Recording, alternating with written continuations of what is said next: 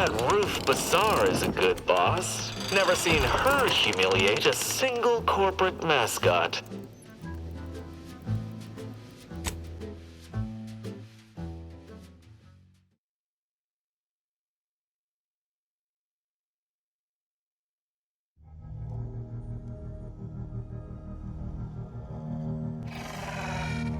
Commander, this unit requests your presence in the cockpit to discuss a priority matter.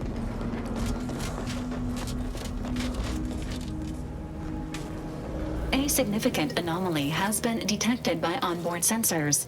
This unit has cross-checked all data points and verified the findings. Horizon Point Station has reappeared.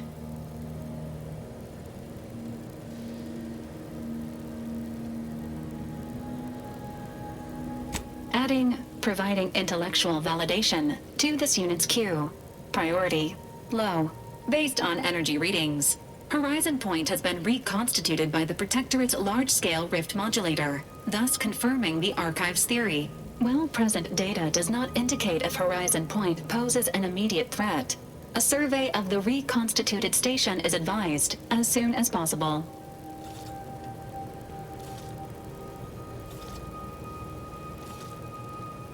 Calculating. According to the Archive, closing all rifts requires locating the Protectorate's large-scale rift modulator and inputting the rift data processed by the Archive.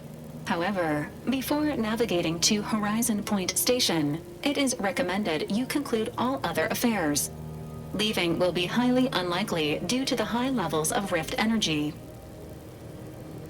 Acknowledged. In the meantime, Commander, it is worth considering your lack of formal alliances. Without Auntie's choice or the Order's help, you will have to face Horizon Point's dangers alone. Failure to make proper preparations raises the likelihood of death and serious injury occurring. Acknowledged.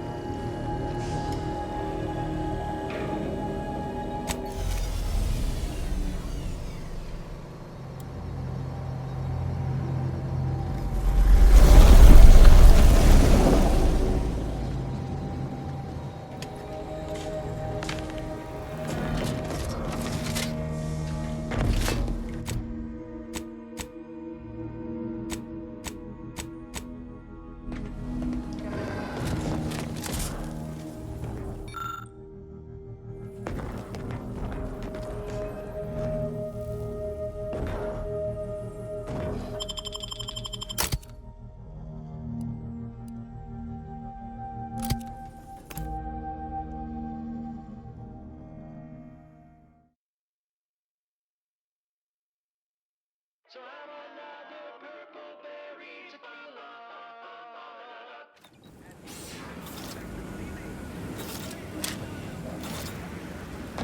Always remember, commercialism is the foundation that Auntie's Choice Society is based upon. Not because we worship this, but because of the system's glorious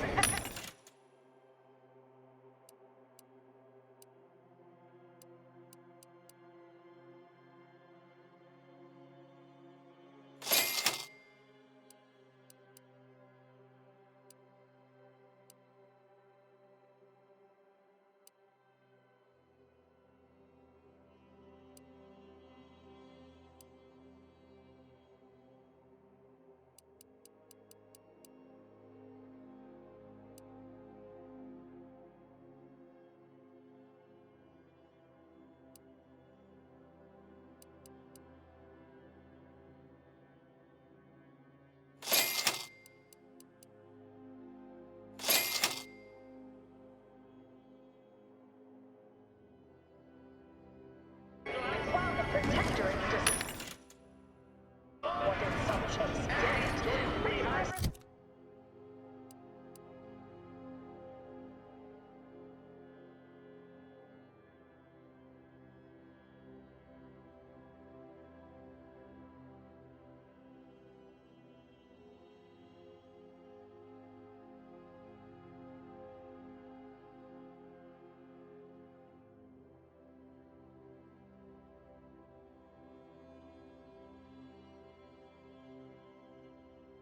do what you will.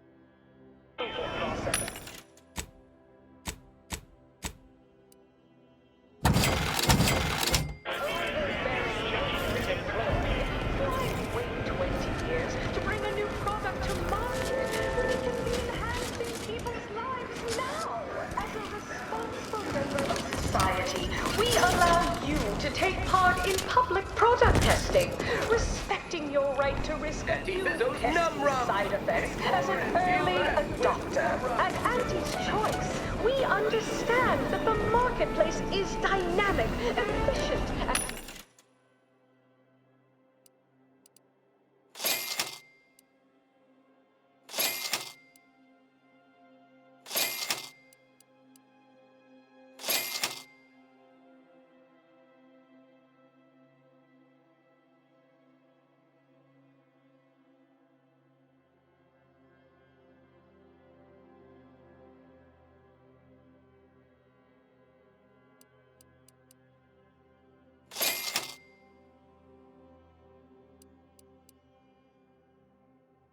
suited to the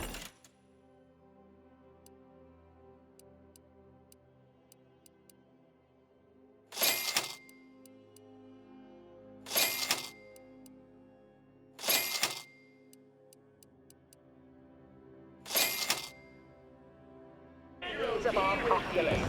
After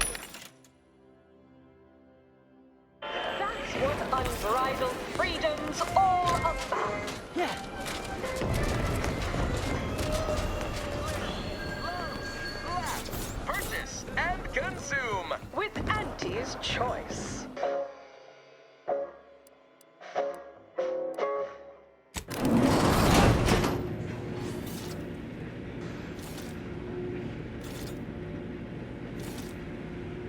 The story of Anti-Cleo versus the Moon Man is a ballad for our ages. A thing of legend, to be handed down for a modest fee to each successive generation. Spacer's choice swollen-headed mascot represents the worst impulses of old corporations, who unfairly stacked the deck against the little person, as they tried with us at Tau Ceti. But did Anti-Cleo take Spacer's choice devious shenanigans lying down? No!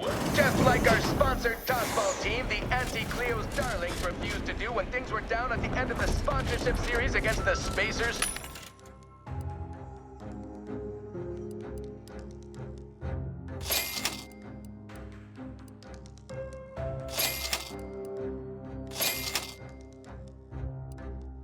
I'm Jean Turper-Tyler.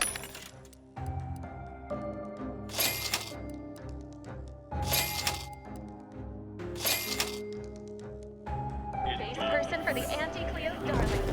I cleaned Spacer's chosen goalie at the end of the 56th inning, then made a Sunday goal to win the game. Whenever I see that rude man grinning.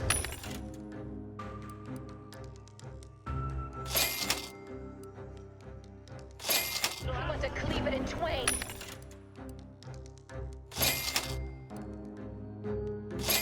Auntie's choice!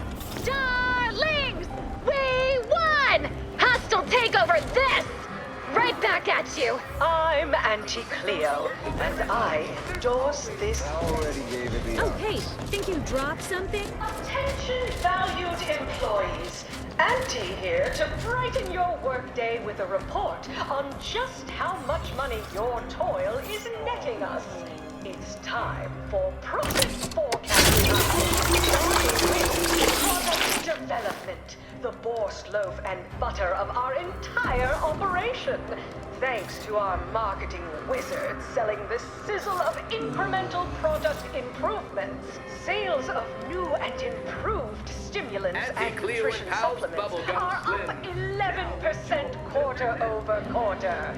Not too shabby, but that's small change compared to experimental operations, where top lab coats are doing pioneering, confidential work in, well, whatever they're working on. Don't worry about it. All I know is their department alone is responsible for a 28% increase in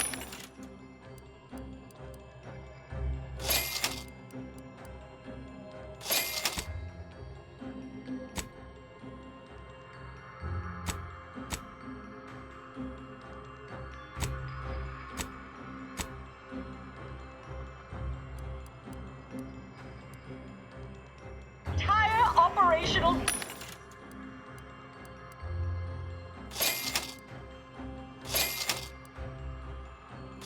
For the next fiscal semi-decade, credit where it's due. To me, as your chief executive, I've fostered a healthy, cutthroat rivalry between our top divisions. Jealousy, hard feelings, real.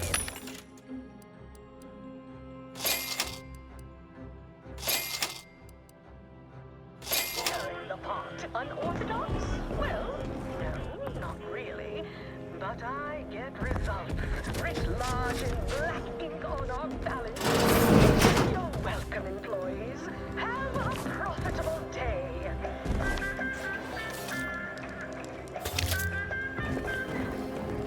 The very tyrannical regime Trinicular, arriving any moment now. Approaching station. Head office.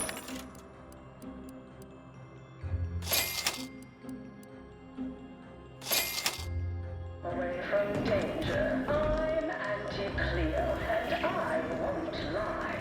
The universe is filled with things that want to kill you. Luckily, our products, and only our products, can reliably prevent that. So I say, don't cower and hide. Go make From pop guns to self...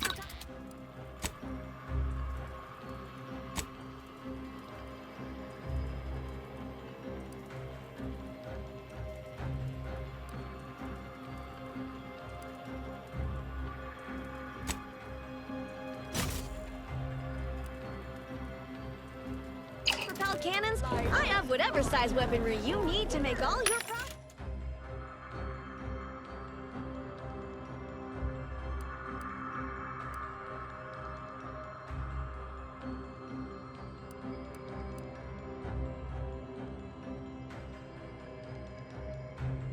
problems, past?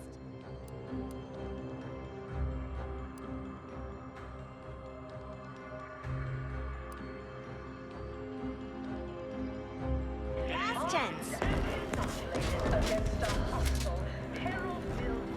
Can't tell the difference between cover and concealment. I know. Folks, but all right. But we...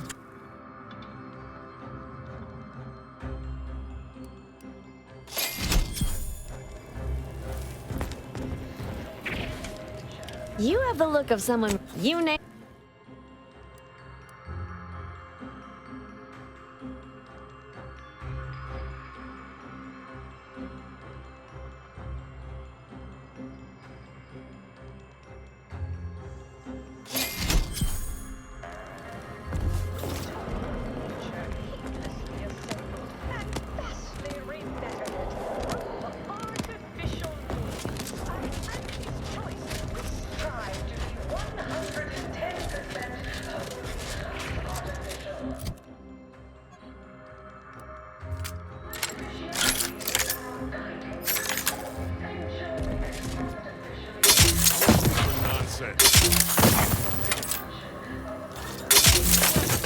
Test it somewhere else. Auntie's Choice Sweet Dreams. Finally, an edible sedative that tastes good. Idea. For nonsense.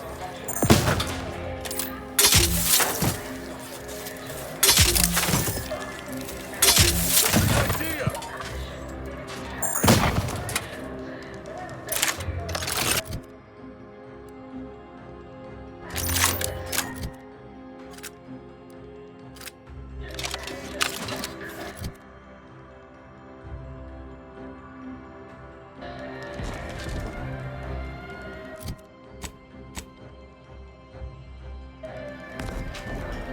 Welcome to Head Office Tower.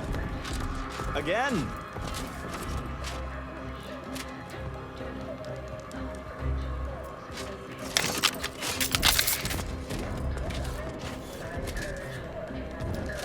Yeah.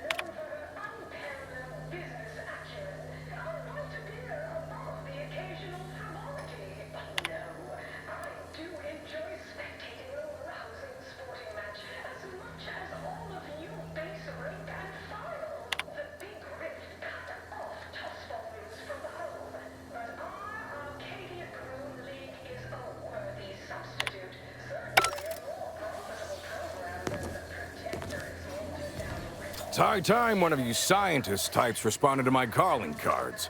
The position's been open for more than 2 days, and already productivity is tanked by 149.4%. You want the role, it's yours, but I'm not budging on those hourly rates. Let me guess. You're backfilling Rasmussen's position? Or all the scientists who work with him on Cloister lying cold on the lab floor? Both, obviously. Unless you mean to tell me a graft like yours can install itself. Do you want the job or not? We're burning Starlight.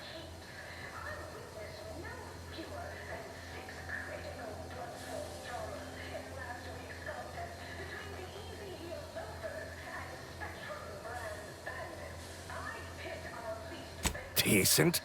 I'll have you know that profits were forecast to be in the billions in my assessment last quarter. That's not what we're talking about. Look, we found your lab on Cloister. A friend of mine who succumbed to his graft sent me there to put an end to your work. It was damn troubling. But after speaking with your doc, I came to see that the program's got much potential. If we shift focus, reform our work, grafts could better the lives for all folk. Rasmussen's now with Doc Tinsley in Fairfield, and they're ready to restart this work if we can get your agreement. No more killing, much more progress. What do you say? I see someone failed out of the ante. You certainly came to the negotiating table prepared. But there is one small fly in the soup. Who exactly are you to dictate to me what we should be doing? I did not even know your name before you stepped through this door.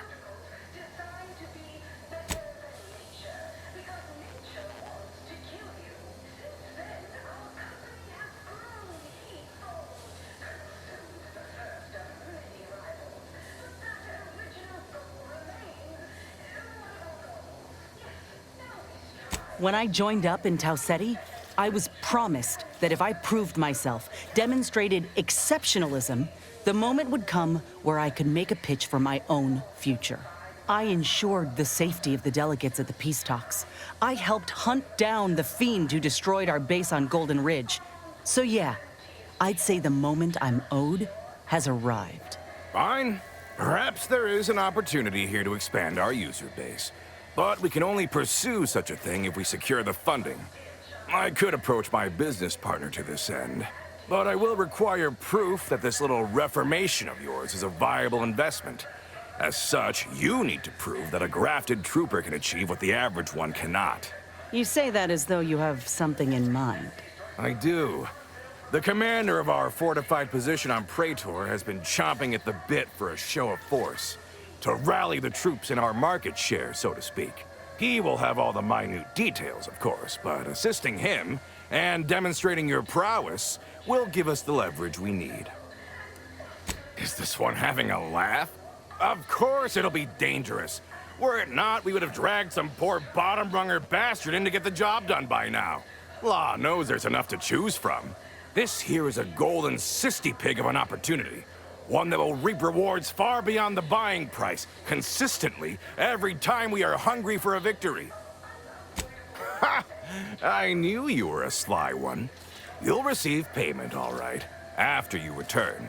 And I'm certain it'll be no issue. What with our grafted star tearing through the battlefield, leaving blood and terror in her wake. Grafted soldiers aren't animals.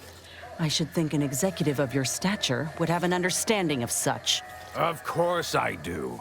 But you cut quite the imposing figure. We'd be fools not to play it up so folk acquire full understanding of your advantages. Much like a sprat cowering rightfully in the jaws of a raptidon does. They only have that understanding if they also have sense. Most sprats don't. They wander happily to their deaths in search of the smallest, richest morsels.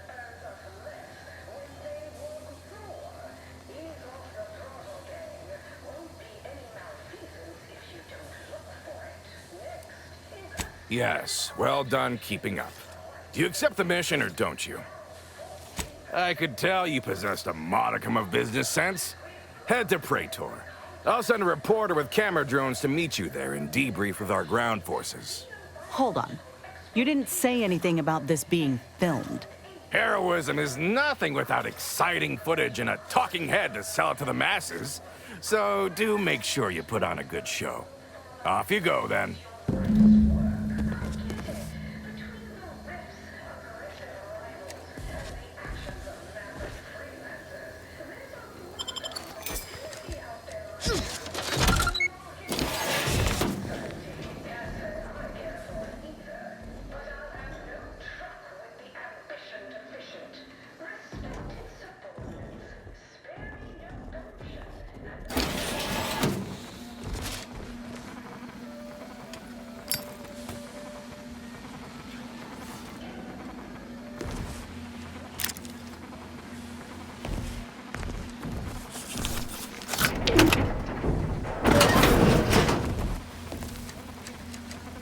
You cannot be here. My contract stipulates that this lab door remains locked at all times. I am not to be disturbed. Ha! That's funny, considering the heaps of times I've been called such. Oh, yes! Aren't they beautiful? It is a shame, for my research calls for me to test the limits of their resilience through burning, slashing, and bludgeons. With hammers. That ain't right. Not even a bit. I swear, once I've got your boss on my side and we get this program reworked, you won't have to do anything like this again. Oh, no. No, I don't want change. I love my work. I love this place. The smell of copper, the texture of viscera. There's nothing like it.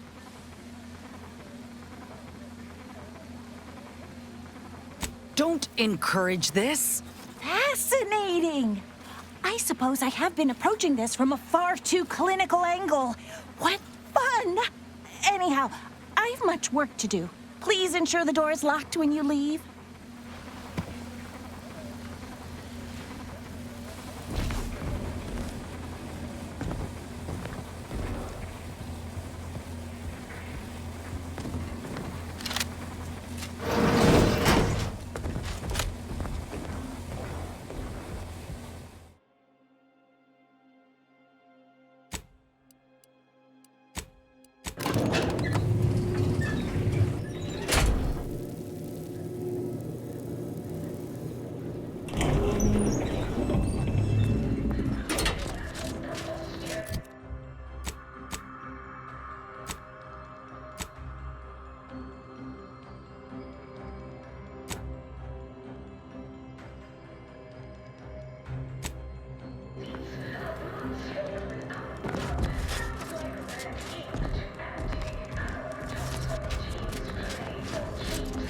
Welcome back.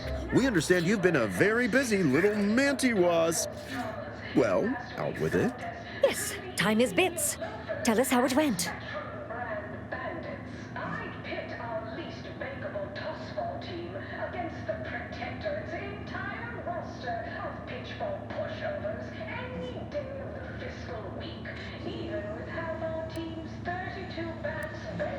A satisfactory effort, my ameliorator.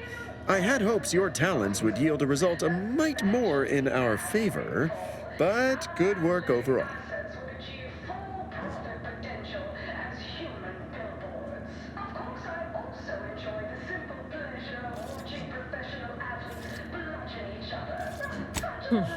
Well, I suppose I can't argue with the truth of that. Anything else you'd like to report?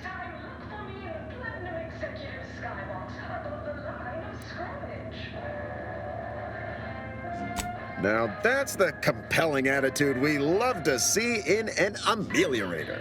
Your performance at that facility went exceedingly well, all things considered, and it was an ideal first step in effecting my monopolistic mercantile methodology plan.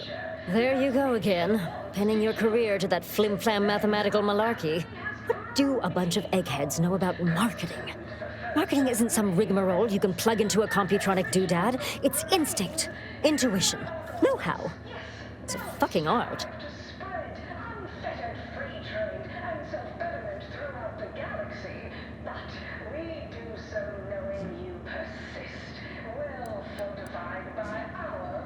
Tut-tut, we're not here to discuss the archive. If all goes well, Auntie will outline our plans for it with you at a future to-be-determined date. Damn right. Of course. We're Auntie's choice.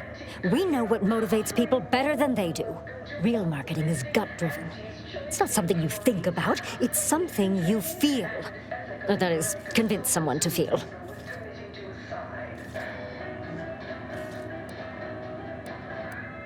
It is an intricately crafted, multi-phase marketing initiative that will introduce Auntie's choice to the rest of the galaxy and establish the foothold of our pending monopoly. It requires a series of daring, almost impossibly savvy, perfectly timed, and flawlessly executed stratagems to create optimal market positioning. Whole thing's a load of bunco. Calculatory claptrap from a bunch of over-educated know-nothings who are so smart they're stupid. Go ahead. Tell them who devised it. With pleasure! The archive on Cloister analyzed millions of variables with bazillions of permutations to create an idealized path for total competitive domination. Yes, suppose we should move on. Ursula, will you do the honors? I'm the head of our proprietary Insight Acquisition Division. Stealing our rivals' trade secrets? That's our bread and butter. We can sometimes lack a certain subtlety, though. The Protectorate have a process called mental refreshment. Some kind of mind manipulation business. There's a facility for it on Praetor. Auntie wants details on their methodology, pharmacology, and technology. This archive plan says it's important? Fine. Auntie and I agree it presents possibilities.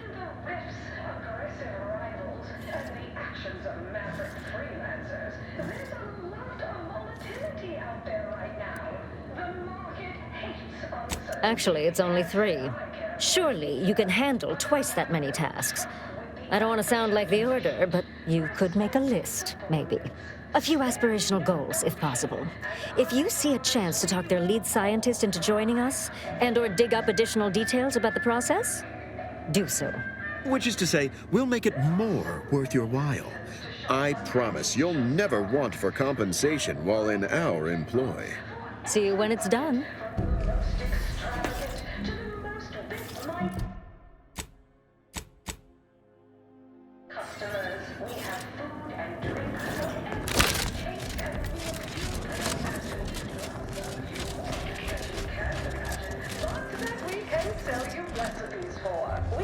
Also the only retailers for parasite-free purpleberries. The term parasite-free indicates The recipe of our exclusive cocktail is our most closely guarded secret.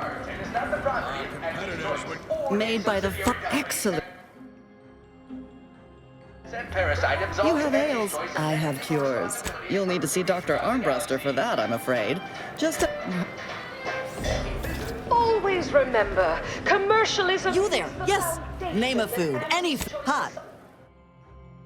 Based upon, not because we worship bits, but because of the system's Your doctor called and said, just... what its subjects get. We respond to what you At Unrelated Brick, what?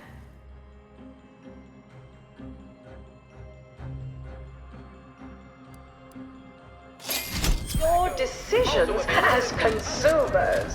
What's more, we skip the frivolously lengthy approval process our overbearing neighbors employ. Why wait Tramiculars. to bring a new product to market when it can be enhancing people's lives now? Value-added Esplanade.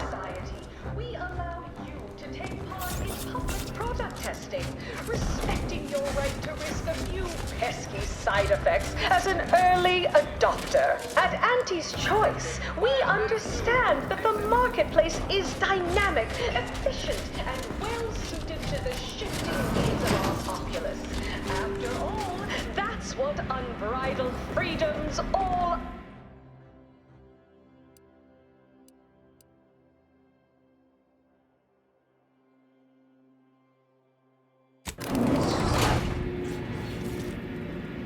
You want freedom of choice. You want Auntie's Choice.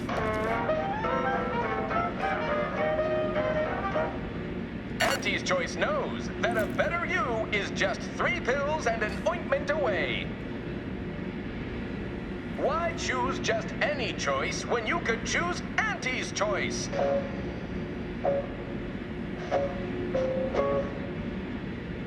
Too much Spacer's Ale? Try Auntie's Choice pills.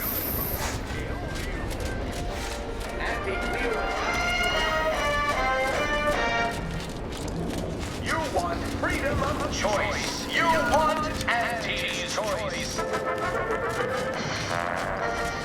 Auntie's Choice knows that a better you is just 3 pills and an ointment away.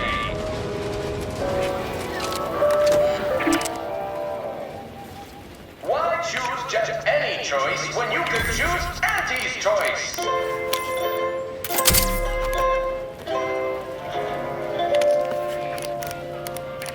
Too much Spacer's Ale? Try Auntie's Choice Pep Pills. Good for what ails you.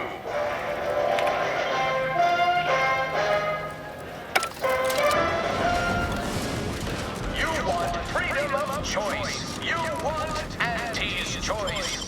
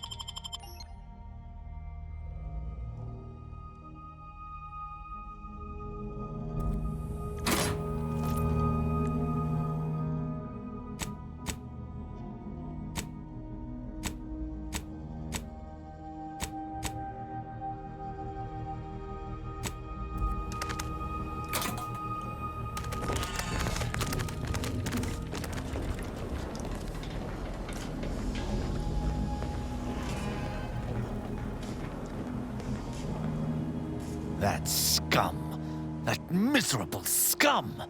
To think he would stoop so low as to overthrow the Sovereign.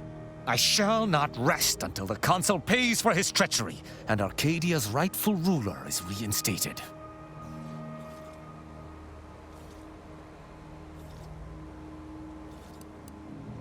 Were they still the Protectorate, such would be a traitorous aim to entertain. But a Protectorate led by the Consul is no Protectorate at all. I fear how my fellow subjects will respond to this news. I believe that most will remain loyal to the Sovereign, but I will need to deal with those who strayed.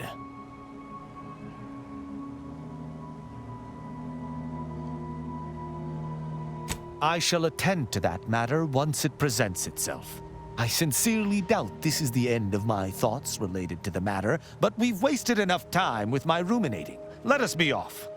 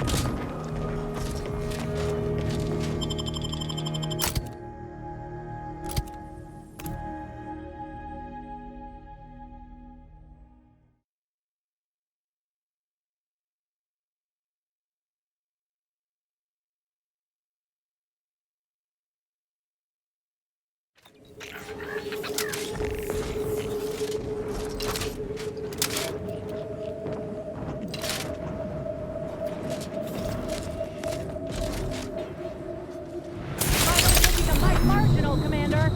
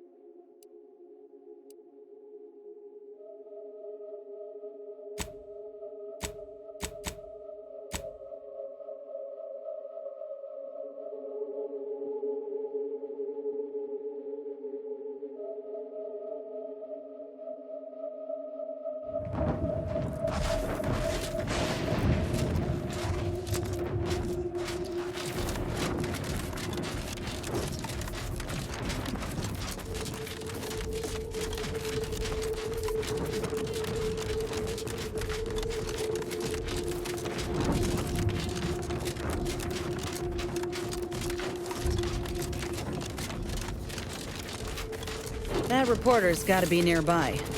Ain't keen to jump to conclusions?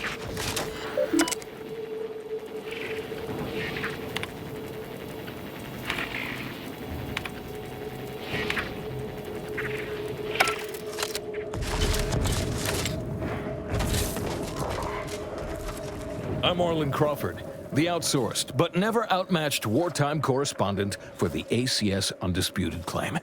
You must be the grafted soldier, here to show us all what you can do. Name's Inez, and yes, Willard Conan sent me to help you with some sort of... I don't know what, exactly. Now, let's not skip on introductions. Who is this you have with you?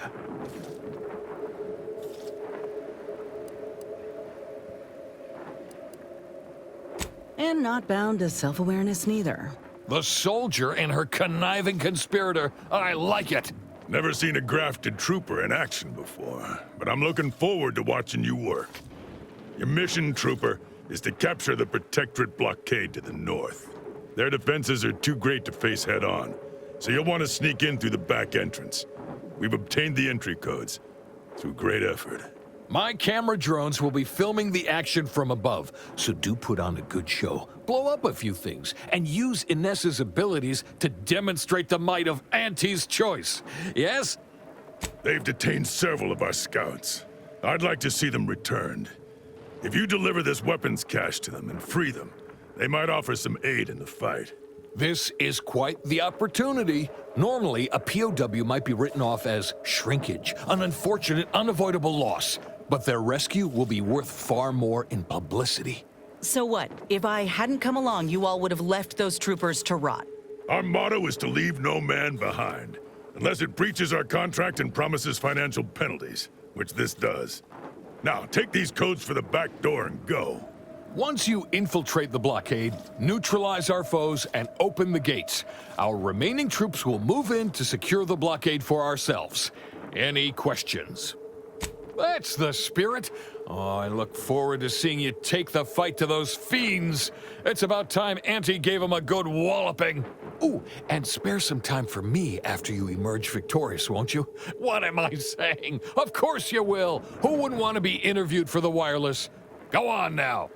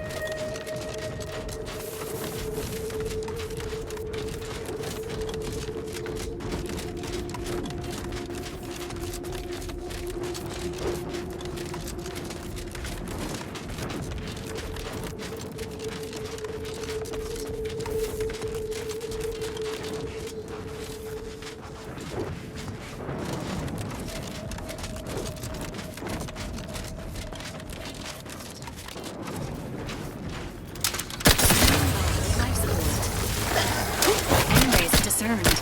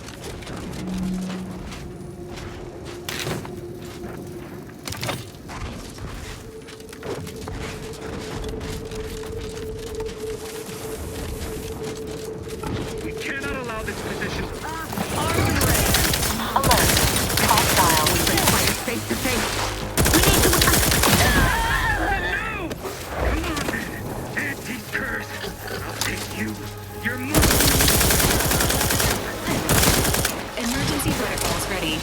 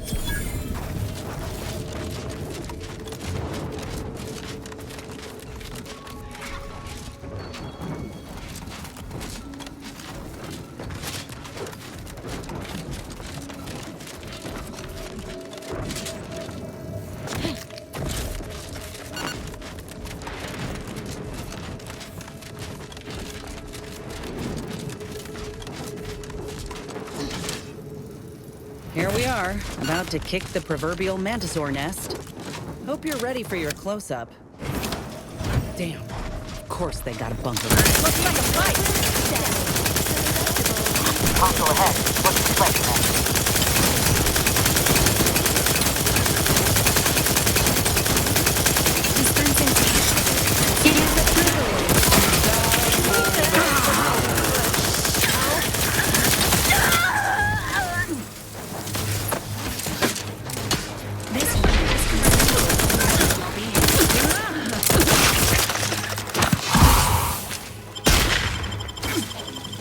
That kid's little pick-me-up for you. Strive to perform better Replenishing my firearm.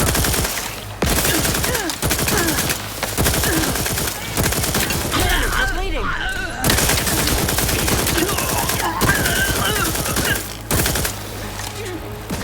of sight and on the way.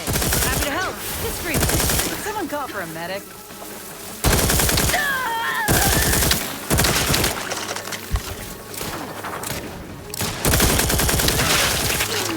Taking cover.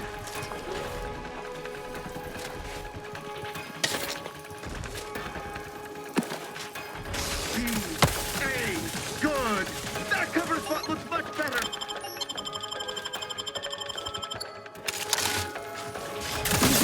Loading a missile.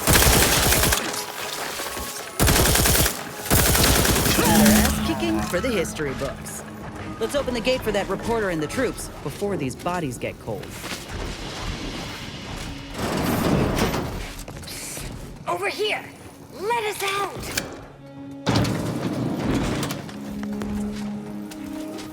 Pleasure not doing business with you. Can't you see I'm busy trying to look busy? Many thanks for freeing us.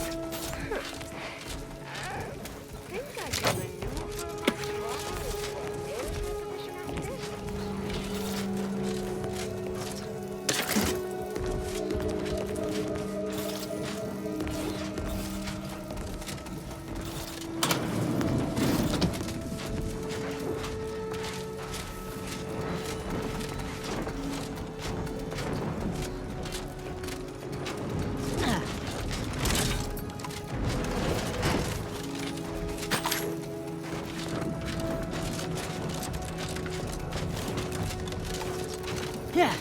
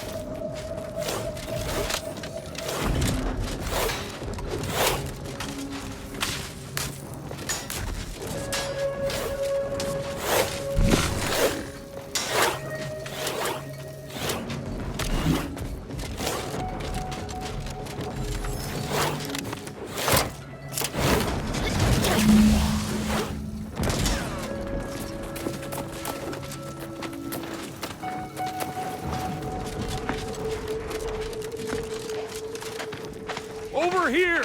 Let's have a...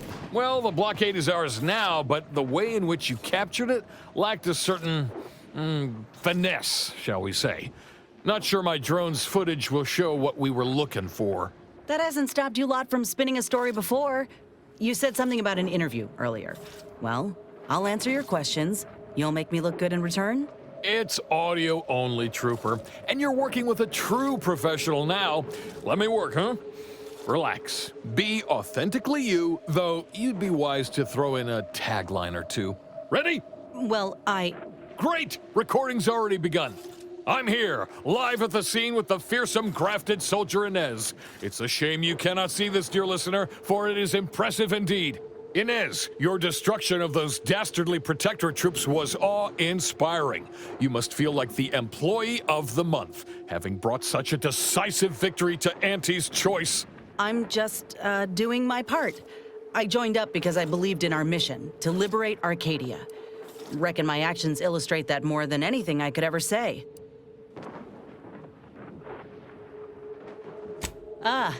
Suppose I do know a thing or two about a pep talk. Given many in my time to troopers suffering injury or boredom. How wonderful!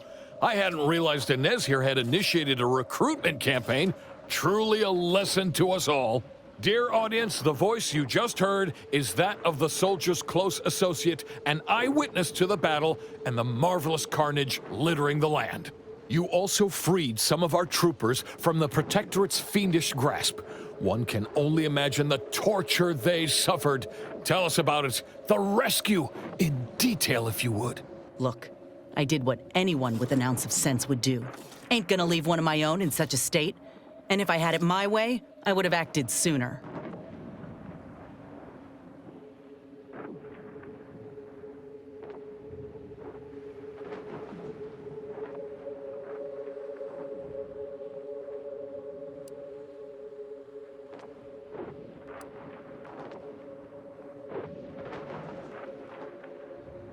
Oh, my!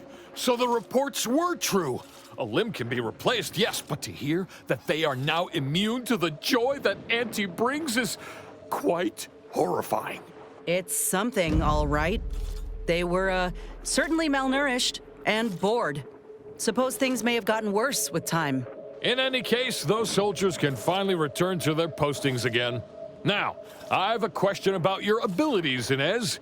What sets a trooper like you apart from the rest? These graphs make me stronger. Good in a bind. I know I'm a bit of a curiosity. Ain't too many of us left. But there is so much good we can do with grafting, if we try.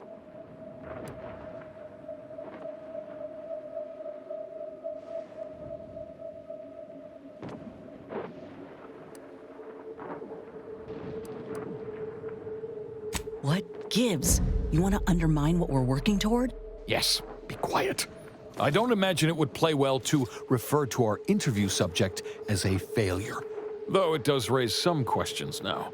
Before we wrap, have you anything else of note to tell our undoubtedly enraptured audience?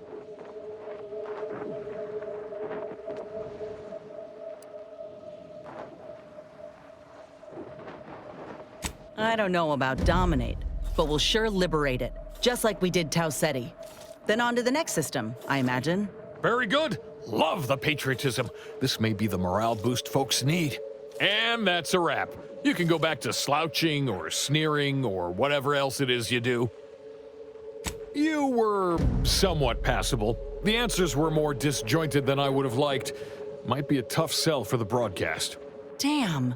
I knew we didn't exactly nail it, but I was hoping some editing might help. We ought to head back to Willard, try to butter him up some. You do that, and I will remain here, burdened by the drudgery of war. Farewell.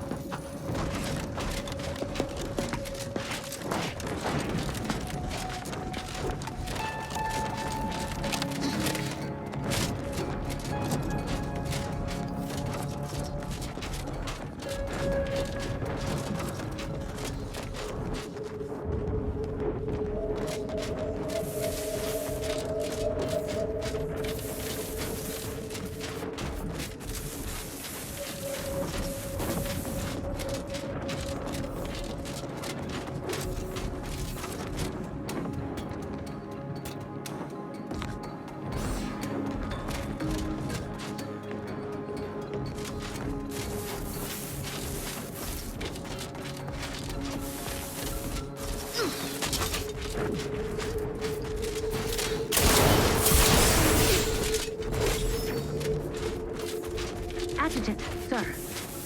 The smell.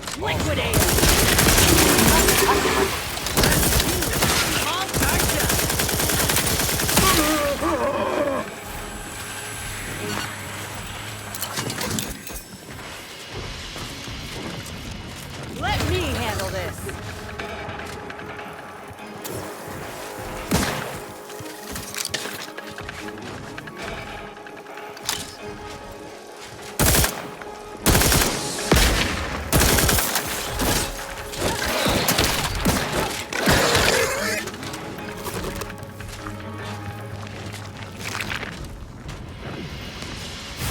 Please seek treatment for bodily trauma soon.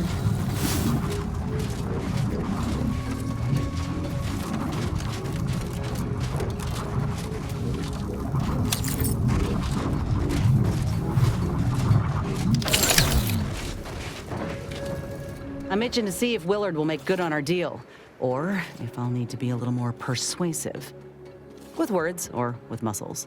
Ain't picky. I'd like to press on, unless you had something to discuss.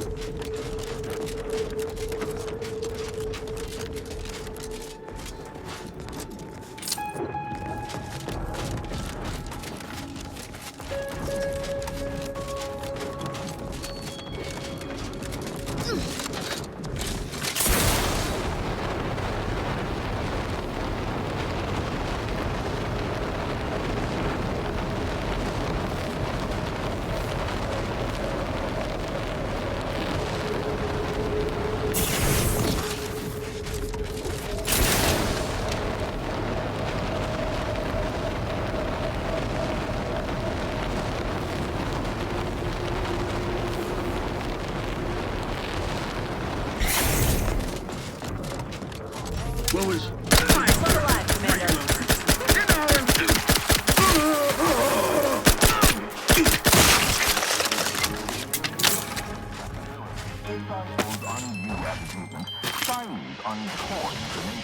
and refashions the mind into a thing of symmetry.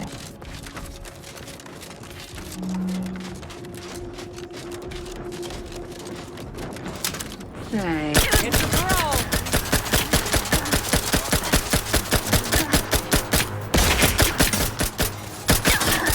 Potential combatants in the vicinity.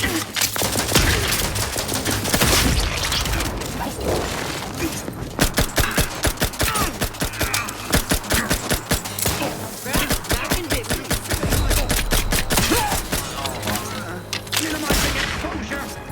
Sustain the system. Replenishing my firearm. You can't.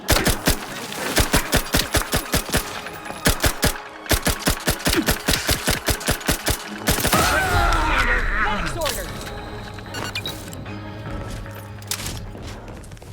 While there are many mental refreshment facilities to be found throughout Arcadia, Might talk this over. Waters Wellnatarium here on Praetor is uniquely special. It is personally overseen by Head Refresher Gould, the top cognitive divisor responsible for making the mental refreshment process more refreshing than ever. Liquidate him!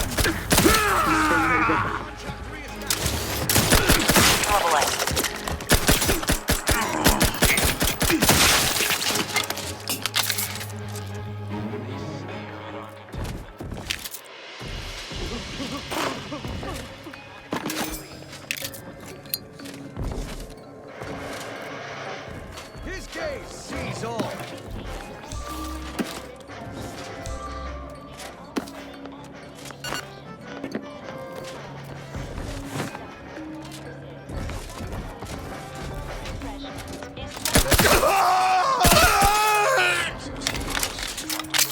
Stifles undue agitation. Stymies undue.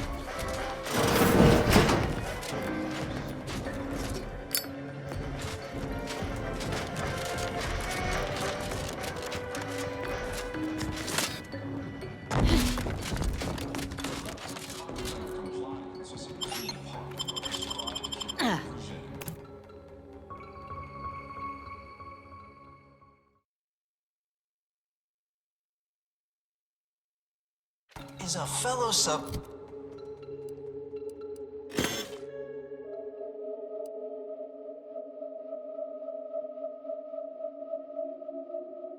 the appropriate zeal for their assigned work? Come right in, and be refreshed. It's not just a good idea, it's the law.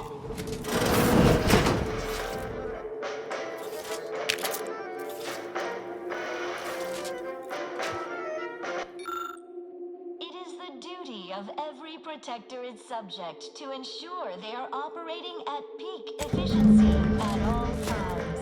The paradigm requires it. That's why mental refreshment is so important. The mental refreshment process increases tractability, stifles undue agitation, stymies undue activations, and refashions the mind into a thing of symmetry. Are you ready to realign with the paradigm? To shed all manner of imperfect thoughts? Destruction or restore. Quick dip into the lake of particularity to abrade your imperfections. I'm Head Refresher Gould, and I guarantee when you exit out...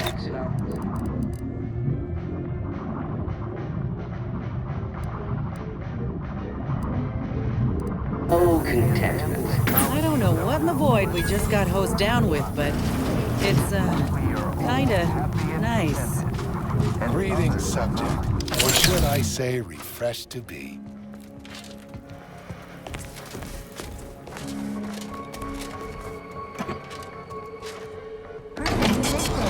We reject individualism in all its many forms.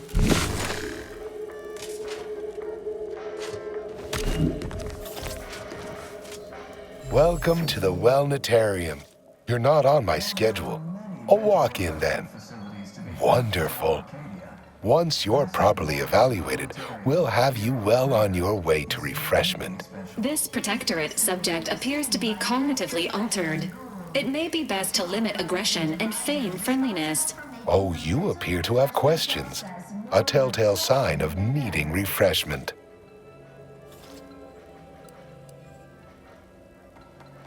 Our intake evaluation automech here simply needs to ask you a few questions to amply delineate your phreноmetric matrix. A baseline understanding of your character and background will assist our facilitators in determining the ideal regimen necessary to abrade any perceived personality irregularities. Simply step over to my automechanical colleague to my left, / your right, and it will begin your assessment. Greetings, subject unscheduled. Welcome to Placid Waters Wellnetarium. Evaluation commencing. Subjects are required to respond 100% accurately to all queries. Bespoke prescribed regimens may produce untoward ramifications if baseline data is greater than minutely erroneous. Query 1. Concisely characterize your personal perspective. Incorrect. The accepted answer is, I fulfill my duty to the Sovereign as a loyal Protectorate subject by operating at peak efficacy, without error, perpetually, each a vital cog. Query 2.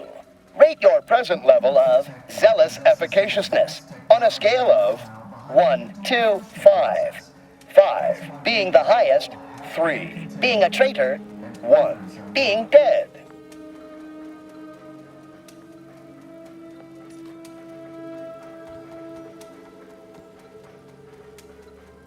Incorrect.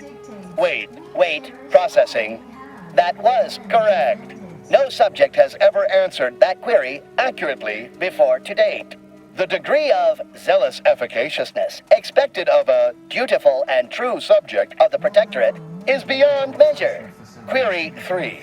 Do you ever fall prey to imperfect thoughts, including, but not limited to, doubt, disbelief, uncertainty, curiosity, recalcitrance, and mischief?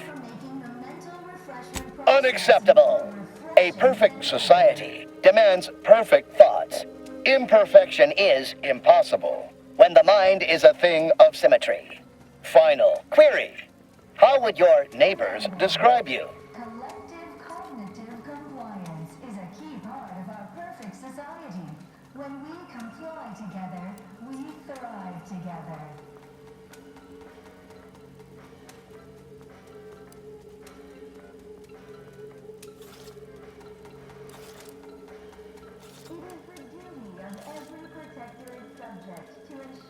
Unsatisfactory response.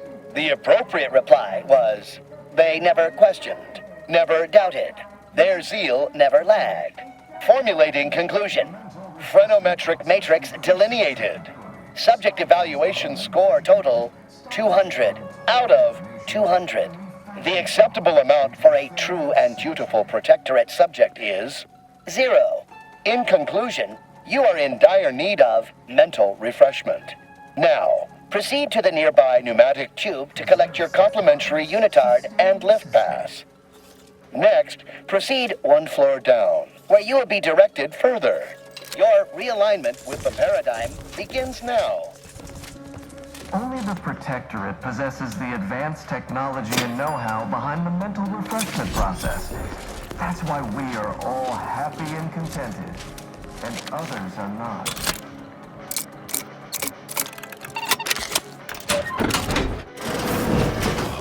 You've gained privileged access. Your unthinking compliance lets the paradigm run with flawless efficiency. Unthinking is essential. Unthink today. Unthink tomorrow. Unthink forever.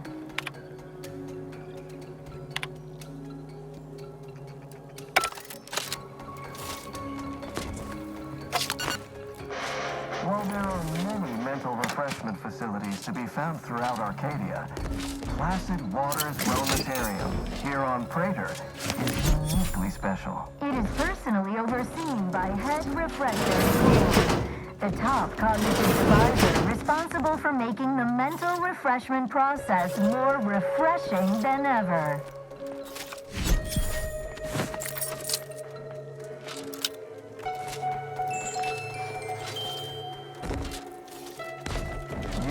The raw material. Settle down, everyone. Lecture's playing.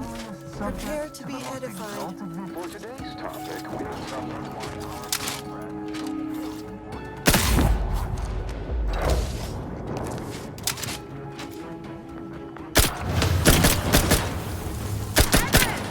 Cursive types!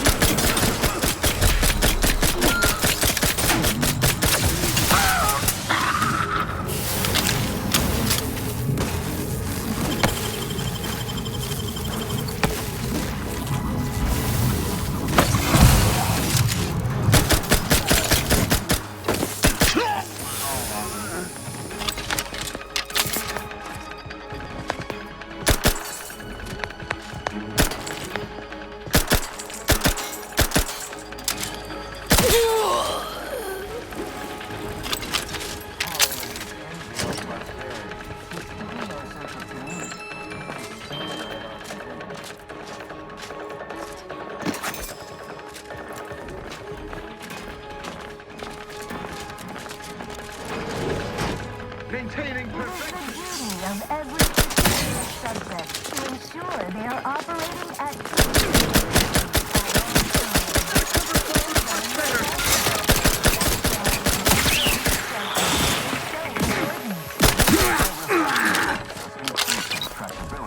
stifles undue agitation, stymies untoward inclinations, and refashions the mind into a thing of symmetry.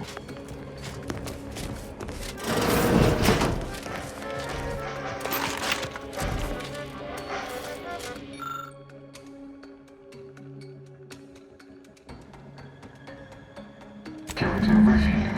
Think only prescribed thoughts, and your bliss and plenty.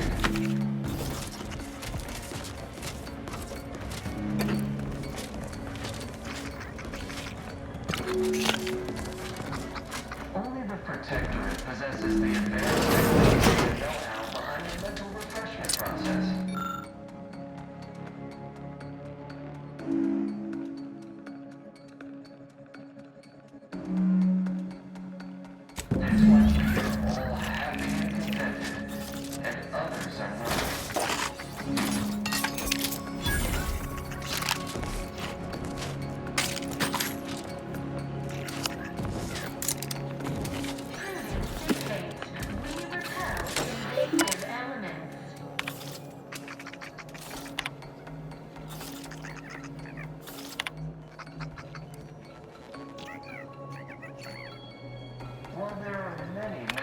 refreshment facilities to be found throughout Arcadia. Placid Waters Wellnatarium, here on Prater, is uniquely special. It is personally overseen by Head Refresher Gould, the top cognitive divisor responsible for making the refreshment process more refreshing than ever. Like a paradigm to read on tomorrow.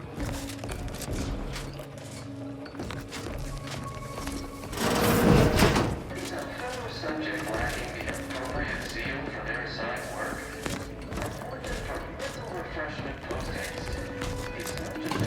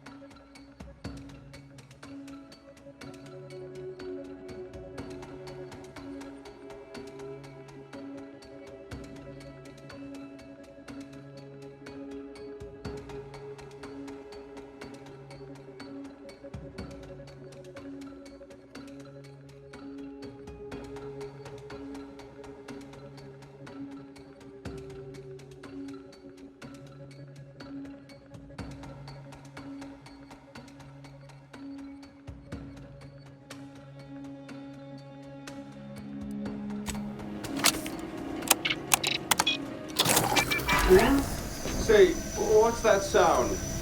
Why does the wall look so soft all over?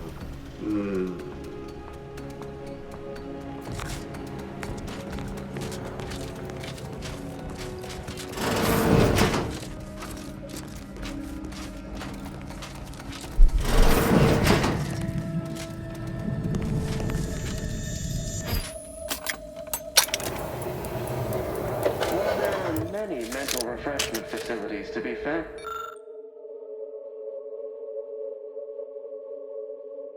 Arcadia, Placid Waters Wellnatarium, here on Prater, is uniquely special. It is personally overseen by Head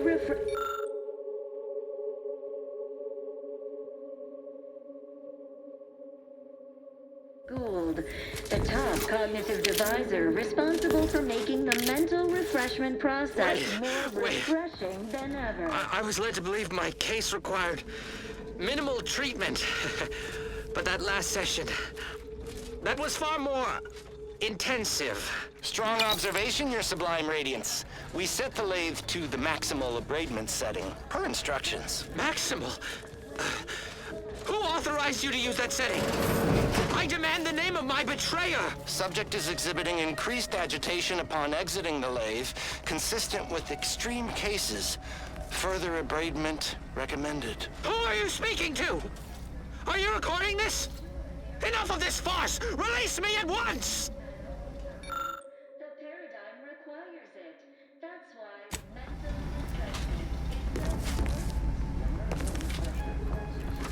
Oh, do I detect a whiff of reprioritin gas?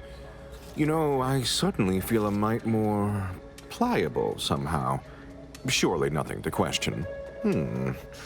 I thought no one was due for peak abradement for hours. I should have your chart. Wait. Ha! You're not a Protectorate subject at all. You have the telltale look of wonder and introspection. Frequent exposure to reprioritin gas may result in increases in tolerance and gullibility. Well, this is normally where you'd say something. Listen to this one. You're a hoot. Oh dear, I seem to be a little unstable at the moment. But never fear, I have intellect to spare. Don't believe me? I can prove it. Even in a state such as this, I am more than able to apply my argumentative skills against the inferior minds and bankrupt philosophies of our rivals. To what end are you here? Tell me truly. Speak plainly.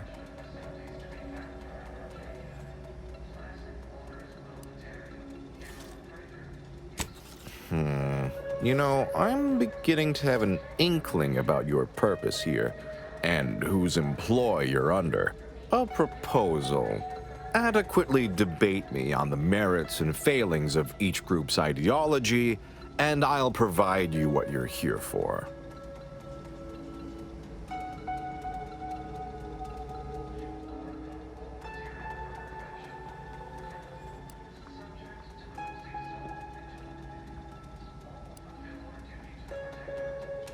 Yes, well, you'll see, even in a nominally reduced state, I am more than up to the task. So, what of the Order, our former allies, those cursed overthinkers, doomed to lives free of luxury, toiling away in ceaseless cogitation? What say you of them?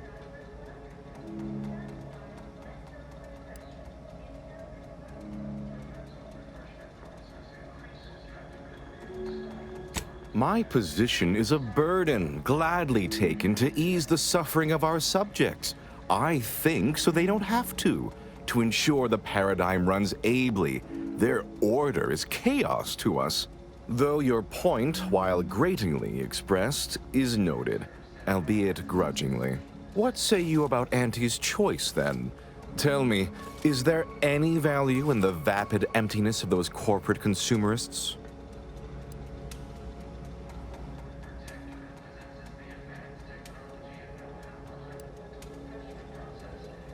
Invariably, they choose the fool's choice.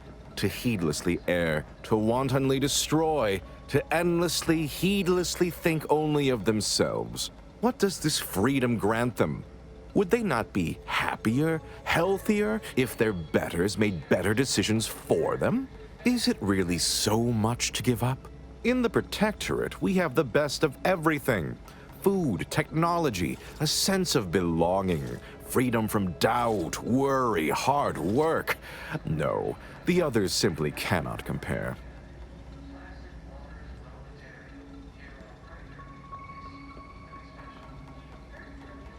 People are unproductively prone to unhappiness. We remove this self-sabotaging flaw so they can fully appreciate the ample bounty we provide, free of doubt and worry.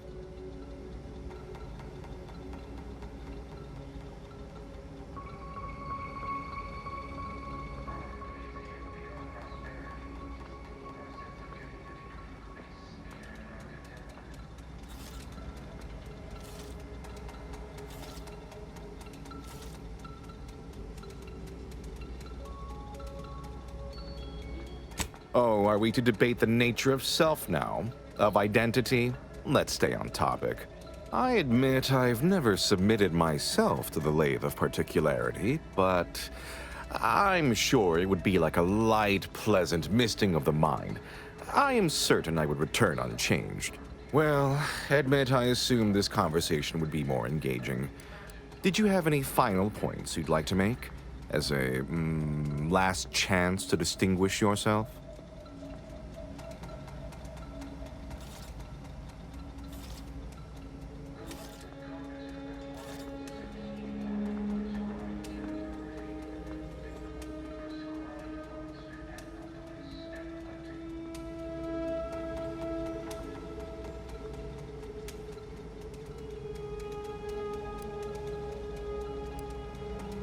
You don't think I'd send thousands through the process if I wasn't absolutely confident of it being unharmful. The results speak for themselves, literally. Our subjects have never been more content. They say so repeatedly. I must say that was moderately stimulating, passably interesting at a few points even, almost intriguing. Now, what next? Oh dear, I don't understand how the machine works, only how to use it. The technical specifications for the lathe of particularity are in my office in the next room, hidden in a cache behind a frame on the wall. Pick up the cap to open it. Now, if you'll excuse me, I do have a schedule to maintain. So many minds to refresh, so little time. What an edifying confabulation.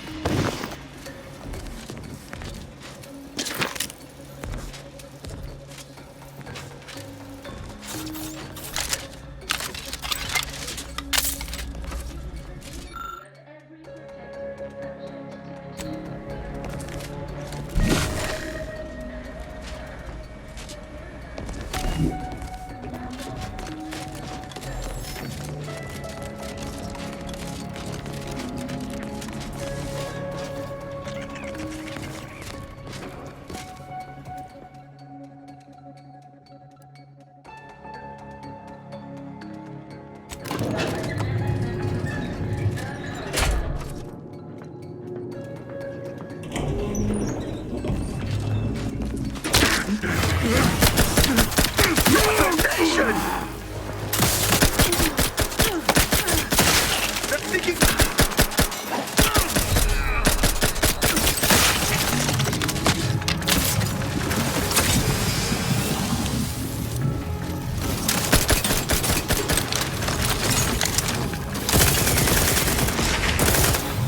Visual scan confirmed.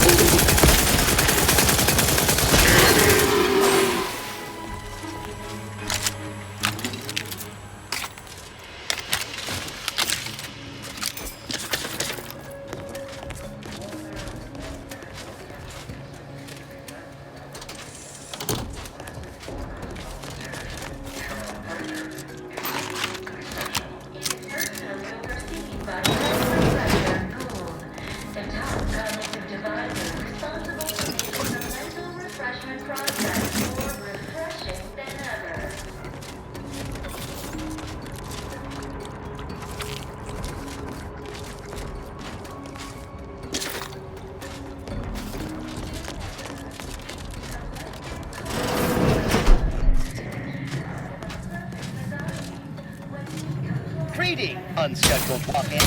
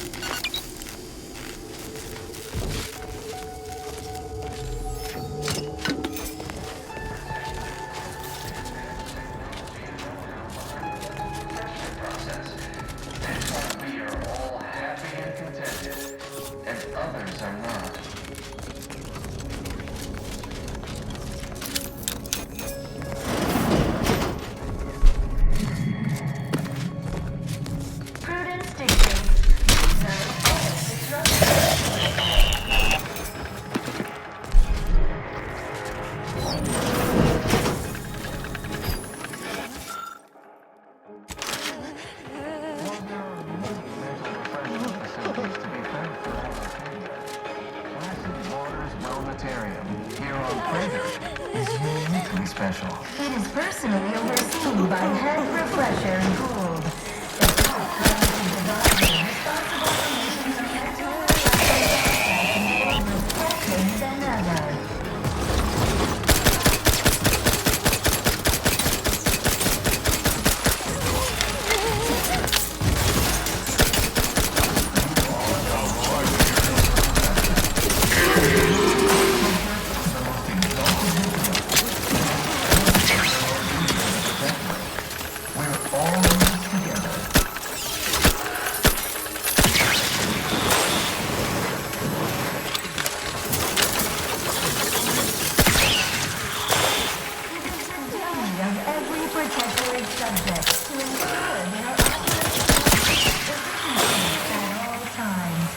Paradigm requires it. That's why mental refreshment is so important.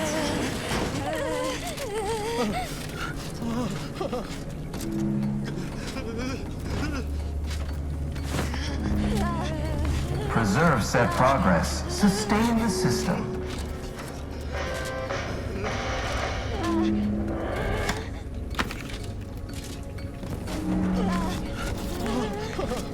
Only the Protectorate possesses the advanced technology and know-how behind the mental refreshment process. That's why we are all happy and contented, and others are not.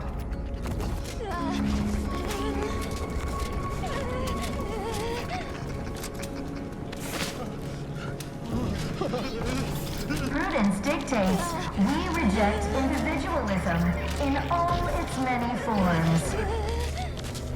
This unit reminds you that mental refreshment is not an Earth Directorate approved medical procedure. While there are many mental refreshment facilities to be found throughout Arcadia, Placid Waters Wellnetarium, here on Prager, is uniquely special. It is personally overseen by Head Refresher Gould, the top cognitive devisor responsible for making the mental refreshment process more refreshing than ever.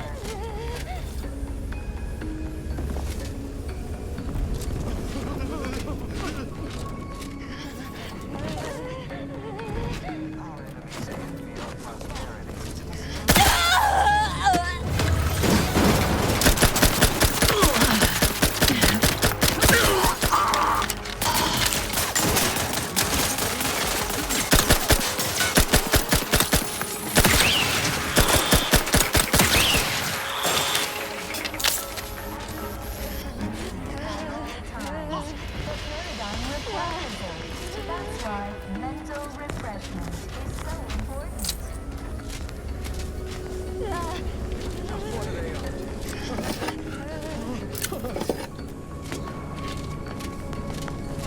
Collective cognitive compliance is a key part of your prescribed curative regime. Think only prescribed thoughts, and no bliss and plenty.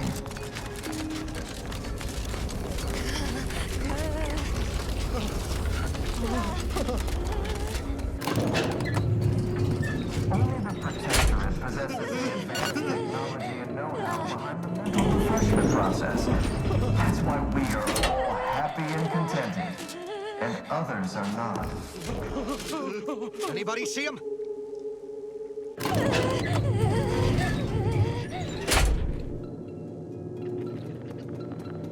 We cherish all we have and defend it. Let us reconvene.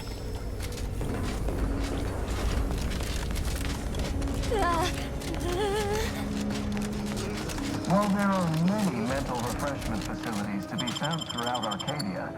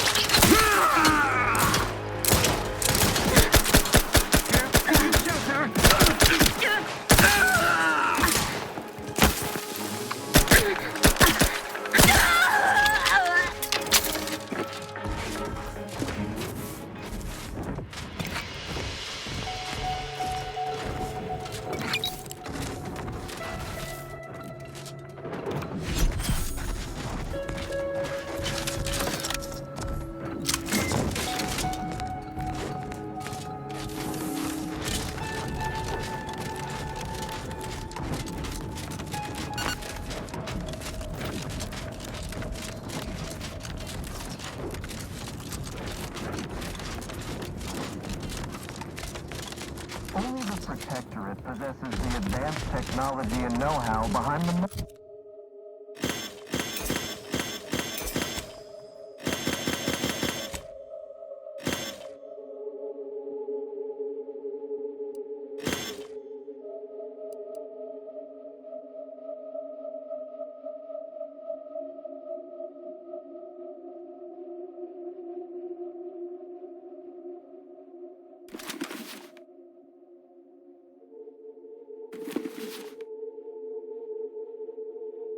refreshment process. That's why we are all happy and contented.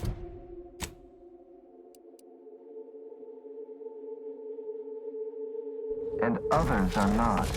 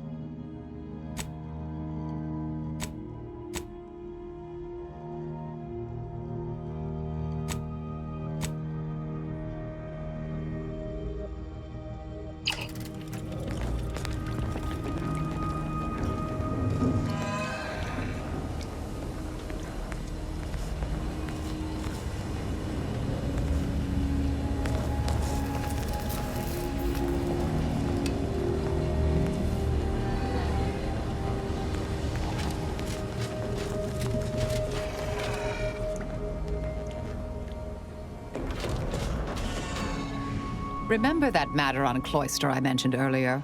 Well, since we're here and all, thought we might take it up now.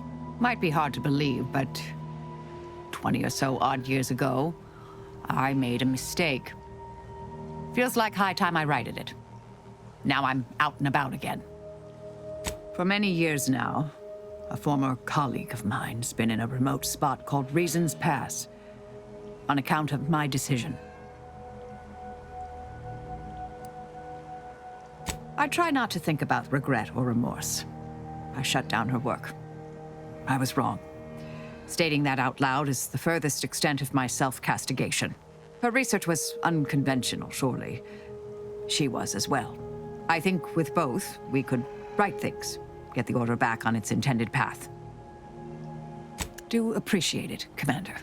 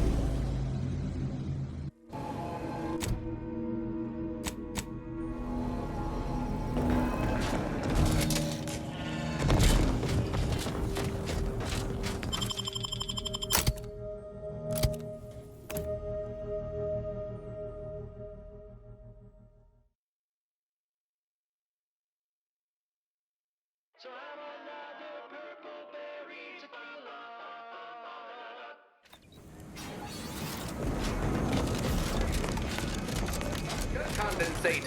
We took what nature heedlessly assembled and vastly rebettered through artificial means. At Auntie's Choice, we strive to be 110% wholly plus artificial.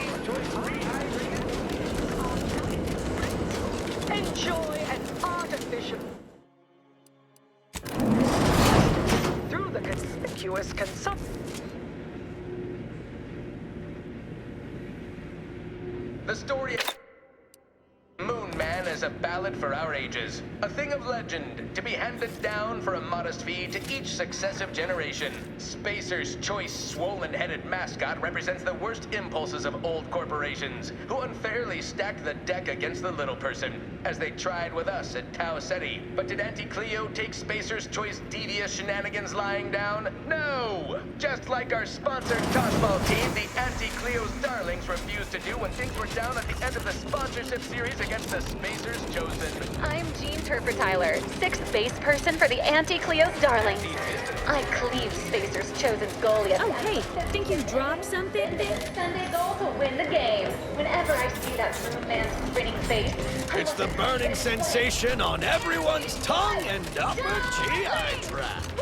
The Raptidon bite. Exclusively at the bottom runner. We put the I've just had word from that old number cruncher on Cloister. Alden tells me you agreed to continue the work we began at Greater Tranquility Station. Grand. A collaboration between Auntie's Choice and the Order will truly reward all of Arcadia, not to mention the Order itself. If they partner with us, it's only a matter of time before they come to see that profits are a more tangible proof of progress than those unquantifiable theories they get lost in. Certainly. Aren't you adorable? Next, you'll be asking me to name a time I overcame adversity in the workplace. What is anyone apart from the function they perform? To wit, I am my job, and I rather think such an esteemed position speaks for itself. If price matters, there's the bottom runger. Dingy little watering hole on the Esplanade. Not glamorous, but you won't contract anything fatal from the drinks there. Probably. But for a person of means and taste, the best choice is undeniably the finest gin mill on board. They tried to name a drink after me once, you know, but I refused. Too gauche. You'll find the best choice in the upper portion of the promenade. Oh, answering that would come dangerously close to upward communication, which is not something we advocate in Auntie's Choice. Wouldn't want the junior ranks getting the idea that they can review or, law forbid, critique their seniors. Suffice to say, Auntie Cleo is without peer, quite literally. This corporation would be adrift without her as our steady bellwether.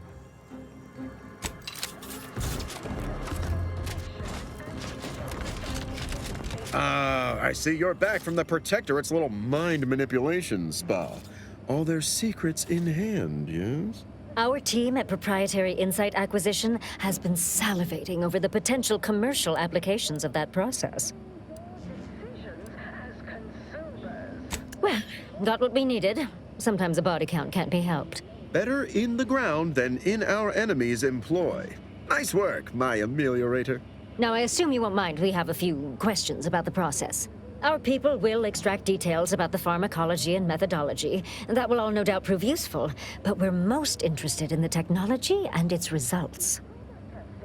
Respecting your right to risk a few pesky side effects as an early adopter. At Auntie's Choice, we understand that the marketplace is dynamic, efficient, and well-suited to the shifting needs of our populace.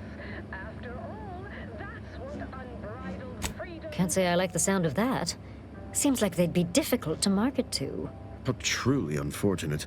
Those without desire or drive make terrible customers. They can barely even be considered consumers at all. What else can you tell us about the place? Turn up any additional details?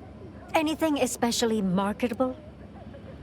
While the Protectorate decide what its subjects get, we respond to what you want through... Oh, good to know, good to know.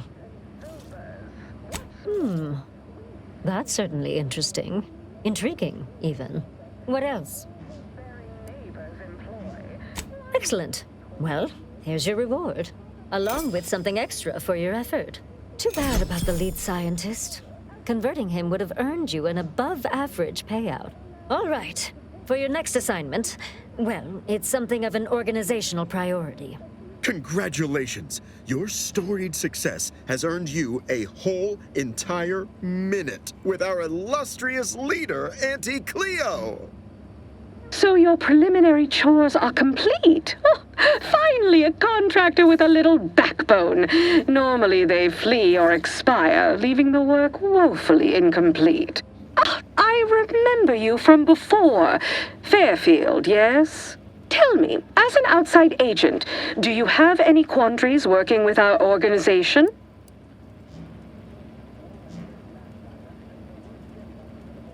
Ah, I see we have an ideological fellow traveler. Why, this is a nice surprise. Do hope you'll forgive these two. They're competing for a rather significant promotion, you see. It tends to make employees fractious, like young ursopods cooped up in the den. So, you've been advancing a fairly radical idea with a group that, to date, we've considered our rivals. I received a most curious transmission from Ruth Bassar, presiding bishop of the order, proposing we discuss the prospect of our groups working together. She stated this was your idea.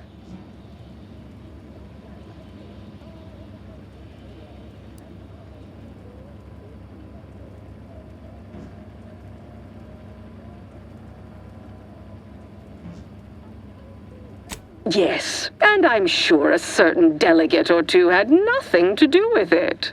A cessation of hostilities could present any number of potentially profitable options, assuming we could work out favorable terms. Are you sure you'd rather pursue this over your current exclusive contract with us?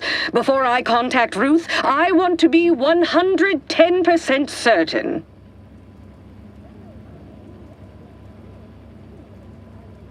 Fine. I'll initiate a call with Ruth through a secure line in the conference room next door. Let's pick this up there. Don't keep me waiting.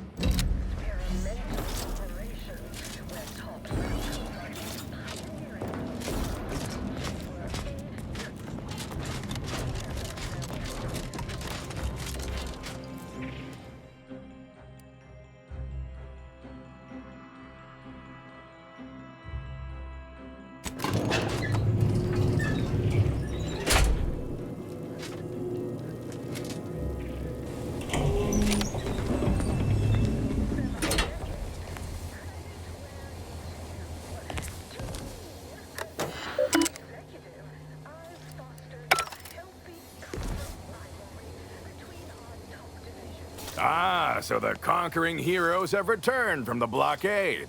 The footage I received tells the story it needs to, but I am rather disappointed by the absence of excitement, of pizzazz. But a win is a win, as middling achievers often say. Oh, where are my manners? Commander, Inez, meet our new benefactor. This is the business partner I spoke to you about, and she has graciously agreed to fund our new venture. Yes, we've met. Now, let's not get overly ahead of ourselves. Not ours, Auntie's. And a minor victory on the battlefield means nothing if we have little to show for it. Yes, and your interview may be good for entertainment, if nothing else. If you are indeed as inebriated as I suspect, one could hardly blame you for celebrating such a victory. It didn't make for the best showing, but I have a professional hunch about you, Inez. I'm willing to give you a brief trial run to see how it goes.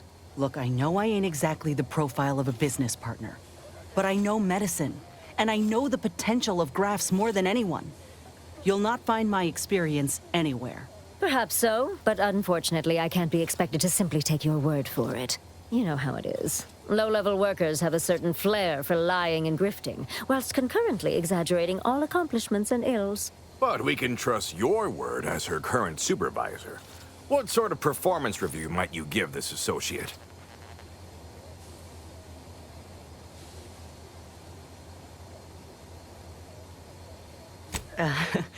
Well, it's easy to go on soldiering when you trust the one giving the orders. That's a reasonable endorsement. Wouldn't fit in the one-line write-in space for her quarterly appraisal, but I suppose you couldn't know. So we have a deal then? I admit that the raid and the interview may not have gone as swimmingly as I would have liked, but there is something there. Suppose I can make good on the funding after all. We'll see in time where this arrangement leaves us. In any case, good day. So that's it. We're clear to restart the grafting program. And you'll abide by my demands. No more senseless killing. No more hurting folk?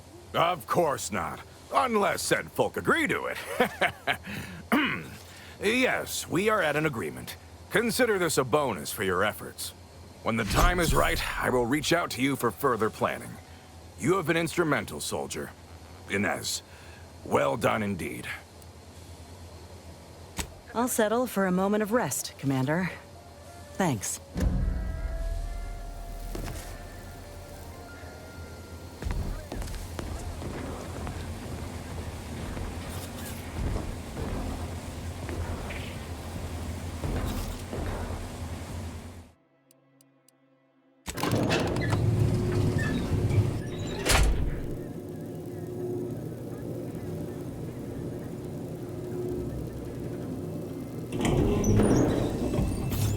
Figures that after all our time avoiding rifts, our next mission has us heading right toward one. But that suits me fine.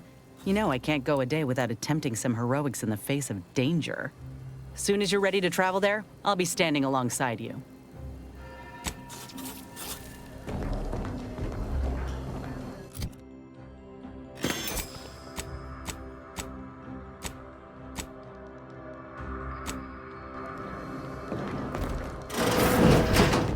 Look who it is, the instigator of this little affair.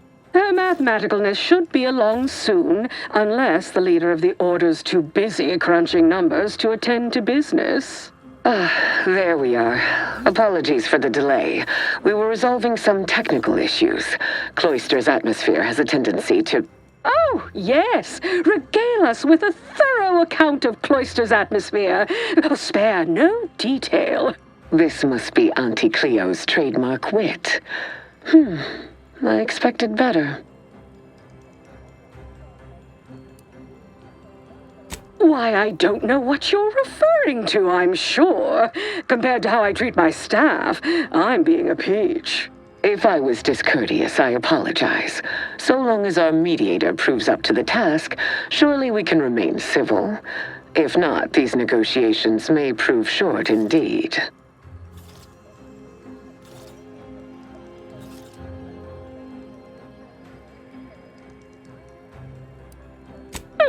I suppose suppose you've passed muster. Certainly not averse to getting your hands dirty. But the give and take of deal-making is another matter entirely. From where I'm positioned, I sense 3 sore points still in need of massage. Point 1, control of the archive. Point 2, oversight of production and distribution of skip cores. And point 3, management of Rift technology.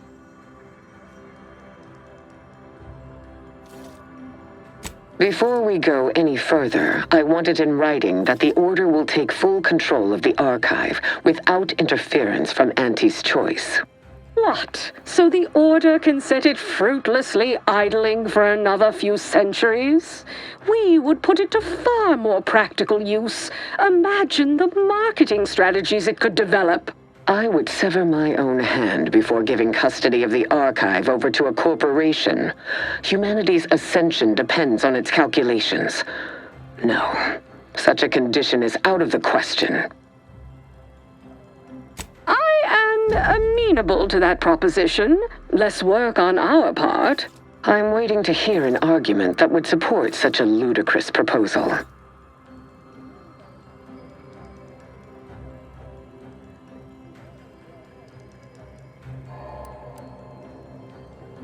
No one said anything about paying, but, it would be a pittance compared to the future profits we might derive.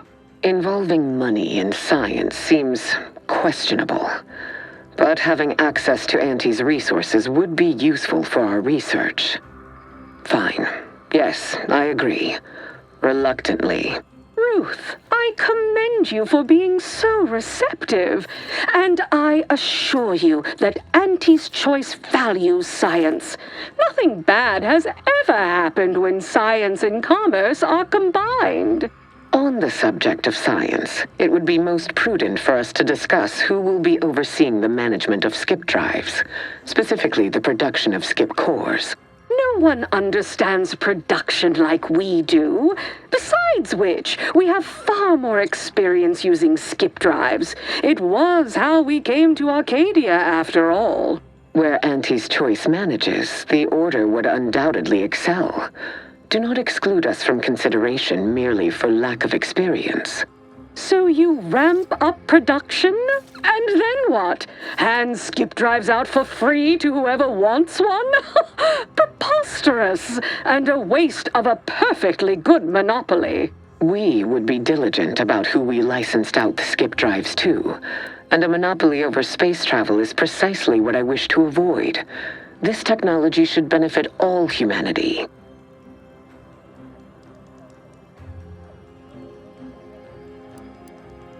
Correctly ascertained. I disagree completely. Just look at how well the Order protected its own assets. Remember Golden Ridge, the archive? Besides, the Order will inevitably leave money on the table. Pull my other leg. If Auntie's choice doesn't make a profit from it, I literally couldn't care less.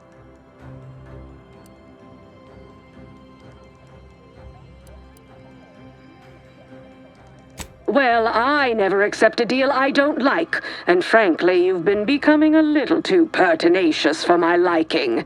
We can end these negotiations at any time, you know. It seems Auntie's choice stands little to gain from them.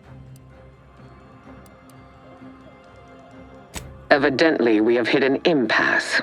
Disappointing. But not outside the expected outcomes. And you have disappointed me immeasurably. Do not come to the Order with any further petitions. We are better off without an incompetent like you.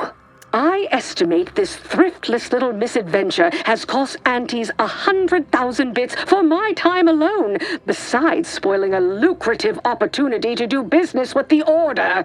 Seeing how you've proven yourself worthlessly incompetent at best, I have no further desire to work with you and recommend you vacate the ACS Undisputed Claim immediately.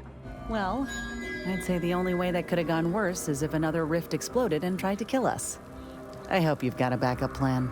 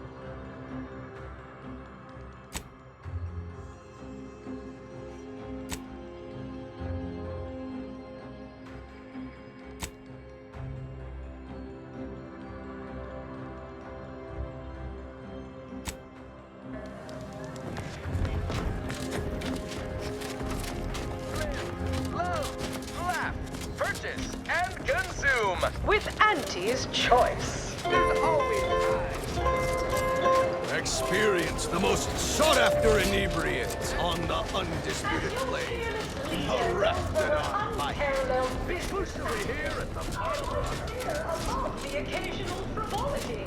No, I do enjoy spectating a rousing as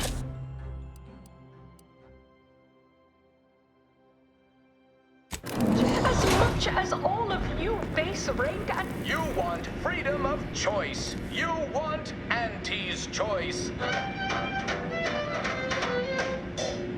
Auntie's choice knows that a better you is just 3 pills and an ointment away.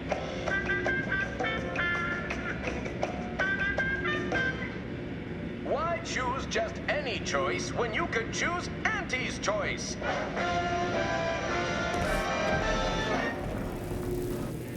Too much Spacers ale? Try Auntie's choice pen pills. Good for what ails you.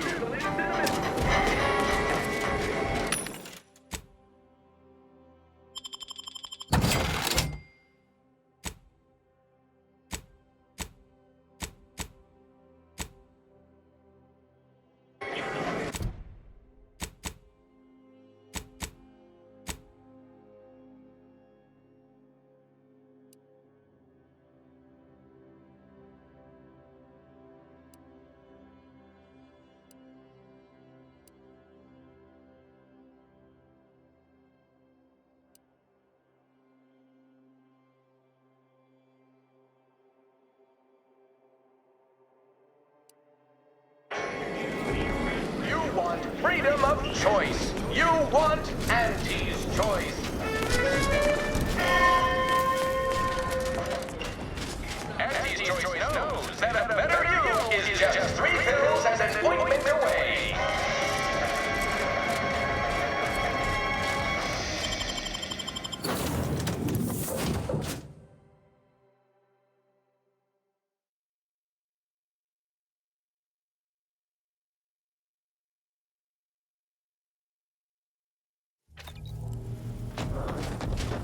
Have time for a chat, Commander?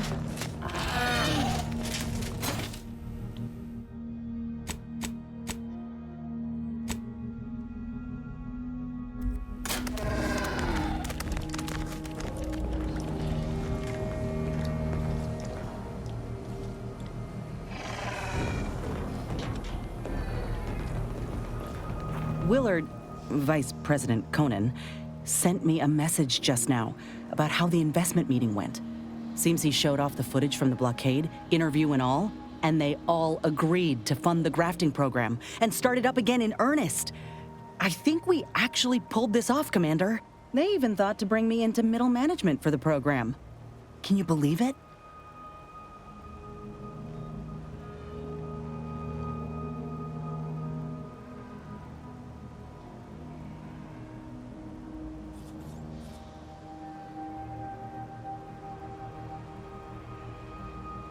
After you and I finish what we set out to do for Arcadia, of course.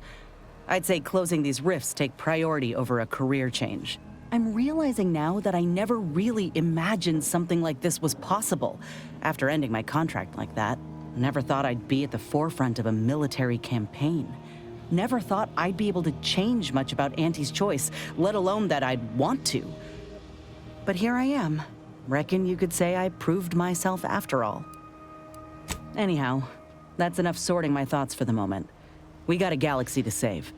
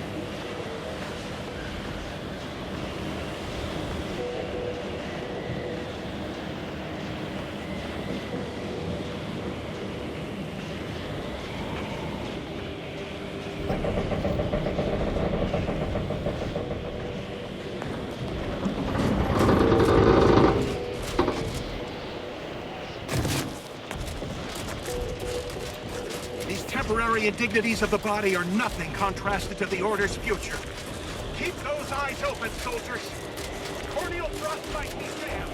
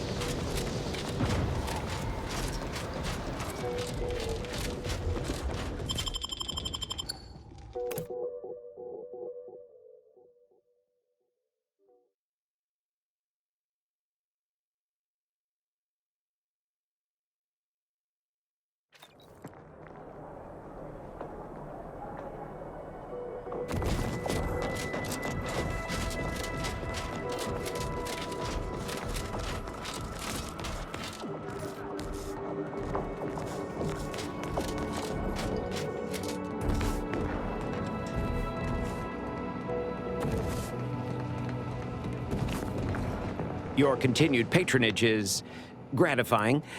It's there in the name, surplus. Please peruse with discernment.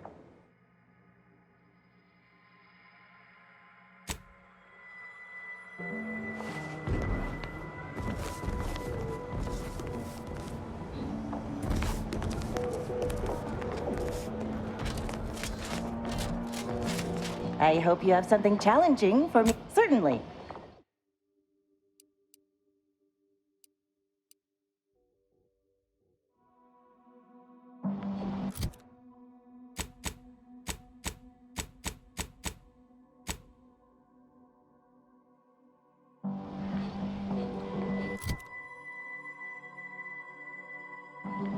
Good timing.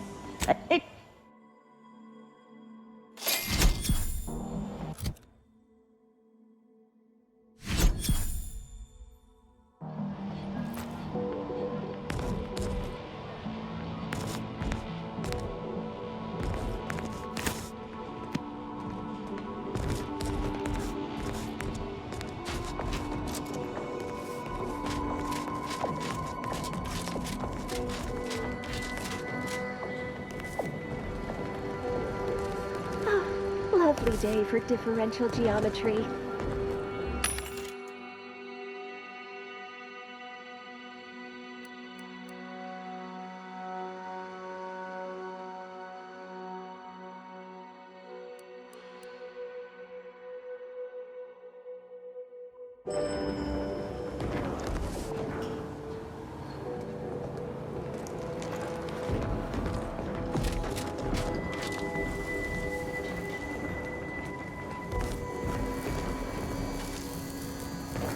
I have many solutions, but none Happy for to chat your for problems. 0.07 seconds. Test your hypothesis elsewhere.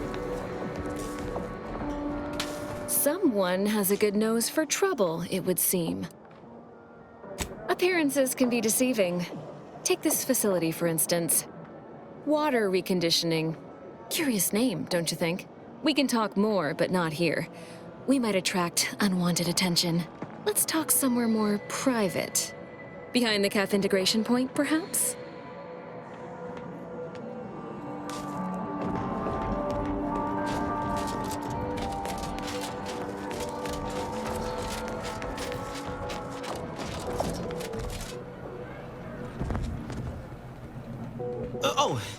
Hello. Welcome to CAF Integration Point. I'm Junior Caffeine Celebrant Runge, and I'll be happy to assist you today. Certainly. Here you are. Please imbibe responsibly.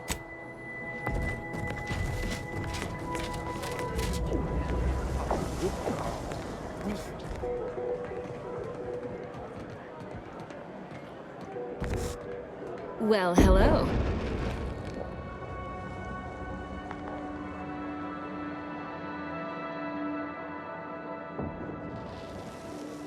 Likewise. You must be curious why I asked for such a discreet rendezvous.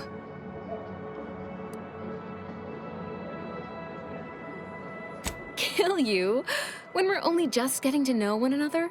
On the contrary, I need your help proving a certain theory of mine. I have adequate reason to believe the Order is conducting a mass experiment on the population of Laplace's garden. The Order is not cultivating its perfect, plan-abiding society through careful ideological pruning, as the laureates would have you believe. It's simple pharmacology.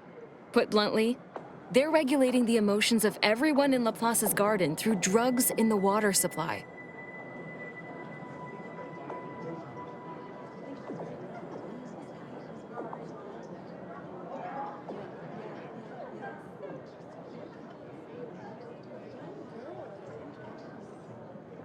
Moderate your volume, please. No one here is in any immediate peril. Probably.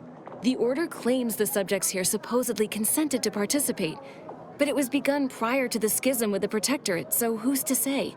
Regardless, if the Order has made some kind of pharmaceutical breakthrough, imagine how useful it might be to certain parties to know about it in advance.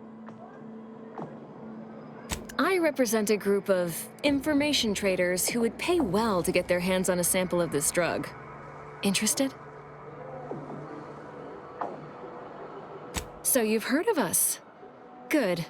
That makes this easier. My primary task has been to watch the Order. But I'm confident my superiors would agree physical proof is of far greater value than mere rumor.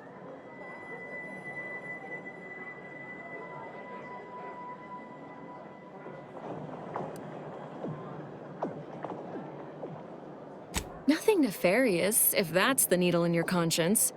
We only mean to study the drug and consider all of its many applications. I know that must read as terribly vague to you, but I'm not at liberty to provide more detail than that.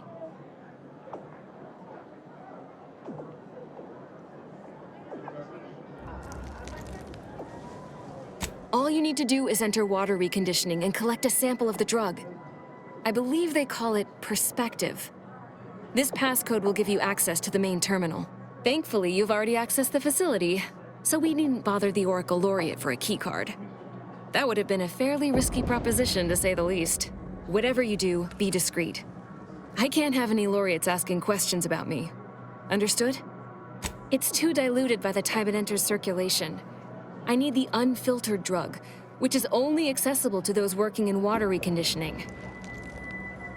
Outside of work, I have, let's call it an alternative inventory. You'll have to pay, of course, but I'm sure I have something that'll make your job a little easier. And I'd like to offload some of this merchandise. Sounds like a win-win.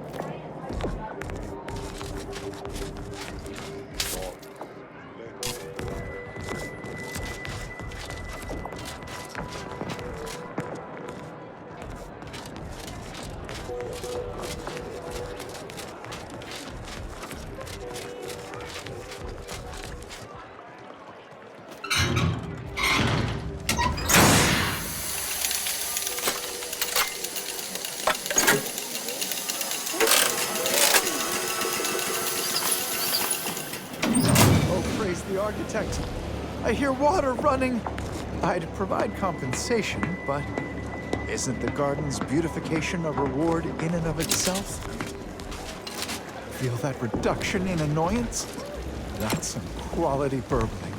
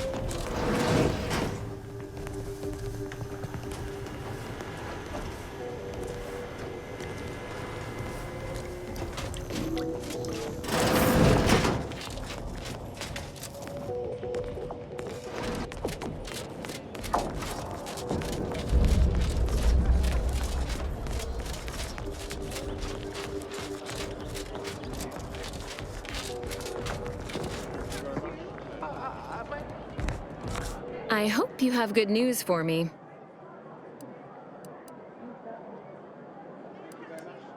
I knew I had the right person for the job.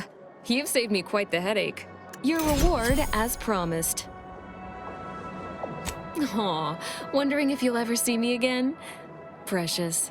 I'll remain in the garden a little while longer, but it would be best if we limited contact with one another.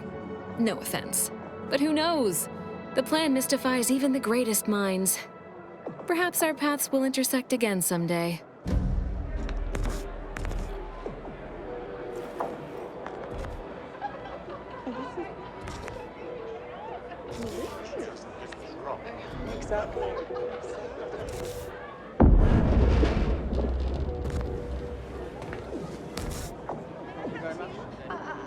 The woodwork is...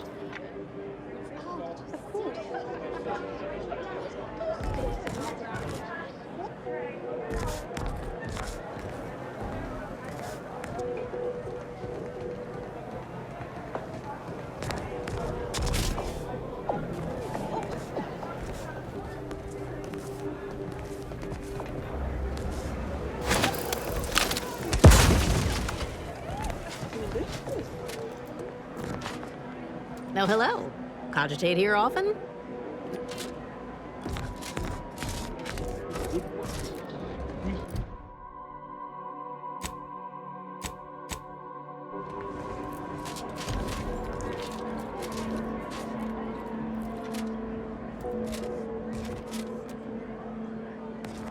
The woodwork is exquisite.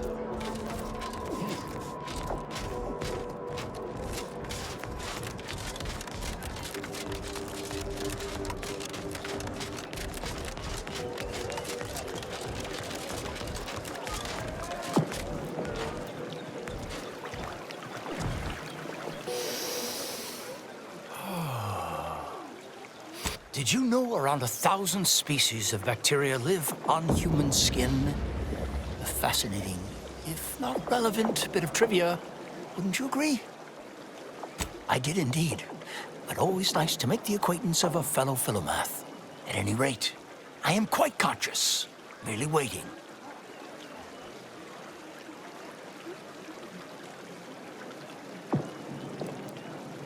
I can assure you that of my numerous psychic afflictions, narcolepsy is not one of them. Would that it were, but no. Sometime last year, I predetermined an occasion of momentous import would happen today, right here, at these very coordinates. None taken. Oh, but now I've forgotten to introduce myself properly, haven't I? Leslie Beckett, Oracle Laureate, Seer Supreme, leader of the Department of Predictive Analysis, and not terribly good at informal introductions, evidently. Forgive me if I don't shake hands. I prefer to keep my skin microbiome free of exogenetic cells. You understand? But now, if I'm not mistaken, you must be the agent we've been expecting. I knew loitering at this location would yield results. I, don't suppose you've stumbled upon any of our excogitation chapels around Cloister by chance? Excogitation chapels are order residencies where one can meditate in solitude on specific theorems relating to the plan. They're scattered all around Cloister. Prior to the war, such focused study led to all manner of breakthroughs, with audio logs routinely kept by the scientician in residence. In these unprecedented times, such logs could harbor hidden wisdom. However, with the war on, I've sadly been unable to get my hands on the last of these recordings. All confidential, I'm afraid. Many are still under peer review, but I can assure you, their value is commensurate with, why, the discovery of gravity, or has the potential to be. You have?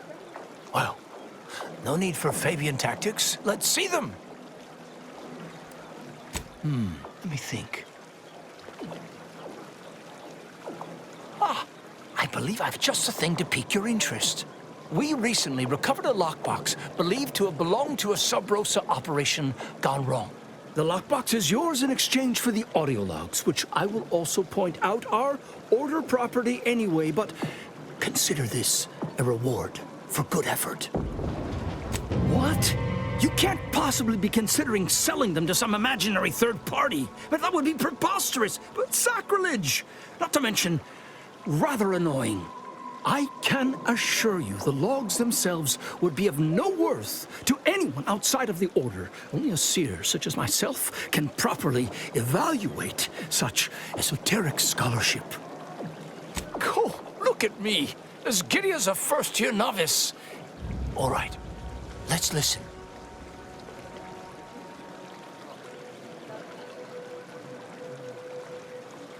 No, this isn't right. There must be some mistake. The beliefs advocated here are entirely in opposition with what the Order stands for. I don't suppose you have any other recordings less filled with, despair?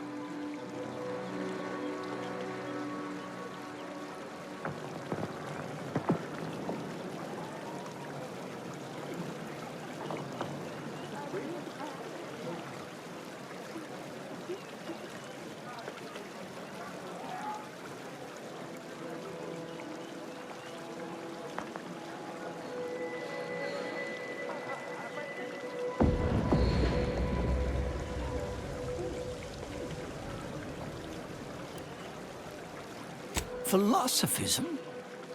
What's that?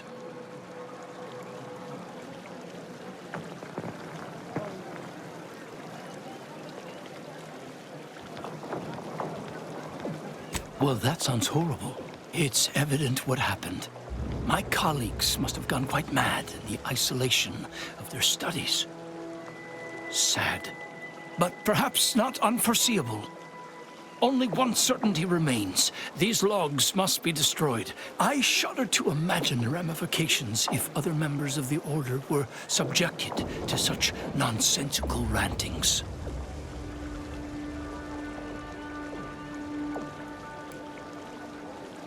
Any familiarity with the sunk cost fallacy? Please understand, what's been recorded here borders on heretical. Scientism teaches that the universe is constant, rational, and inalterable. These proofs reject all of that reason in favor of some ineffable manifestation of personal will. I know, of course. You're right. Rejecting data out of hand only leads to confirmation bias. I will preserve the logs, if only to study where these scienticians went wrong. I believe I promised you a reward. Here is that lockbox. I regret I don't have a key, but I'm sure you'll find some way to access its contents. Then, what other stray inquiries occupy your mind? How do you know about that? I mean, that is quite the allegation. I deny it effusively.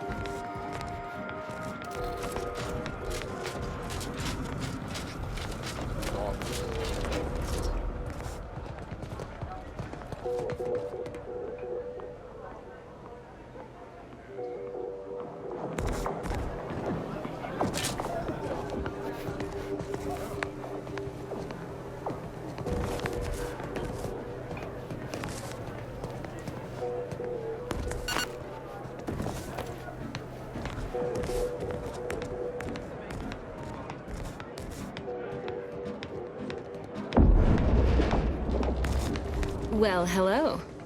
Likewise. You must be curious why I asked for such a... I have adequate reason to put bluntly. Regardless, I represent a group of... My primary task has been to thank whatever you do outside of work, and I...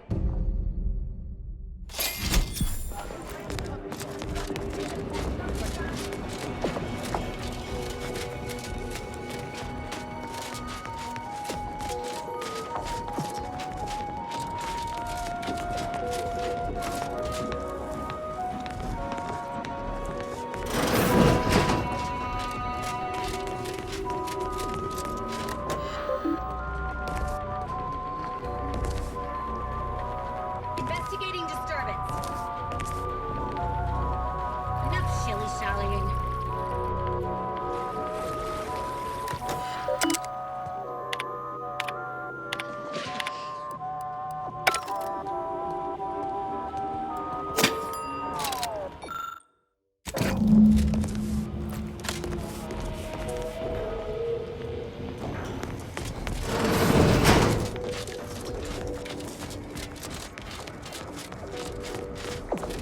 Terminating unproductive activity.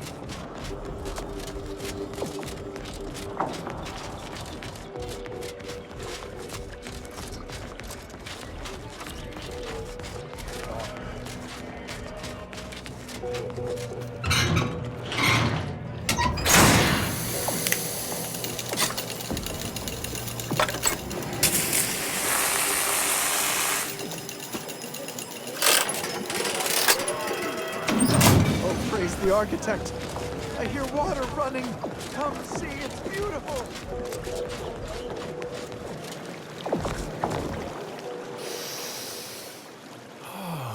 Did you know around the... At any rate, I am... Sometime last year, Leslie Beckett, or... But I, don't suppose you've... In these unprecedented times. So, all confidential, I'm afraid. You have? Cool. Look at me. As giddy as a first year... I don't... Philosophism? What's that? It's only one certainty remains. These logs must be destroyed. I shudder to imagine. Please, scientism. I believe but other stray inquiries occupy your mind. How do you know about... I mean, that is quite the allegation. I deny it effusively. Oh, my chest. I'm either having another episode, or the hands on my mortal clock have ticked their last... Must breathe, old boy. In, out. There. Better. Now then, how in the architect's solution column did you acquire that? As you have cleverly sussed out, Laplace's garden is the subject of an experiment into social conditioning, or curating, if you will, through the use of therapeutic pharmacology. We have been administering a pharmaceutical to the population of the garden via the water supply that aids in emotional regulation. We call it perspective. It's odorless, harmless. Well, apart from the withdrawal, but I can assure you we have our best minds working on that little issue. Minor complication at worst. Let me get this straight. You're here experimenting on folk freely, all the while calling us at Auntie's Choice barbarians for doing the same damn thing? I beg your pardon, young miss, but it's hardly the same. This study was completely voluntary. The participants all gave their consent. Yeah, I bet they did. Did you withhold research funding unless they signed up? Or did you feed them a story, like their participation is critical to some new advancements? This experiment has the potential to improve Arcadian society 100-fold. Imagine the benefits of a self-sustaining city where all are content and serving the plan.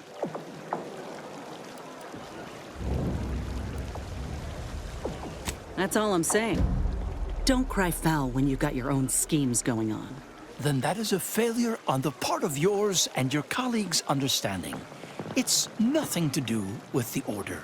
At any rate, I have no interest in debating the ethics of this experiment with a layperson. No offense. Oh, yes, I'm aware.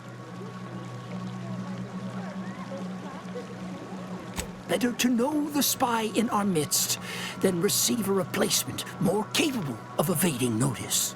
Besides, Miss Doyle's harmless, and she serves the best convictions at the parlor, bar none. Has she now? Out of schedule? No matter. You should do as she asks. Get her that sample.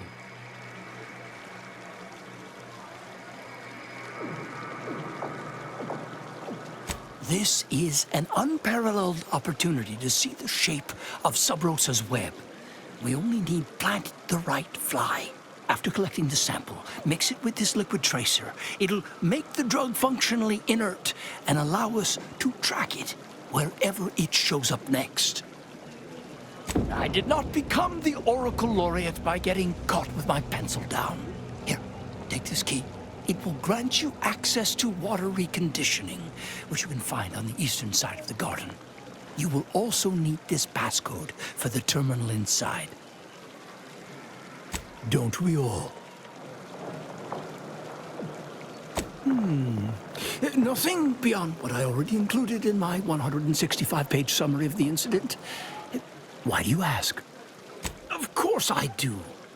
That is precisely why my energy is better channeled toward the future, to ensure such tragic events never happen again. Landon Wiley was afflicted by that which strickens all scholars, the desire to effect change, to advance the plan at any cost. Were his methods wrong? Unequivocally. Should he have come to me with his concerns? Undeniably. But was his conclusion categorically sound? That remains debatable.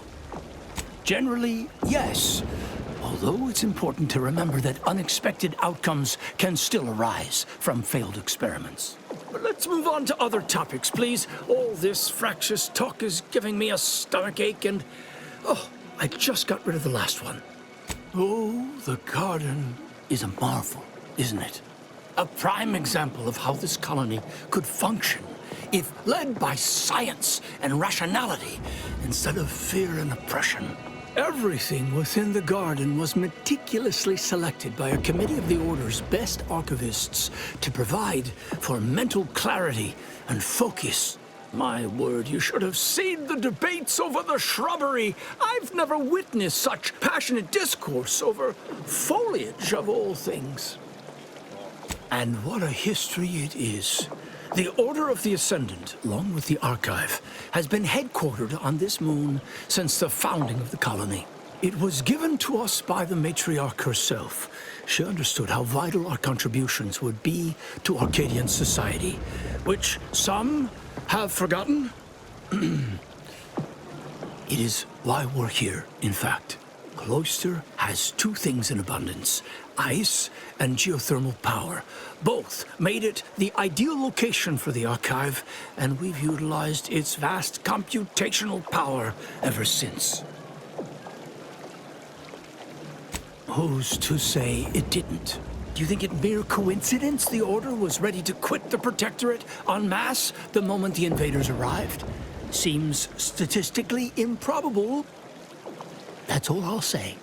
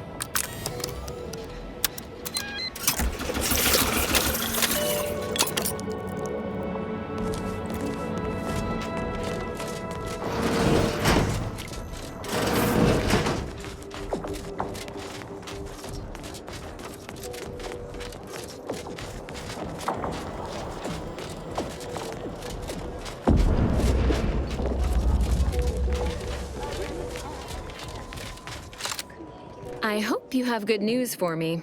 I knew I had the right person for the job. Your reward, as promised. But...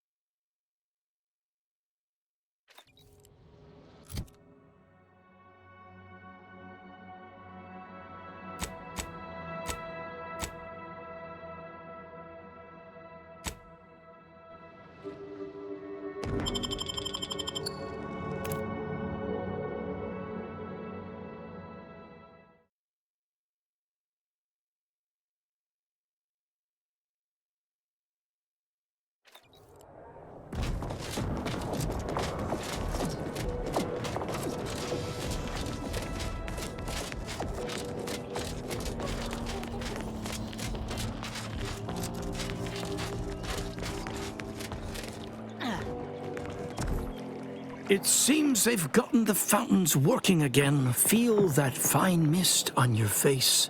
Do not think about the aerosol contaminants floating in it. In what manner can I assist you?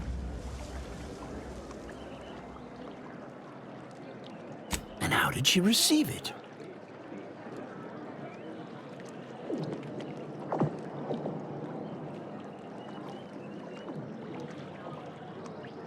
Indeed you are. A specimen of superb subterfuge. Pity the Department of Preemptive Causal Redirection was shut down years ago. You'd have been a natural candidate.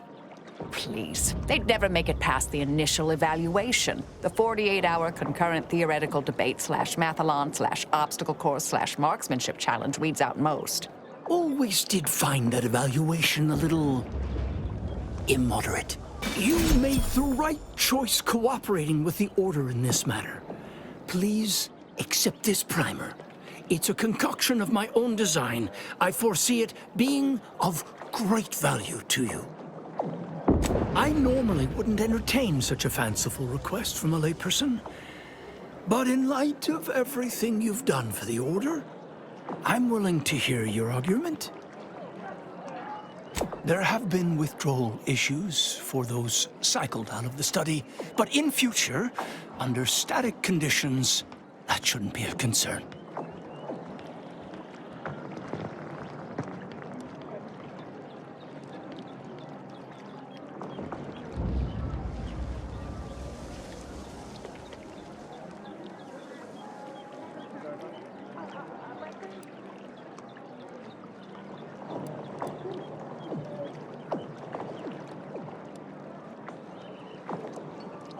Perhaps I've kept myself from seeing how fraught this experiment truly is.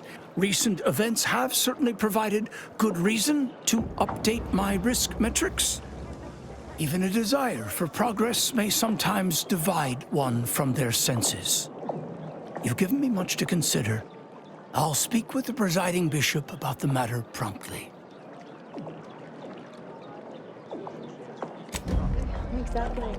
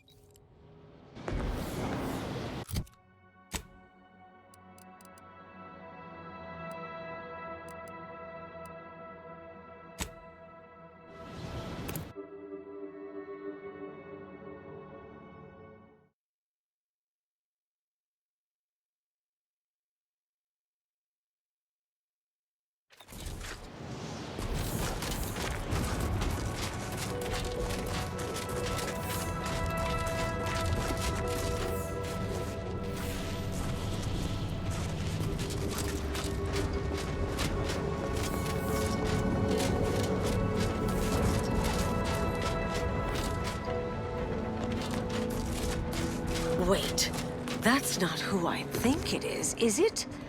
Marisol? Is that you? Get in here before any more of these hullheads show up.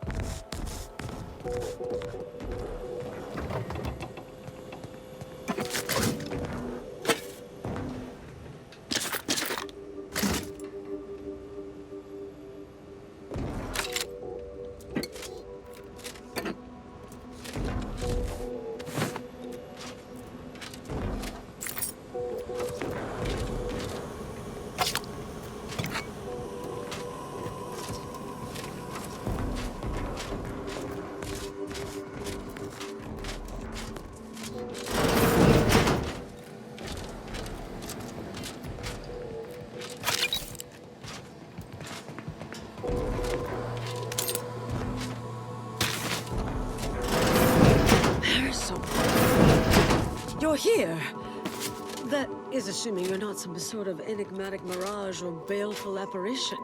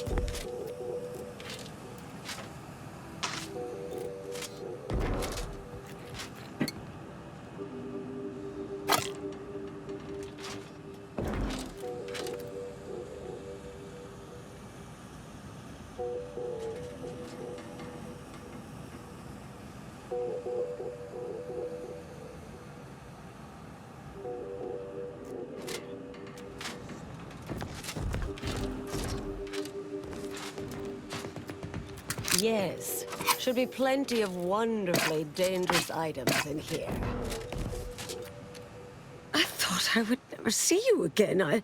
It's been what, 19 years? 20?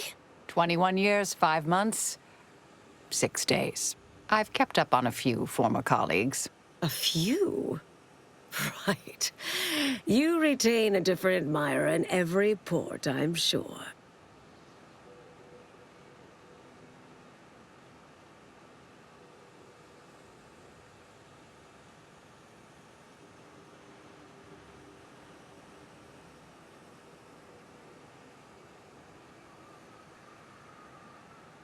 Oh, wait, I'm being rude. Forgive my atrophied social graces. I shoot most of my visitors lately. I am Anais Bujold. Welcome to my backwater ramshackle abode. Seer Anais Bujold. No one's called me that in, well, you know exactly how long, apparently. We doing introductions? I'm Inez. Don't mind the uniform, I'm freelance, and got no quarrel with you besides. Charmed, I'm sure. So nice to see Marisol gaining such interesting friends. Yes. With ample time to think, I've come to recognize I made an error. Really? That is, an unprecedented statement for you. But do go ahead, I'm listening. The last 20 years, the Order heedlessly stumbled. First, Antes invaded, then the Protectorate. We lost the Archive. Twice. Had your work continued, I believe we'd have remained closer to our true path. If I had ignored the Council's command.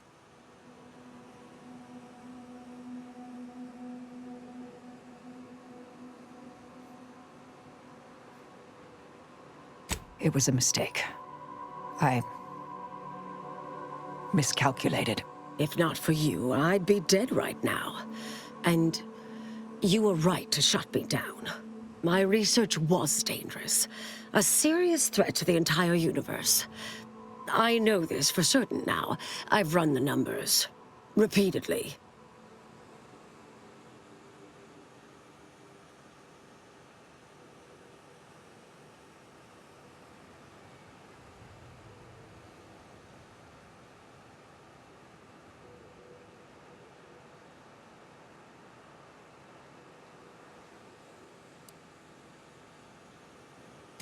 Had to do all my calculations long form, free of computronic assistance.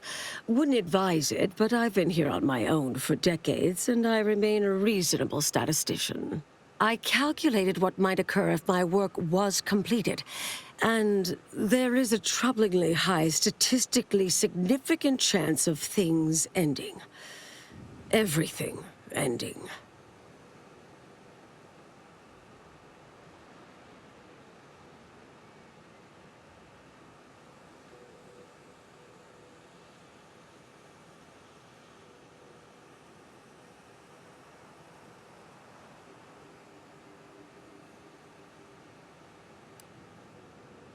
I mean, microbes, mantisaurs. Salt tuna might make it, the resistant little buggers. But anything capable of higher-order thinking would be gone. I understand how that sounds, but I have spent years checking and rechecking each and every variable.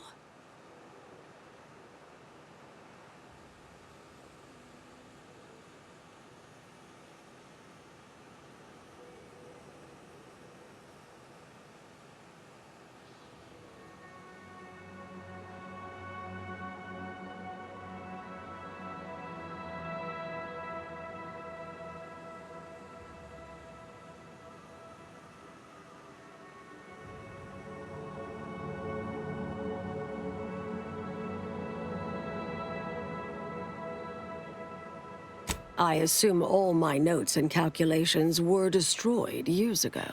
Anais, I'm afraid it's not that simple. When we shut down your work, it was quarantined, not disposed of. The Order stores all avenues of study deemed dangerous near here at a facility in Winter's Grasp. Unorthodox notion reclusion. Of all the bureaucratic... No.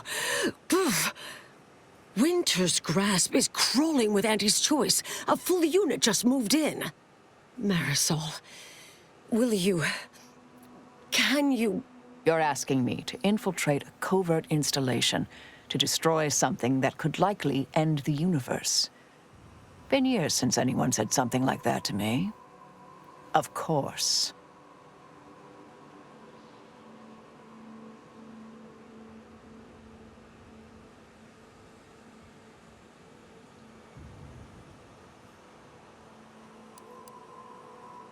I was developing a means of sidestepping much of the presumed requirements to solve the universal equation, using a series of reasoned shortcuts and educated postulations, filling in certain blanks. Trillions. Theoretically, it would hurry the process along so it could be solved in our lifetime, but it was unorthodox, risky if taken too far. I knew the Council would judge it mathematical heresy, so I attempted to work in secret. Eventually, I was discovered, excommunicated, sent here. Others facing similar charges were often transferred off-planet, then simply disappeared somewhere along the way. Yes. Fortunately, someone interceded.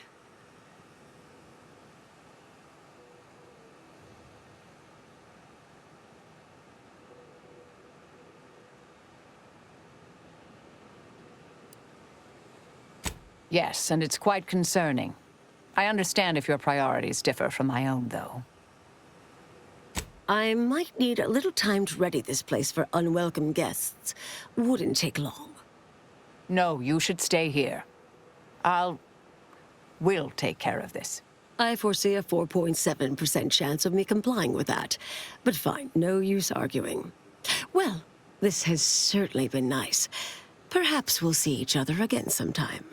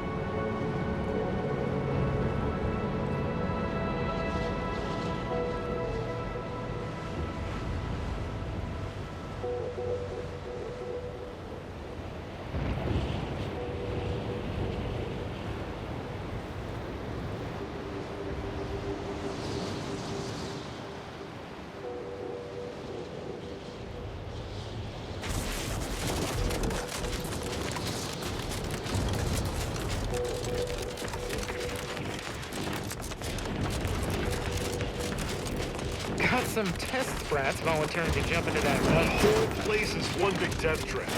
Want in? Oh, look who finally decided to appear.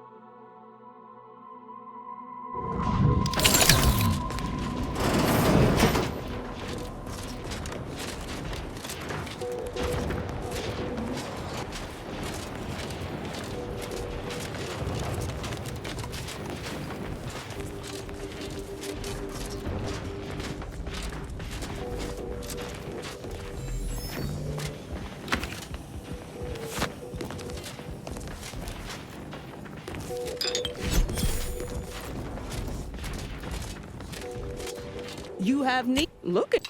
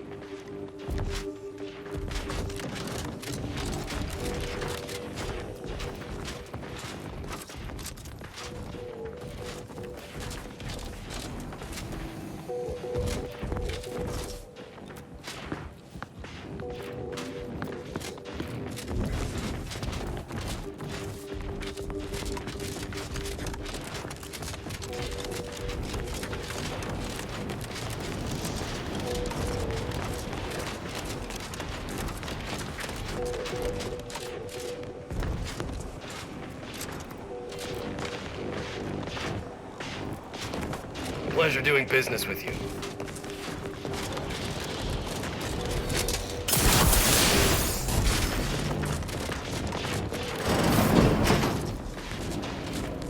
Anais, you're not supposed to be here. Events prove otherwise, don't they? While you were taking your time arriving, I found a way inside these corporate drones haven't discovered. I've grown rather adept at sneaking in and out of these so-called restricted areas unseen. Yes, I do as well. Have you found anything? Peeked around a little. They've conveniently posted signs where various types of dangerous research materials are stored away. Leave it to the Order to rigorously catalog everything. Standard procedure dictates this facility will be riddled with traps, which will preclude much waltzing. Burn-down initiation is listed on the top floor. They destroy materials through immolation there. The research will be in reinforced containers, so enlisting the facility's own incineration measures would be prudent. I saw signs for heretical miscellany, time-wasting contrivances, detrimental cognitive enhancers, and prevaricated hypotheses, in addition to cataclysmic ends.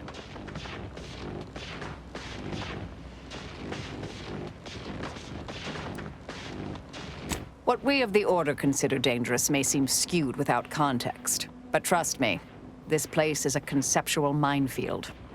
Well then, shall we proceed? Anais, stay here. Please. I expected such to be your attitude, but I'll have you know that I am not doubting your abilities. Quite the opposite. I need you to guard this entrance. Anyone appears, come running. Fine. Go. I uncovered a vent in that office. Standard Order redundancy measure. Let's out past the barrier over there. I'll hang back a moment while you depower that fence. Wriggling through vents is a young person's game after all. We'll stay here. You find a way to disable these fences.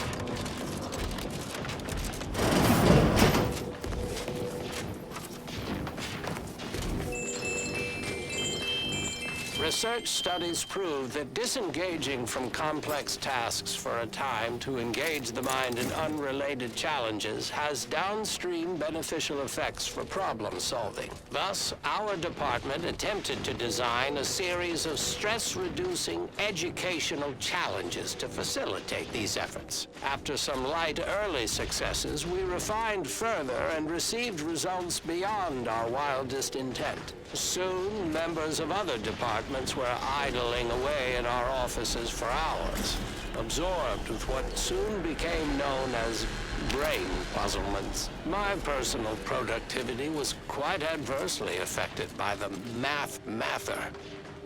I still see it sometimes when I close my eyes. We finally locked them away to keep from engaging with them. Unfortunately, copies were smuggled out and distributed far and wide, leading to the oft-cited equational delay incident.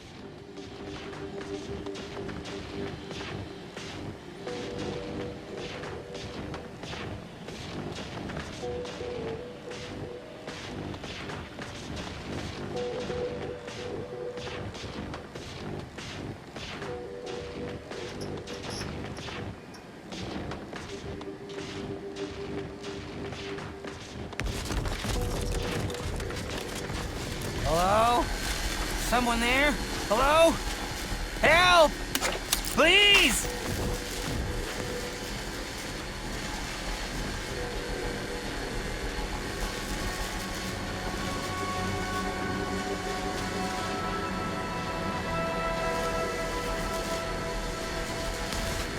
Thank the law somebody came by. I've been rationing my anti-Cleo Borst rockets, and you know what? Your tongue turns black if you eat them all week. Might concerning, since it's all I have.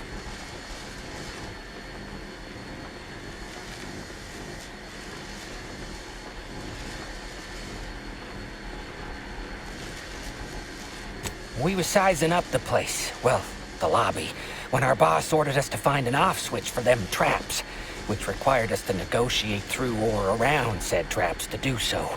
A bunch of the others got killed. I got stuck in here. Boss left with the rest. You think you could get me out somehow? Like, right about now, even? Hold on. You're not even remotely considering releasing him, are you?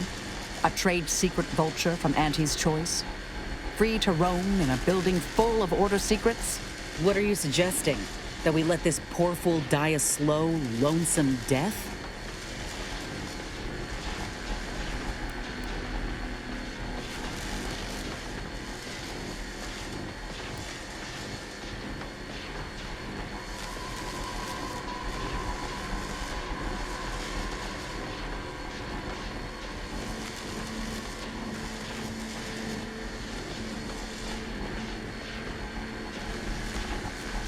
Granted, time-wasting contrivances is concerning only to those of us in the Order.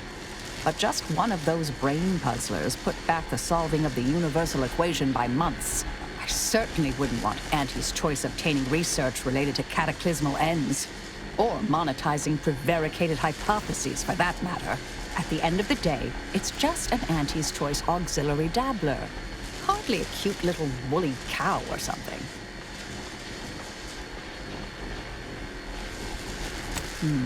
That's actually a valid point. We shouldn't forget who we are, and I suppose I'm not who I was. I don't understand what you two are talking about, but it sounds positive, I think. Do whatever you think is best here. I still don't completely agree, but I trust your decision. I promise not to, blow up the universe, or, whatever it is you two are worried about, I guess. Can you let me out now, please?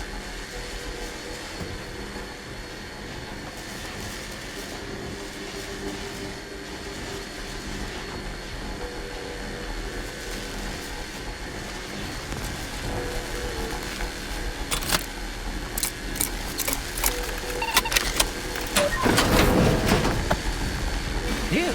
Well, that's a relief. Didn't think I'd ever get free. No thanks to you, ma'am. Be grateful you're not on fire.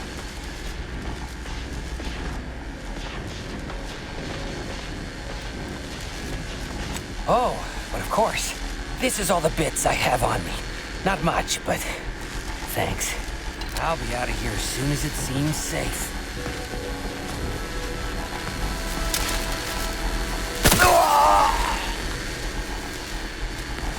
Hey, we gotta talk about all the killing you've done. Specifically of my old co-workers. I understand that things might come up, give you no choice.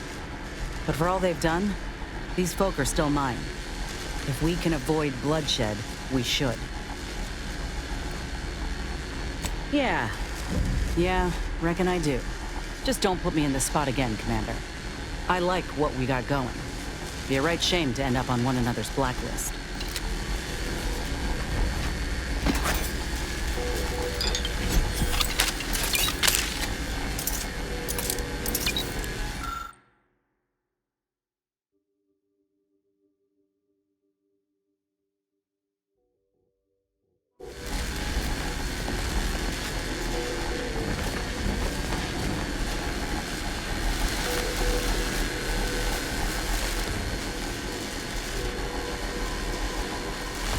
You're young and spry. You can handle that.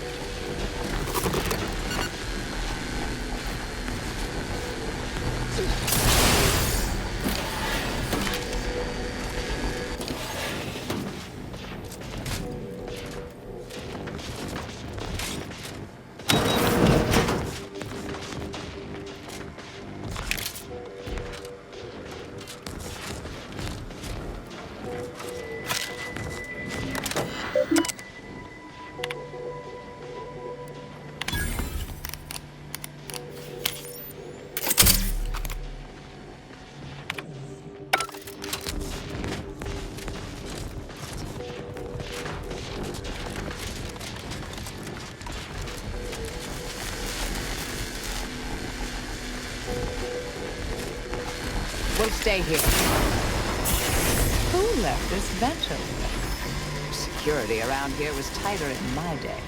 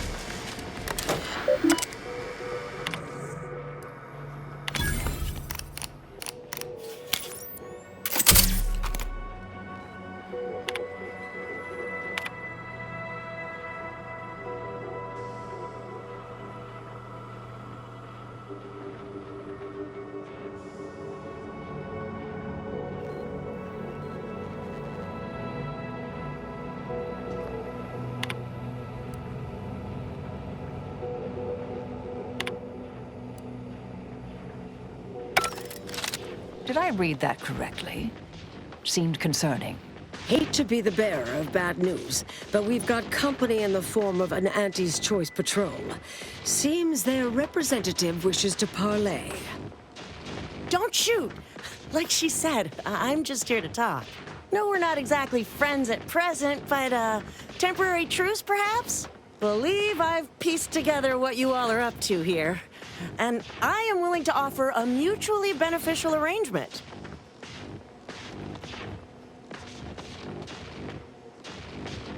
Spied the signs on the way up. Our team has a keen interest in much of the research stored here. But cataclysmic ends, which I presume you're here to destroy, don't like the sound of that at all. By all means, burn every last trace. But let us keep the rest, and you'd benefit as well. The idea of any Order research falling into Auntie's Choice hands is utterly abhorrent to me. I advise a rigorous refusal, as in no witnesses. I could hear that, you know. Hoping she's not your main negotiator here. Oh, nothing particularly heinous. We may conceivably utilize some information in the possible formation of potential new products. No harm to you, or anyone. Can't really predict how Auntie's Choice would market heretical miscellany, but I could easily foresee them rushing detrimental cognitive enhancers to market. Unfortunately, she's right, and our R&D ain't what it used to be. We'd best be careful with any sensitive intel.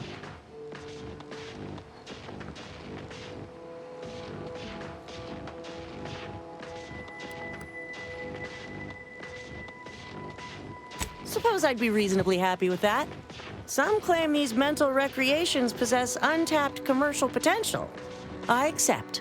If it's all the same to you, I'll just dawdle here while you complete the process. You know, in case you change your mind. I'll prep the burners and make sure we have no more visitors.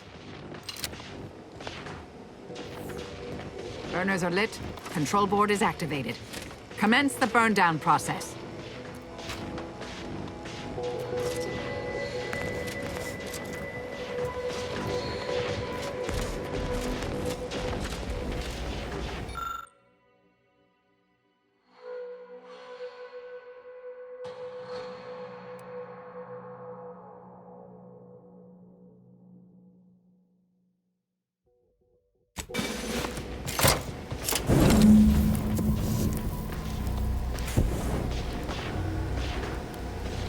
Well then, that seems sufficiently carbonized, cinderized.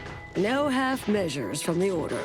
Say what you will about them, but they are nothing if not thorough. Excellent. Well, a deal's a deal. Meet me downstairs after you're done here, and we'll settle up. And all Auntie's Choice receives from it all are some distractful diversions.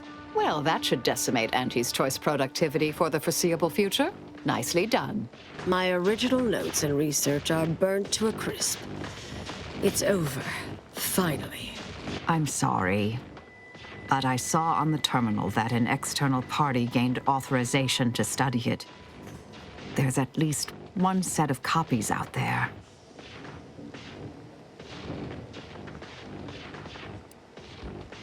Yes, the goal, the stakes. It all feels disturbingly familiar. Give me some time. I'll find them. What do you need from me? To go on and live your life. Around other people, not holed up in a dilapidated shack. We'll settle the rest. You can't possibly expect to leave me behind again without a fight. Why don't we burn that bridge when we get to it? We still need to get out of here first.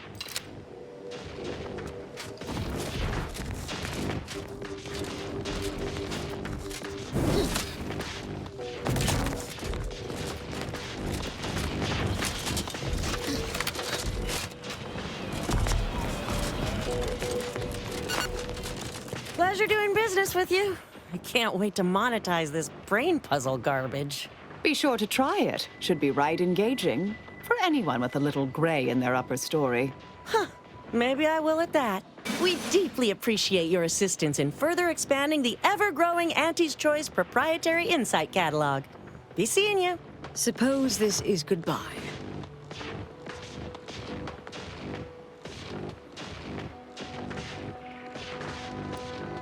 Oh, sweetie. I'll miss you too. Been interesting to see you. Before I forget, I meant to give you this. Little something I made. So we're good? You and I. Everything settled? Oh, I wouldn't go that far, but good as ever. Don't think I don't see what you're doing with all this, though. You've always been who you are, but you weren't you for decades. A new cause comes up and you take it on immediately. Because saving the universe is easier than confronting yourself. Whoever you are now, whoever you're going to be, just take care. Don't be a stranger.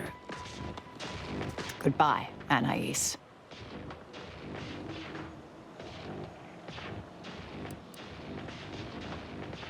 Yes, she's every bit as keen-edged, vexatious, and contrary as I remembered her. Appreciate your support. Been a spell since I could rely on anyone like that. Though, suspect that's my own damn fault. Ah, Anais snuck something by me again, didn't she? What was that last thing she said? Don't be a stranger.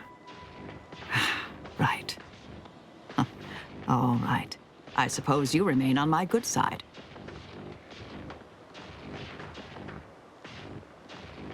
May the plan favor us against long odds.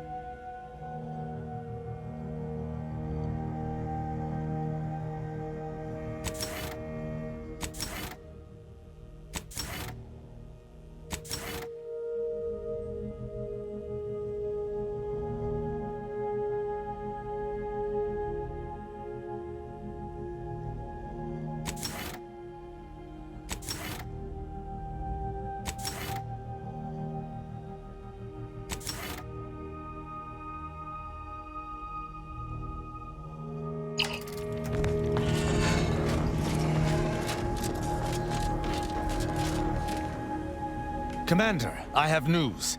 I finally heard back from Virgil. His message was suitably vague. I suspect he fears the Consul's eyes scanning his message, but I believe it to refer to the Arbiter training facility located on Paradise Island. Bringing our findings to Virgil will hopefully allow us to deduce something from all that we found. I only hope it dispels some of the muddiness we've encountered so far. Further complications would be most disagreeable.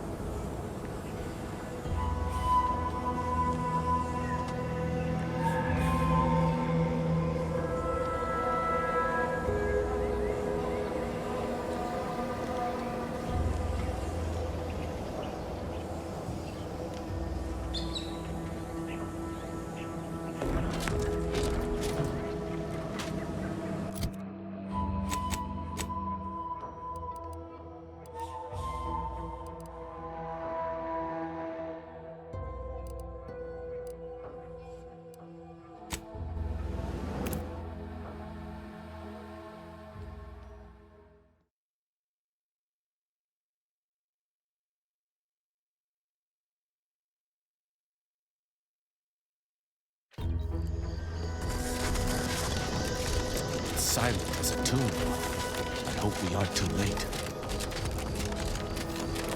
If Virgil's not about, he's like to be in the training grounds depths. There's a lift that will take us lower, located behind the door next to those stairs.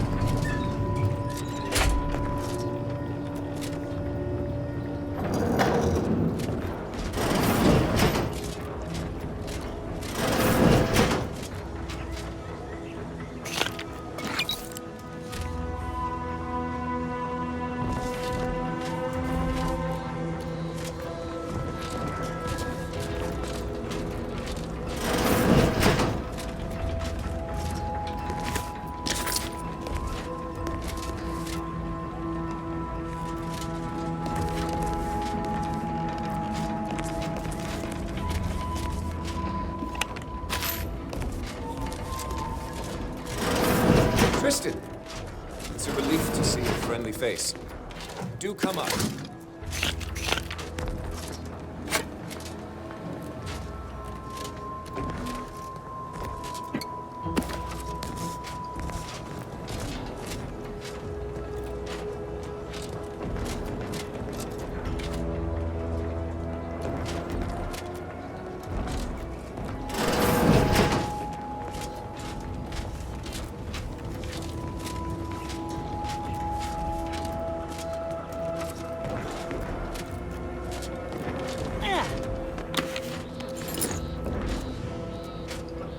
Virgil!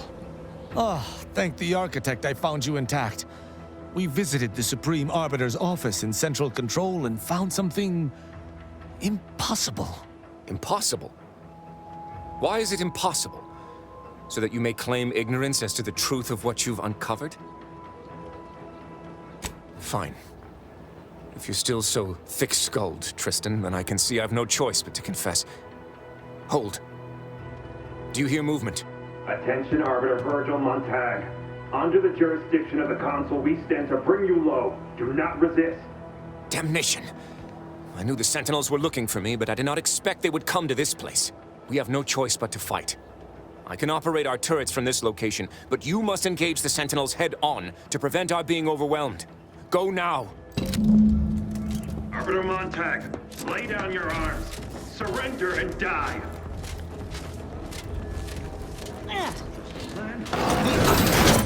I have to mark parking pride.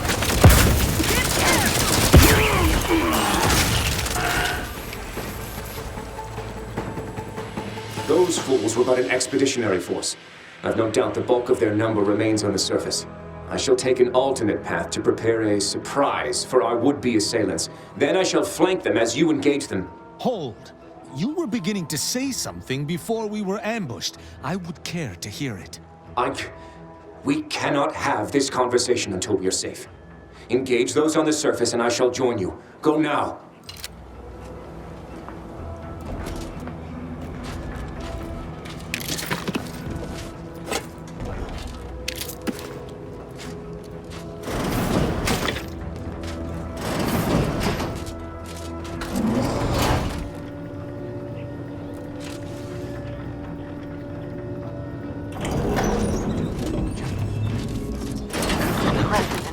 I shall reduce them to a skeleton!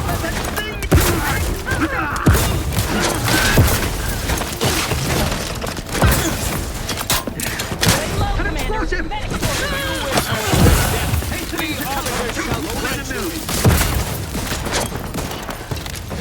Still. Maybe you don't want to stand. An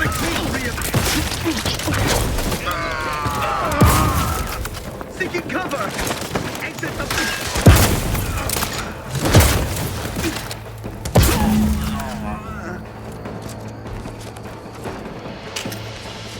Virgil, enough!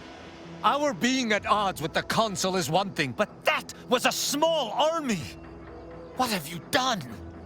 You already know whether you're willing to admit it or not. Do you sincerely have a need for me to spell it out before you'll face the truth? Very well then. Tristan, you stand before the murderer of the Supreme Arbiter.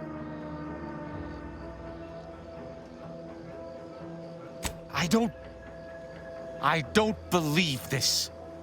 The Council must have captured you and sent you to mental refreshment. It's the only... Open your eyes, Rao. Those Sentinels were here with due cause. The elimination of a murderer. The Supreme Arbiter was planning to send a message in her final moments, pledging allegiance to the Council.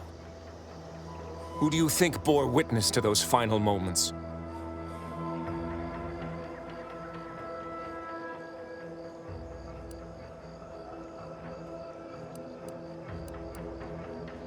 No. You lied to me? I had to. I knew that if you learned what had transpired, why I did what I did, it would destroy you. Would it? Or were you just trying to save yourself from my wrath?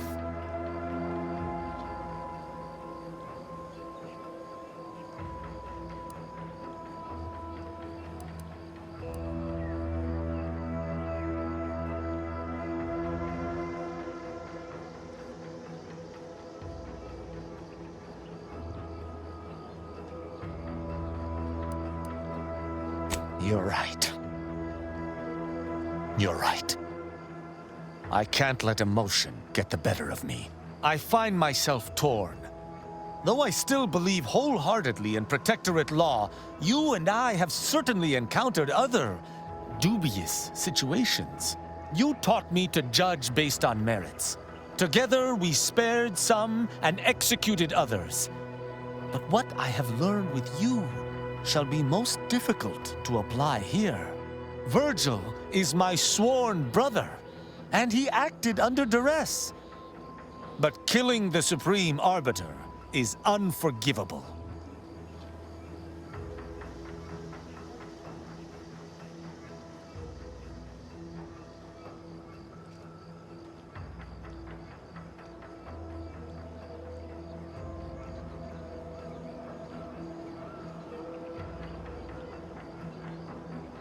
Yes, but it is beyond the jurisdiction of even those such as us to mete out such a judgment.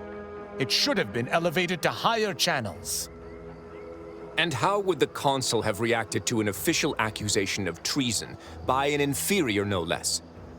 You know they care not for evidence. But the Supreme Arbiter herself taught us exactly that. That evidence proves the crime. Surely she wouldn't have been so hypocritical as to deny that? People change when faced with their own death. I would expect you'd learned that by now.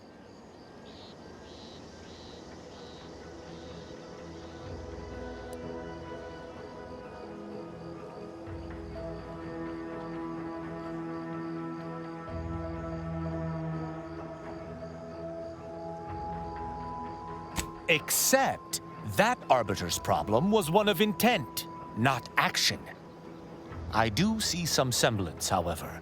But even if that is the case, there is no room for interpretation here. Sparing Virgil would directly reject all I've been taught to uphold.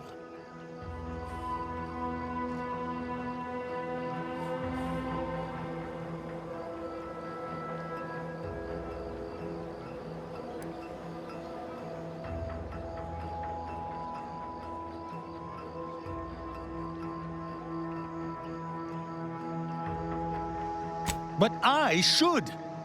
It's as I said, I must execute Virgil for his crimes. But to punish him for finding and killing a traitor out of loyalty, blast these complications. The law is clear on this. It is explicitly illegal for an inferior to execute their superior. The issue must be accelerated to a higher authority. But is addressing traitorism not the utmost priority of any arbiter? Is not the betrayal of everything we stand for more significant than a breach of protocol?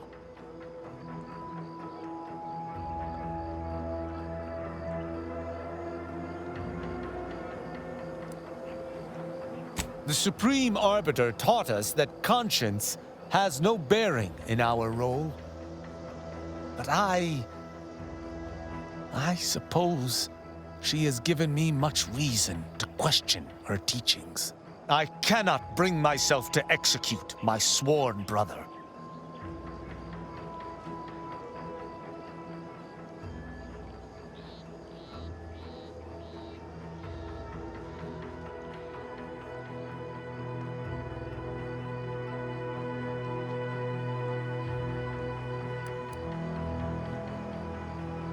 Oh, it would doubtless have been bloody. I cannot be certain who would have prevailed. I know not what to make of the Supreme Arbiter's betrayal. I'll have to ruminate on it for some time. But that aside, I forgive you, Virgil. You are spared. Good on you, Rao. Ain't healthy to let the hammer solve all your problems. I don't know what to say. I just wish there had been some other option.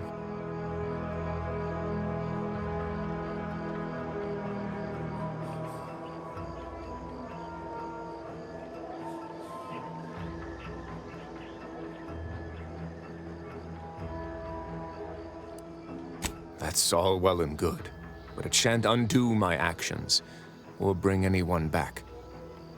I must live with that. 1,000 words of thanks for meeting me here, Tristan. I know not what the future holds for us, but for the time being, I must make myself scarce. Though, before I go, a parting gift. May Tristan make use of it better than I. Go with the Sovereign's blessing, brother. And be careful. If you survive today only to be brought low by an agent of the Consul at a later point, I shall be most annoyed. Commander, this has all been draining. I need time to process what we've learned today. What I've done. Later, I hope we might discuss it.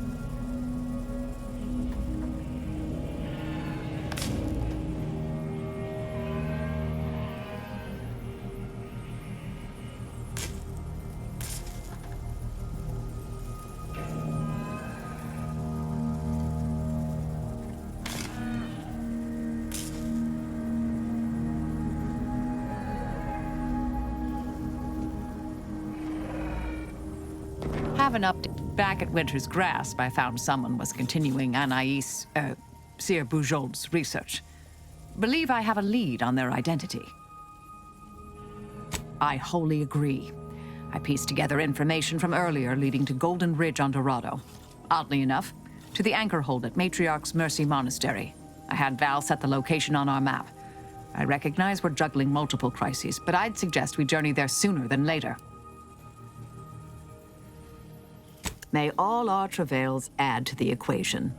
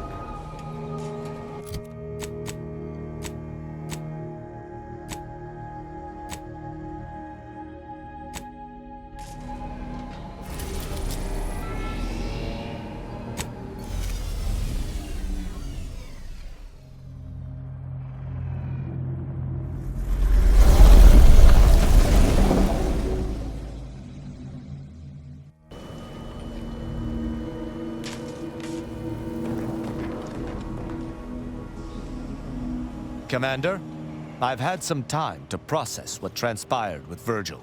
Despite the manner of what Virgil has done, I cannot help but be glad I did not need to slay him. I can only hope he does not run afoul of further Sentinels.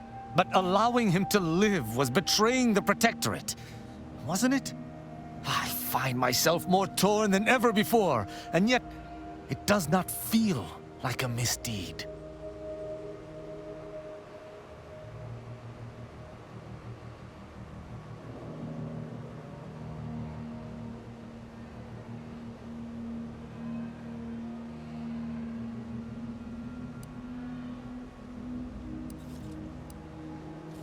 You're right.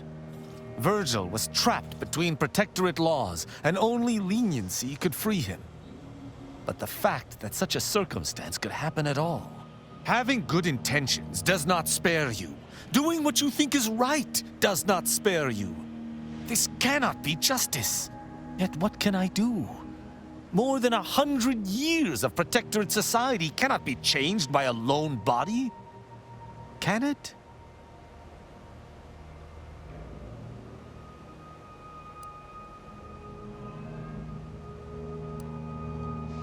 But how? I see. I must follow my own path, my own sense of right and wrong. I can only hope it has been cultivated properly. I shall remain with the Protectorate, interpreting its laws through a moral instead of a punitive lens. Innocent until proven guilty is a novel concept, but it is worth a try.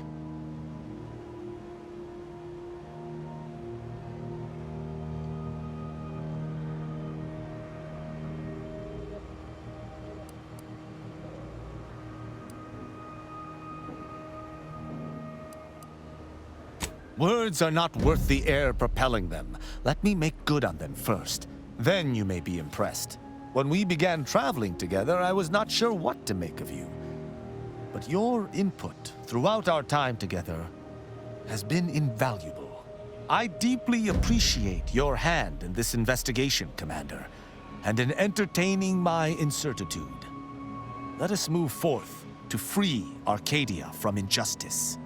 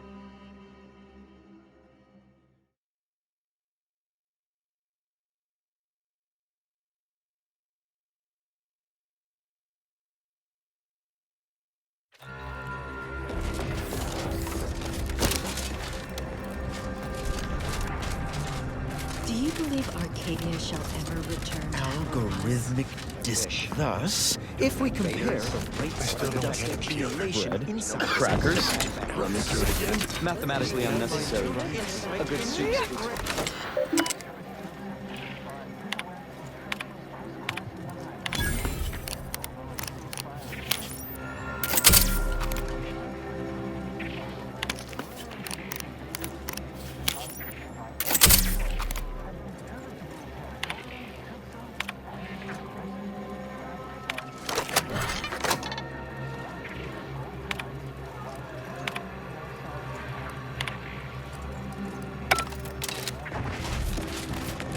So many lives needlessly lost. An avoidable, predictable tragedy.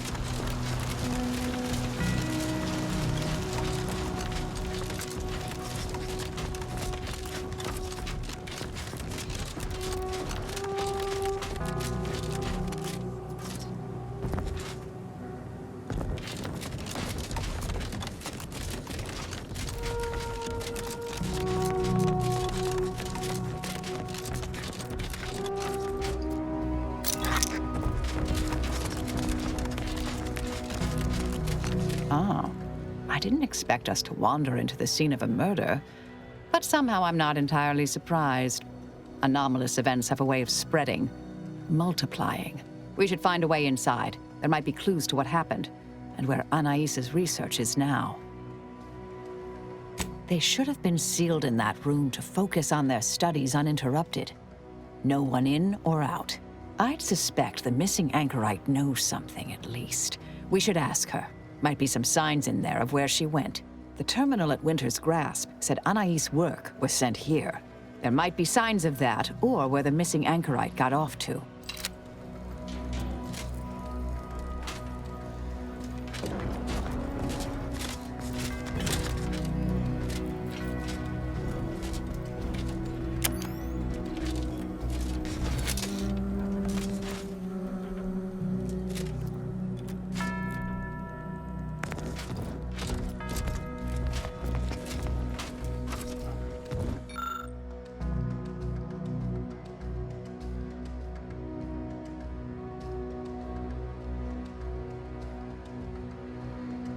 We should keep looking.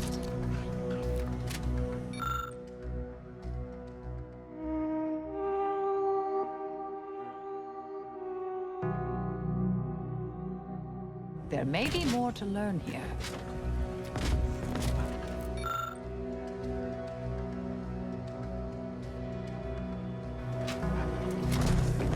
I've had a chance to look around. You seem like you've done a thorough sweep. We should discuss what we've uncovered.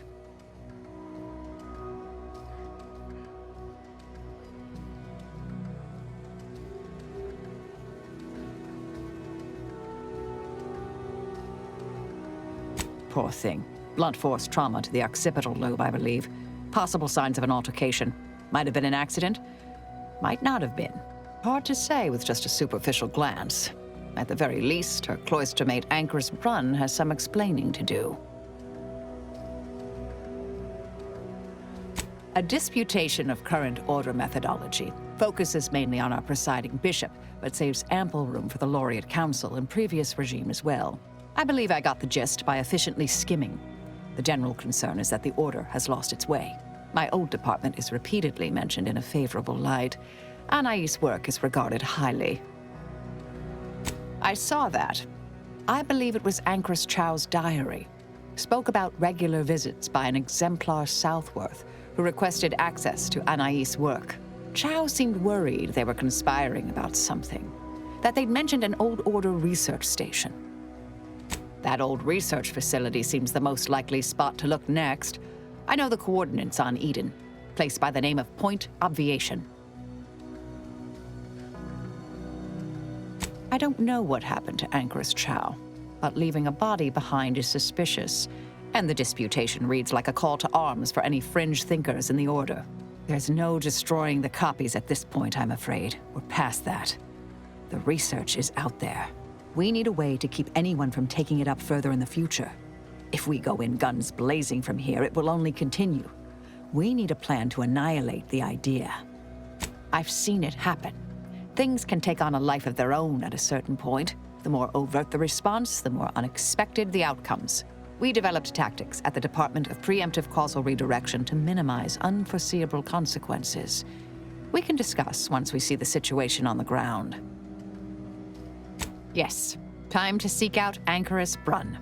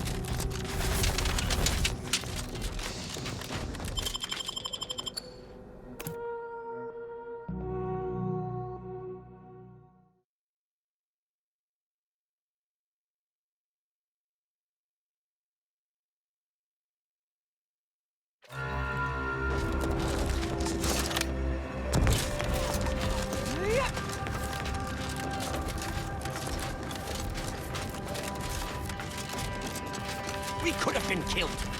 I expect. So many dead. Places falling apart.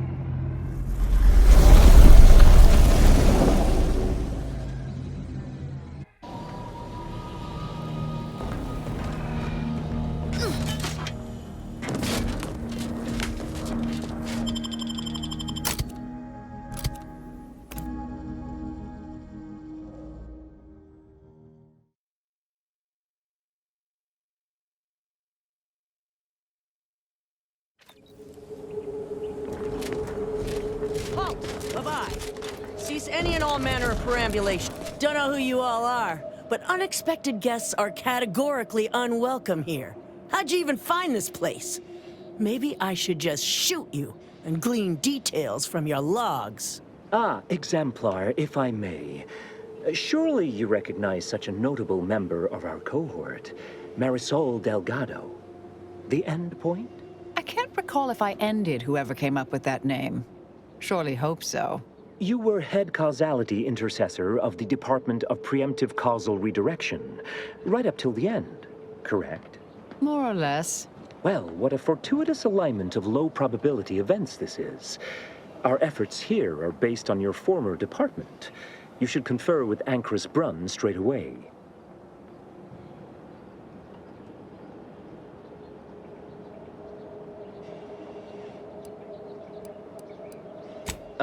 No.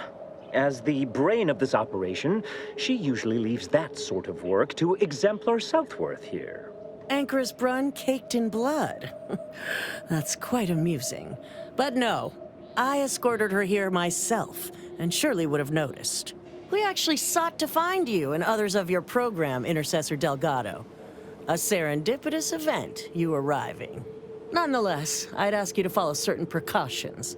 Will you heed all requests and vouchsafe for your colleagues here? Them being unknown to us and all. We'll mind our manners, Exemplar. I'll see to it. Then, you may all proceed. You'll find Wilhelmina up the lift, 4th floor. Welcome to Point Obviation.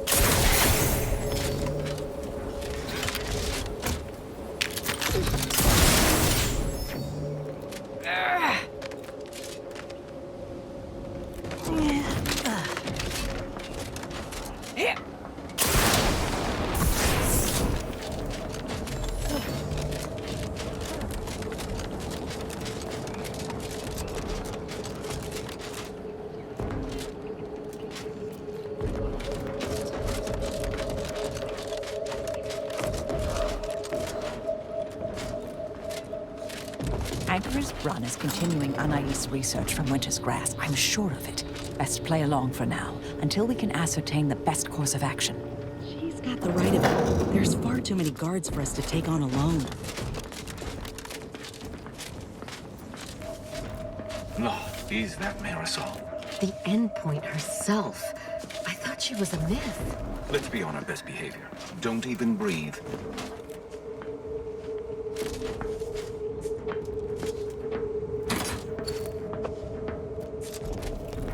This experiment, nothing to see here.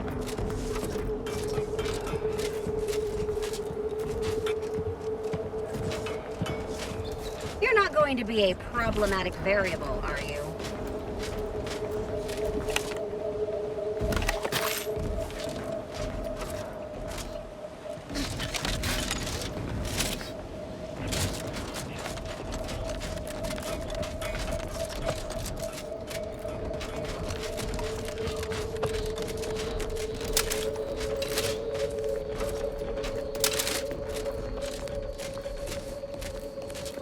Look, everyone! It's the Endpoint. Come to join us, I take it. I do have a unique interest in what you all are doing here.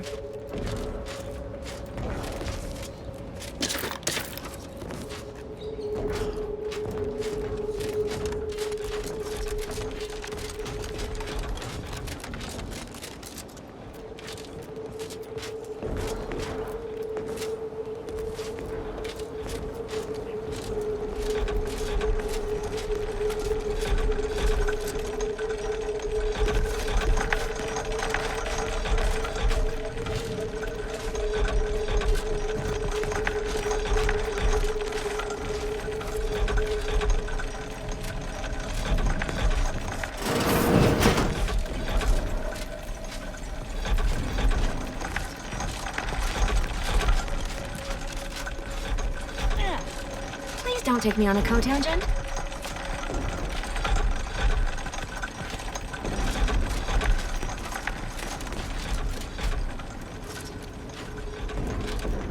I am a longtime vocal exponent of your work, Intercessor Delgado. I hope you don't mind me saying. Go on up. You're expected.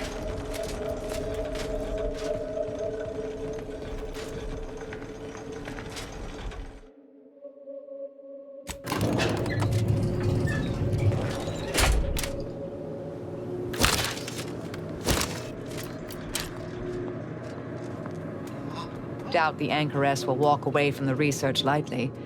May require some aggressive convincing.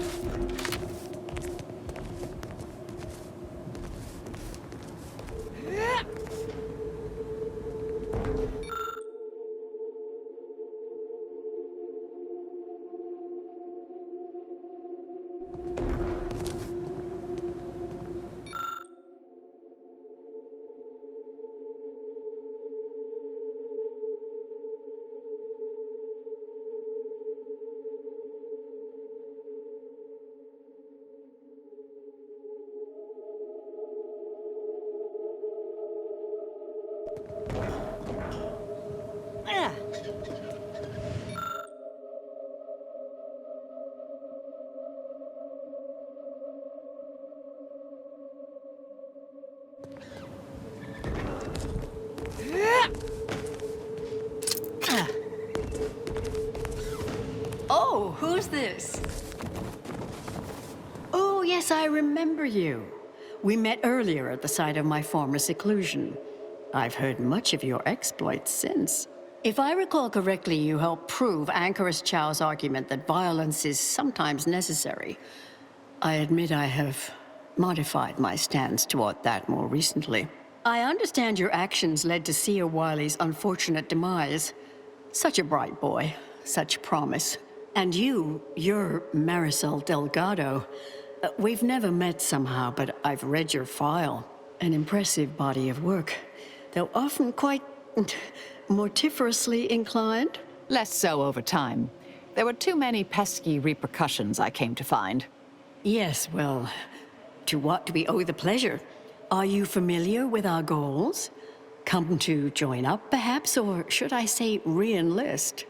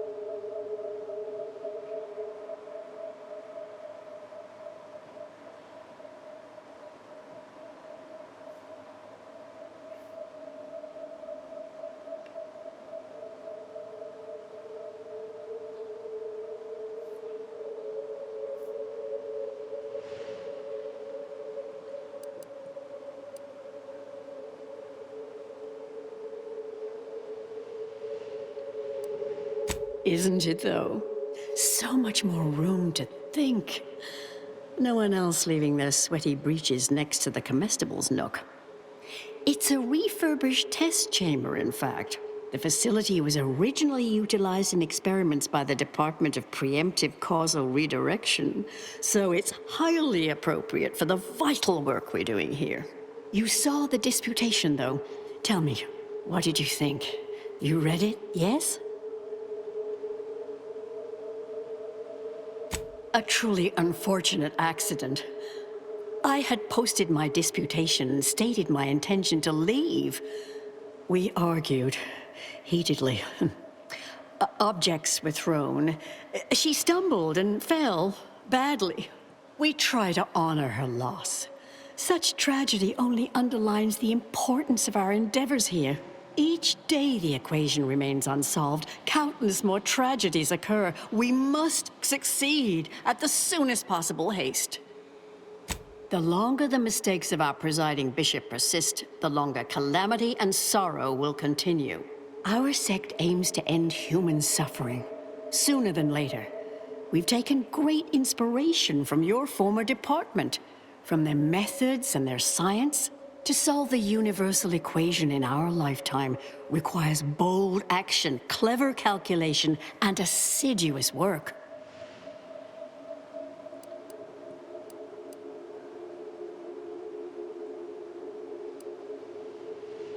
Oh, you're an admirer as well? It's one of the very things that led me to agree to lead the efforts here. I believe it's the way forward for the Order. Bujold's thinking was unconventional, ahead of her time. Why, in fact, she's here with us now today, overseeing an experiment that proves her researchers' theories. Really? Seer Bujold is here, at present, in this facility? The one we're presently standing in?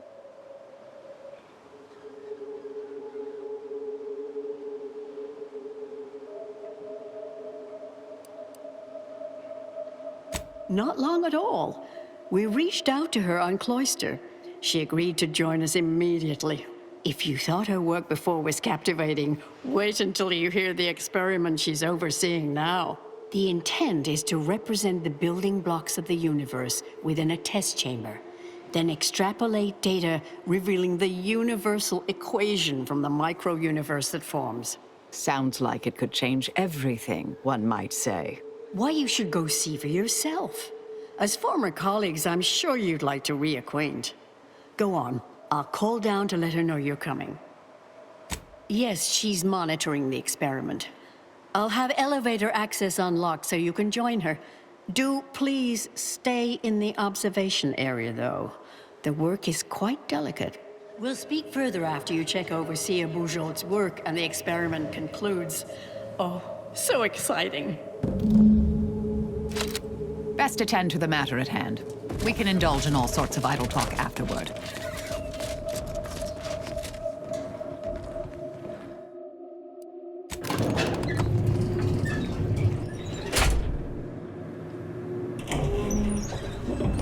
How much longer do you predict preparations will take?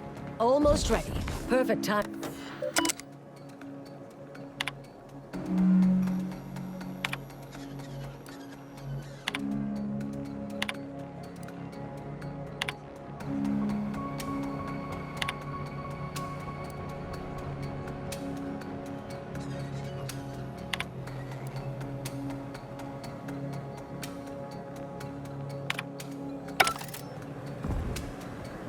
Head Intercessor Delgado, what an opportune time for you to appear.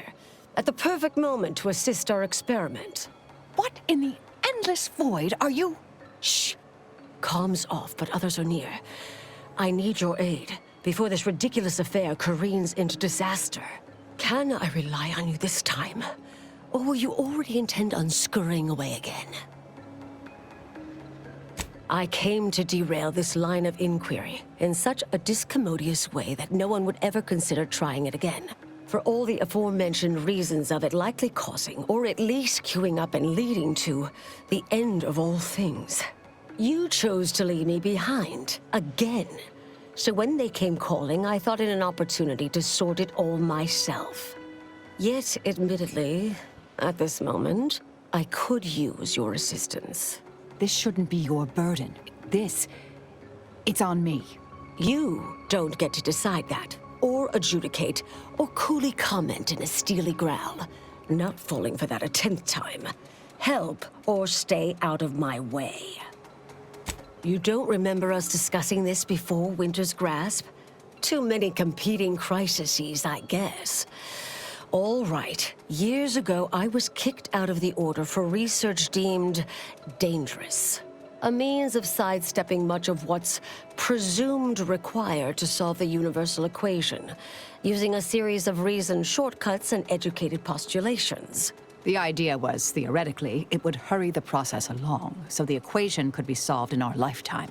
It was completely unorthodox. Since then, I calculated what might occur if my work was completed. And there's a big chance of subsequent events leading to a universal end. So the stakes are everything. When we destroyed the original copies of her research at Winter's Grasp, I discovered someone else was continuing her work, which led us here. The test involves 4 stations. Each represents one of the fundamental building blocks of the universe. Zeranium gas, macro-ivs, nucleons, N-rays. All the usual stuff. That test chamber is where all are meant to mix. To simulate a mini-universe I can apply my theories to, pull data from, and deduce the universal equation in a reduced time frame. We know what happens if that's successful. So I need you to muck with each station's settings, then initiate the experiment.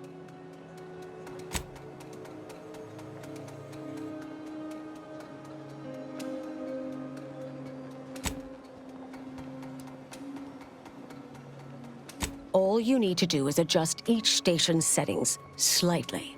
Things will cascade from there. Remember, subtlety is required. Yes, if we alter the experiment input data in a less than delicate fashion, Brunn will notice, I assure you.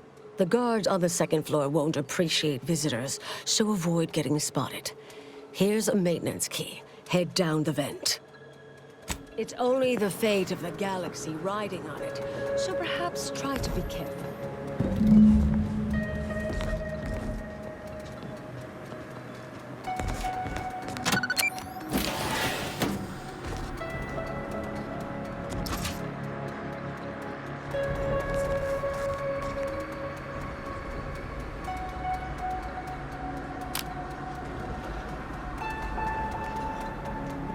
Anyone else hear that? No? Oh, just me then, I see. Combat problem.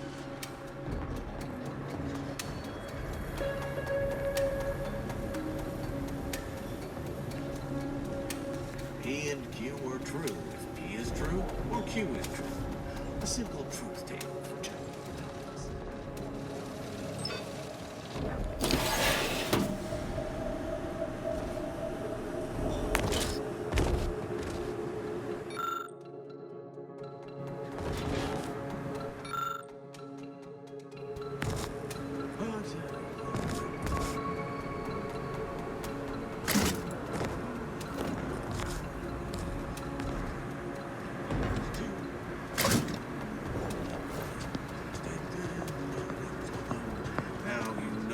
What to do?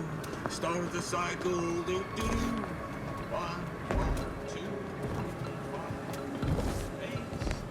1, 2, 3, 5, 8.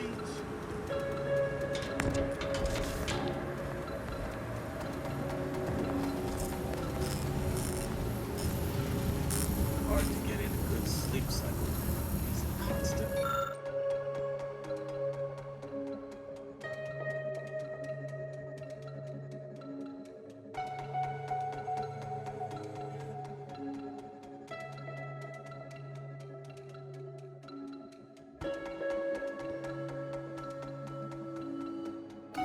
Upsetting everyone's natural laws.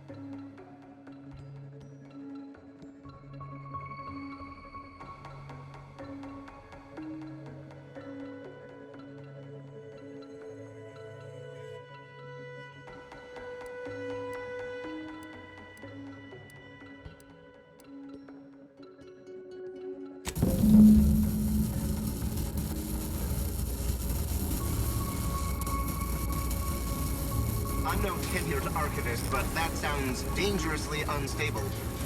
Oh well.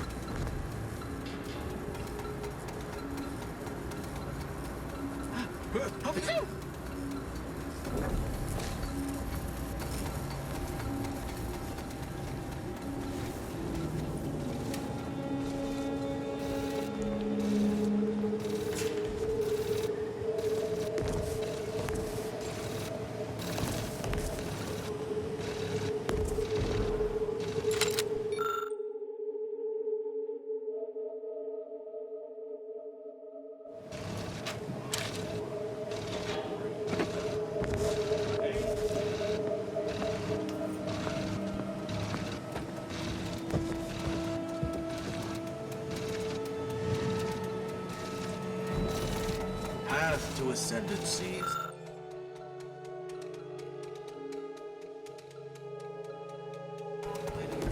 So it says, good text.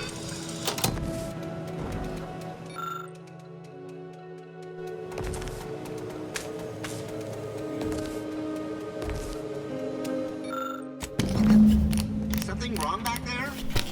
Hello?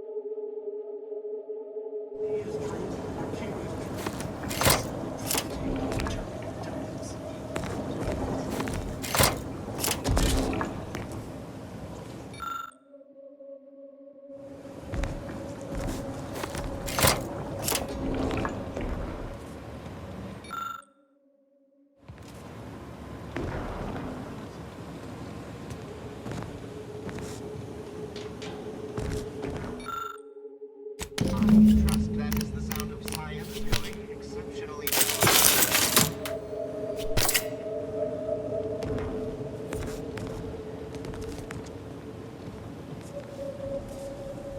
It's Fibonacci, a sequence largely summing to preceding numbers gives us mathematical wonders. Sequence summation. Yeah. Eradicate algorithmic dissonance.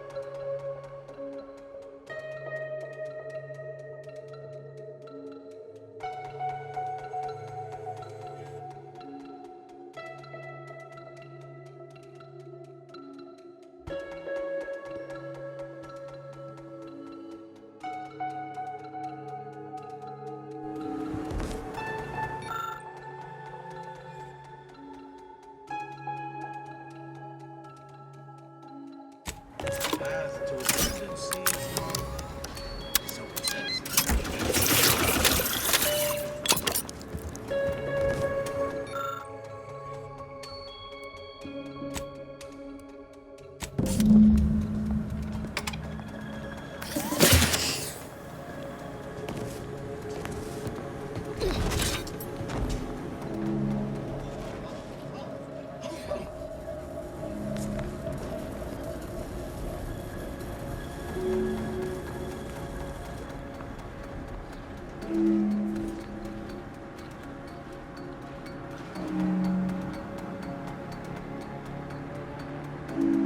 P and Q are true if P is true or Q is true.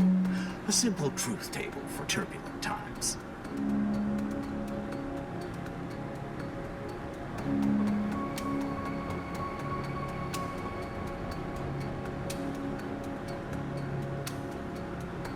May all solutions precede problems.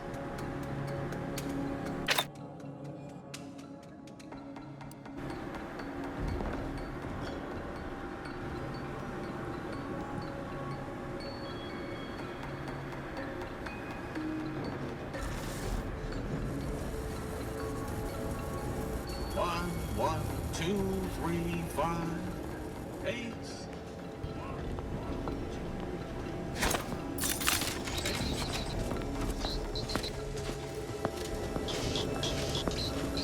Fact-finding commences.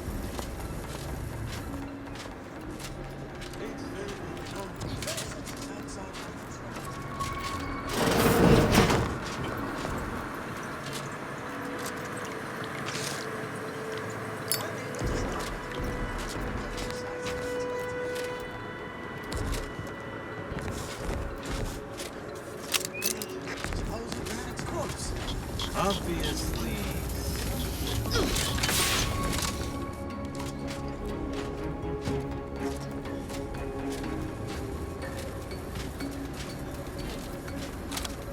Ceasing deliberation. Indelibly eradicate algorithmic dissonance.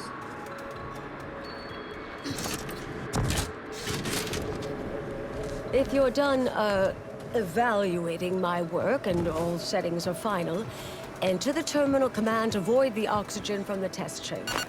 The experiment will then begin. Commendable effort scrambling those settings.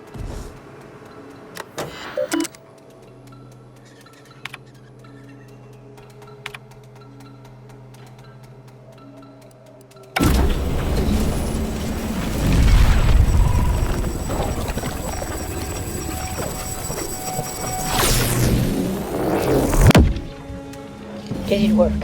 Did it work? See, was it a success? What happened? Hold the applause just yet. I need to run the numbers. I'm sending the others back up to you. They can describe the proceedings in detail. I shall await their arrival. Anchor's Brun out. That is how these messages end, yes? If not, farewell. The results of the experiment will be a career-ending embarrassment for Anchoress Brun. But she won't accept this lightly. We'll need to do more. Yes, our next steps here will be crucial. I know this type of mission well. Granted, my targets were always meticulously well-researched beforehand. You'll need to convince her, destroy her logic, end this research for good.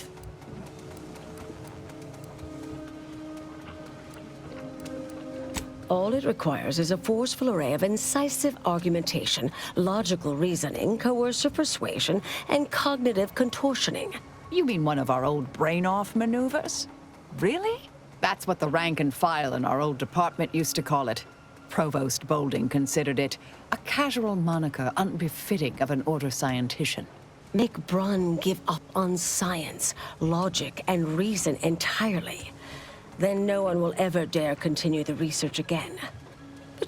There's a wealth of well-proven data to verify haphazard murder being a profoundly bad idea.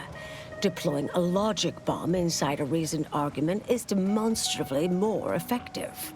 A brain-off against an Order anchorite isn't entirely without risk. We could employ certain other methods to deal with her. From our former department's playbook. Oh, yes, a book you wrote titled Making an Execution Look Like an Accident. Despite the moral quandary ideally involved, unseen consequences still abound. That's hyperbolic at best. Data suggests significantly fewer unpredicted outcomes than outright murder, if properly executed. And I'm quite capable of skewing results in our favor. And here I thought you'd begun to change.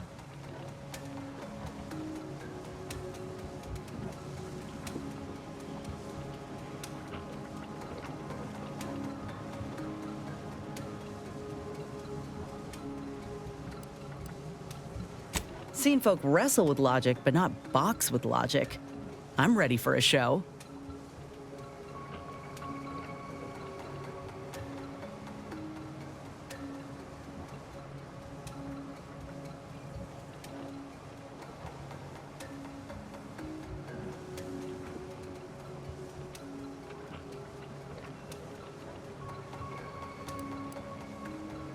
Seems reasonable.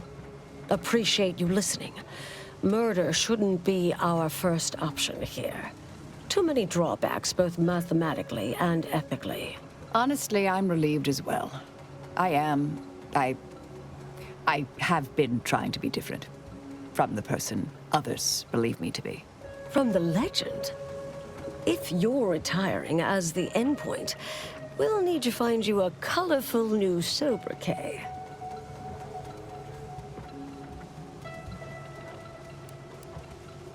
Oh, how about Executioner Emeritus? The Decimator. Get it? 'Cause of math. Oh, I like that one. All right now, all right. We should go. Typical argumentation may prove useless, and she'll likely see through most attempts at deception. Be clever, unpredictable, surprise her. But in the event you should fail, you'll need a viable backup plan, or it will erase any chance of success completely. The Anchorus is housed in a test chamber similar to this one. It's been refurbished with some rather tacky furniture, but much of the old experimental apparatus remains. There is a hatch near the elevator upstairs. An external ledge leads to a vent system that can connect the two chambers. Doing so will expose the Anchorus to a lethal atmosphere. I'll need to make an announcement afterward that an accident has occurred tied into the experiment. For an extemporaneous plan, it's not a bad one. What if the Anchorus realizes what we're doing and calls for help? I'll cut off her comms when she begins pleading. Oh, that sounds even more heartless when I say it out loud. Please choose wisely. Here's the hatch key in case you need it. May all your endeavors elicit expected results. And Marisol, do keep out of trouble.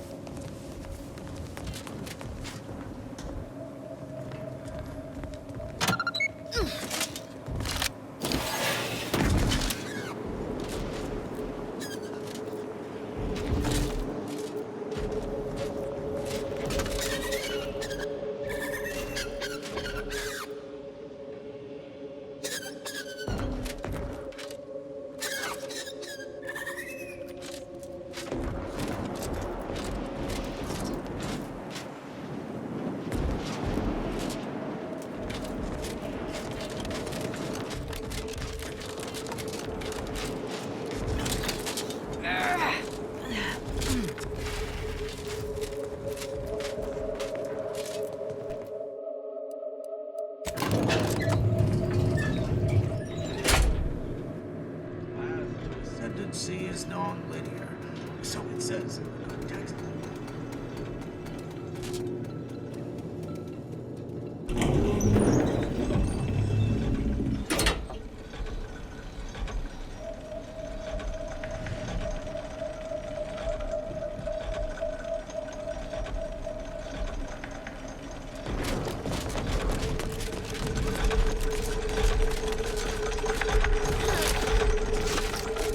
Yeah!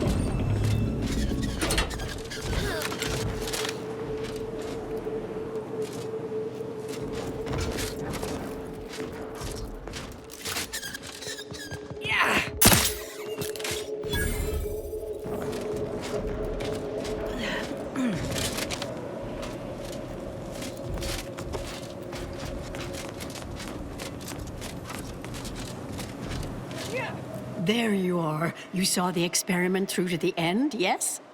The data hasn't arrived yet, so please do tell. Was it as beautiful as I imagined? Any inklings to the result? Or perhaps I oughtn't have recloistered myself till after the experiment concluded, Well, don't just stand there. Tell me everything.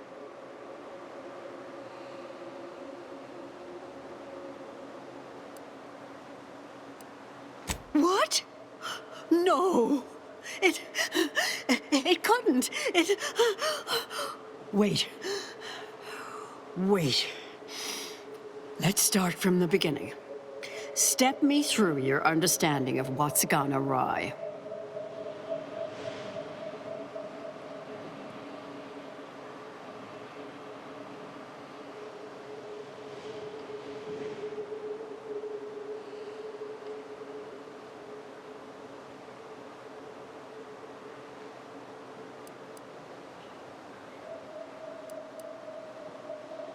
Really? In what way?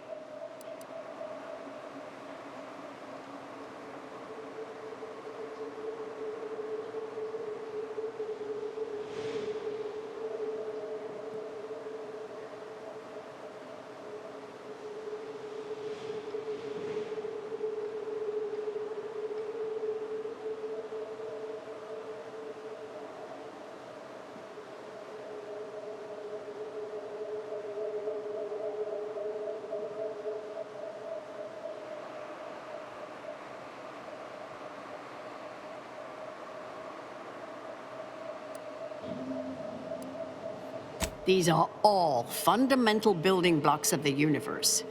Together, they form the primordial soup our galaxy was formed from. This is widely recognized in scientific circles. This was just a start.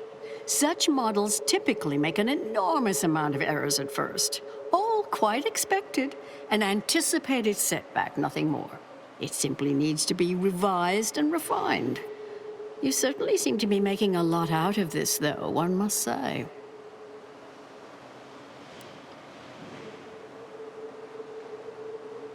Now, I'm starting to believe you're just needlessly fretting.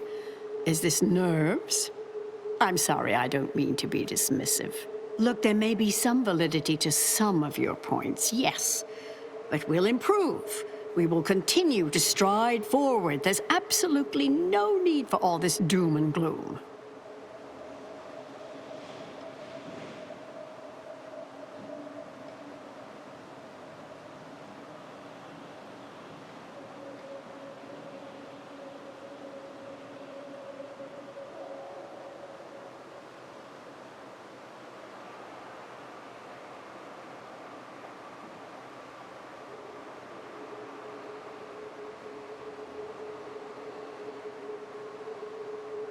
Why, I'm shocked. I'm certainly glad Seer Bujold isn't present to hear such needlessly provocative and deplorable accusation. There is no call for that sort of meanness in the scientific field, and I can personally attest that it is categorically untrue. Now, is that all? Because I think I've had enough of all this. Everything we've done here is built off Seer Bujold's research, which is quite brilliant.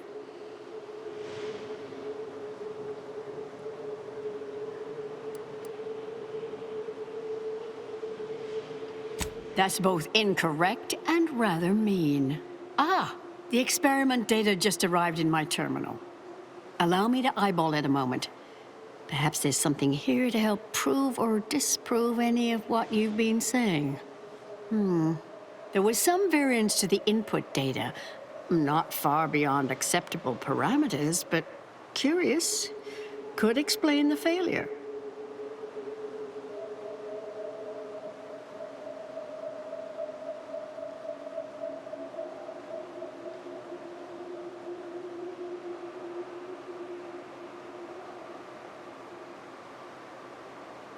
Oh, come. One bad test wouldn't mean the science is completely flawed.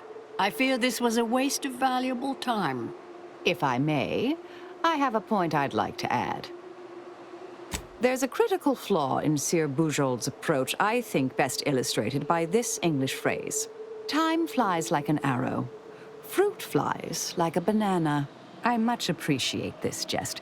Very simple, yet clever. Because in English, the word like can mean similar to or I prefer.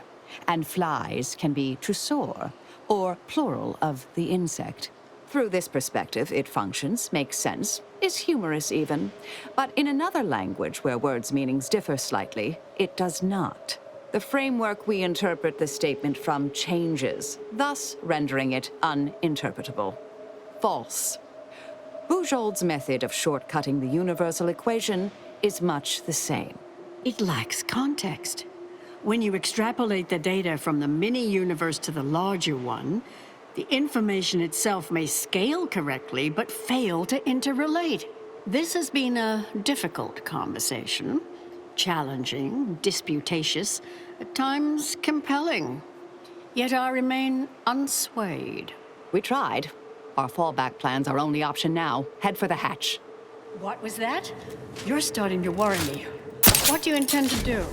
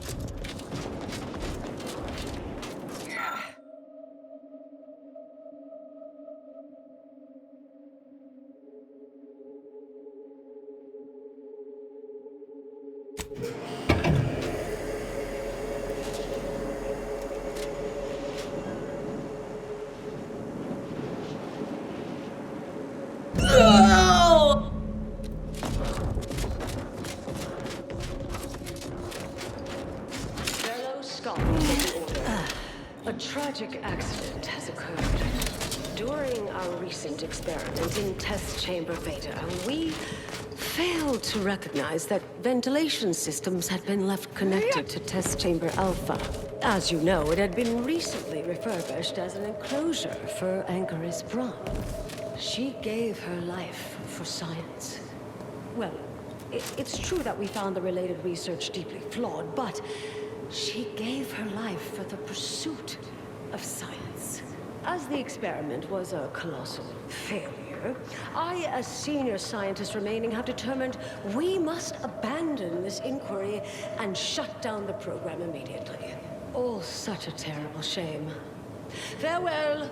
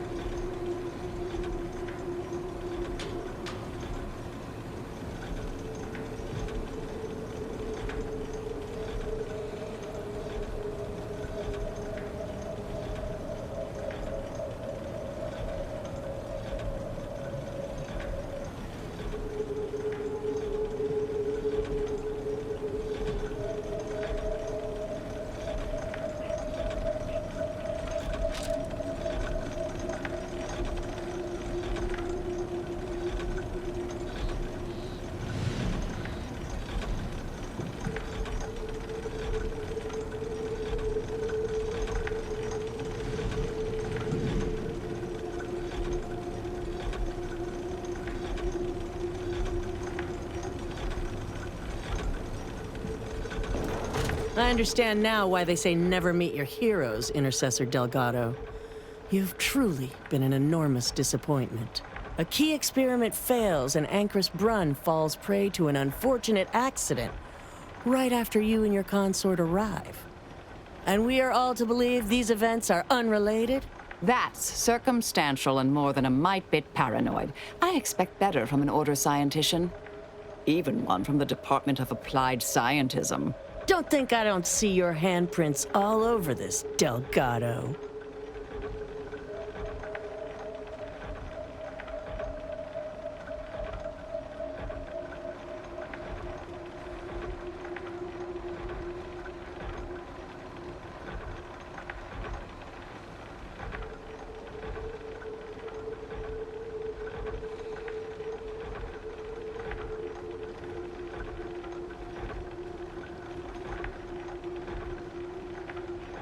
Don't try to lay the responsibility for this on me.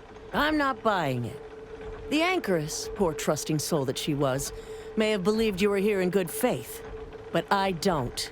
You're looking more and more like enemies to me.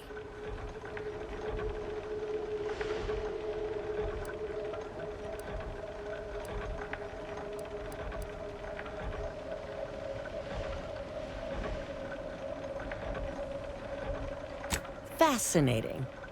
You know, I reviewed that work myself, right? I'm well versed in manipulative prevarication from feckless mutineers. Try again. Or try facing a gauntlet of well-trained exemplars. I could always choose for you.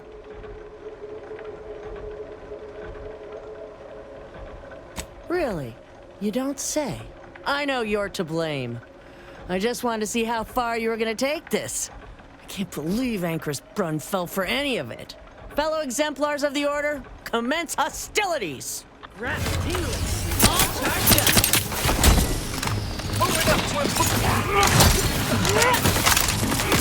Vitals are in the red, Commander.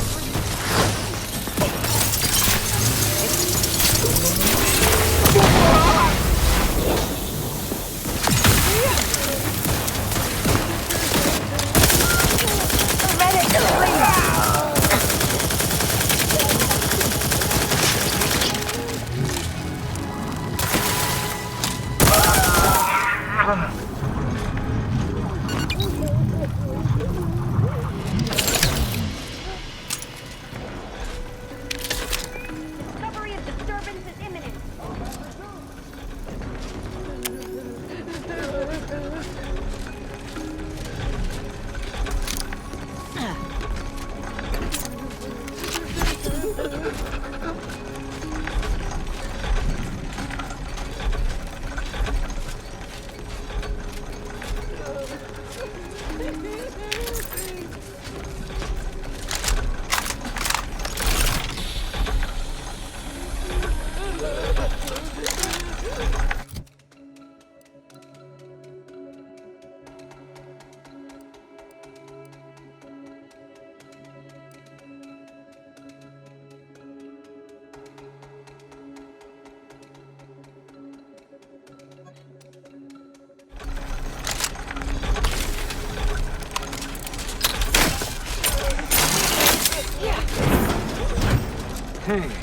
Sources. Facilities fortificator at ready status.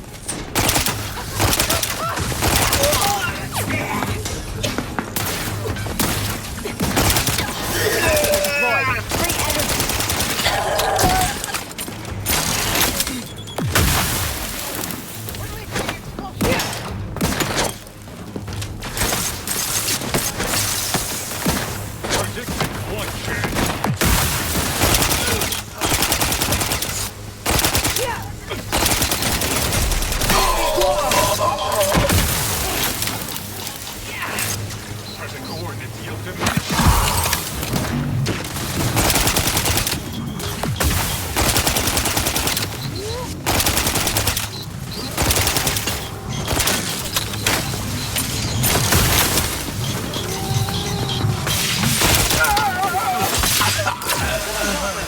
Out of sight and on the way. Let's get you healed.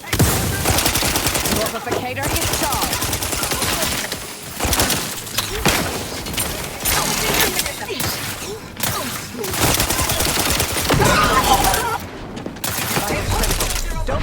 statistic, Commander.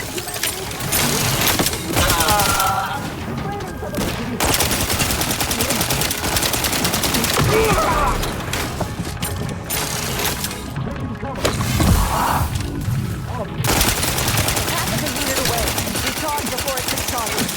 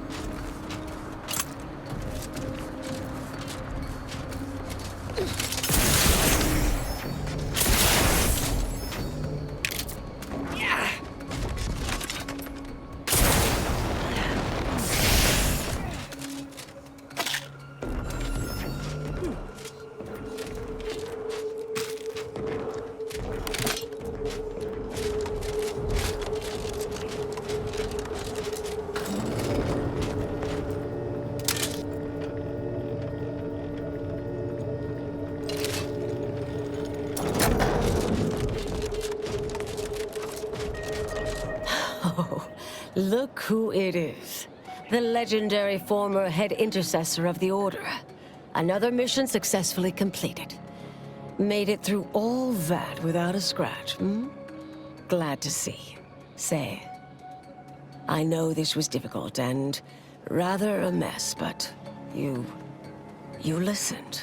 You tried to do right before you did what you must. I appreciate it, the attempt. No matter how that may sound. The credit or blame belongs to the commander here. It was their decision, ultimately. You forget I know you. You always thought you knew better. No one could ever convince you of anything. Before, that is. Good to see. Maybe you are facing yourself. There are a few things I'm still not used to saying. I was wrong. I'm sorry. Please. And thank you. But thank you, Anais. At any rate, I'm off. You all take care now. Marisol, don't be too enigmatic or anything. Try. Before I forget. Meant to give you this earlier. Oh, thank you, Anais.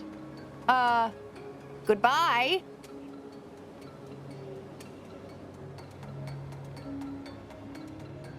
Oh, Brunn obviously murdered her. Thought you knew that. Perhaps it was an accident.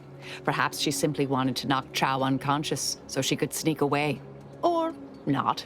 Indefinite immurement isn't for everyone. Even the finest minds may crack under the strain. But her canned, feigned concern about Chow, how she kept changing the subject, both belied an underlying sense of guilt to me. Oh, not really. Not yet, at any rate. Everything's a bit raw right now. But suppose I will be. Thank you, dear. Might take some time for Marisol to see yet, but I reckon this was the best possible outcome. There's always another way. Now she knows that too.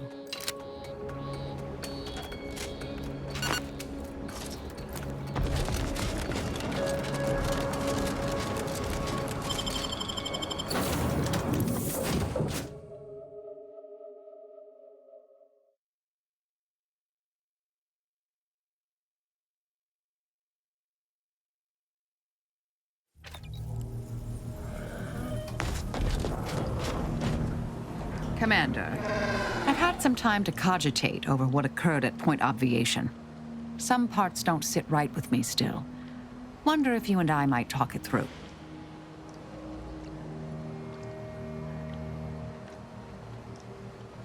A bit, yes.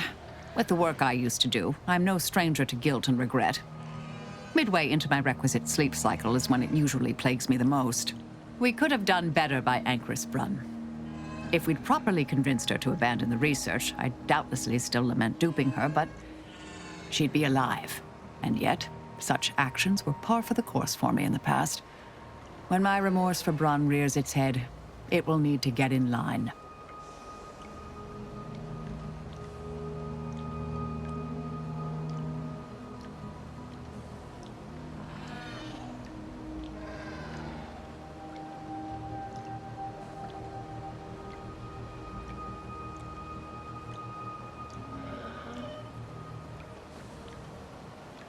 Yes, Southworth was complicit. And now she's dead.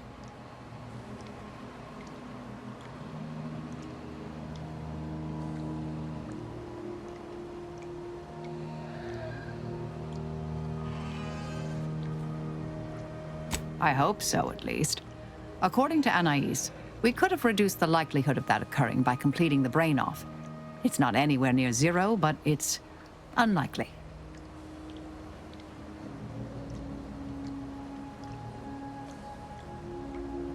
She seemed pleased that we at least attempted to address her concerns, so I've changed, apparently.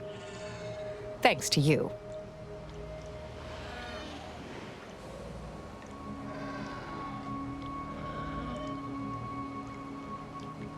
It's been a while since anyone gave me a good talking to like Anais did. And I'll admit your influence has been rather positive. I'm pleased with the path I'm on now. I didn't think this is what the plan had in store for me. I've been facing myself with the same zeal I face my enemies. With tidier results. Appreciate you taking the time to talk it over, Commander.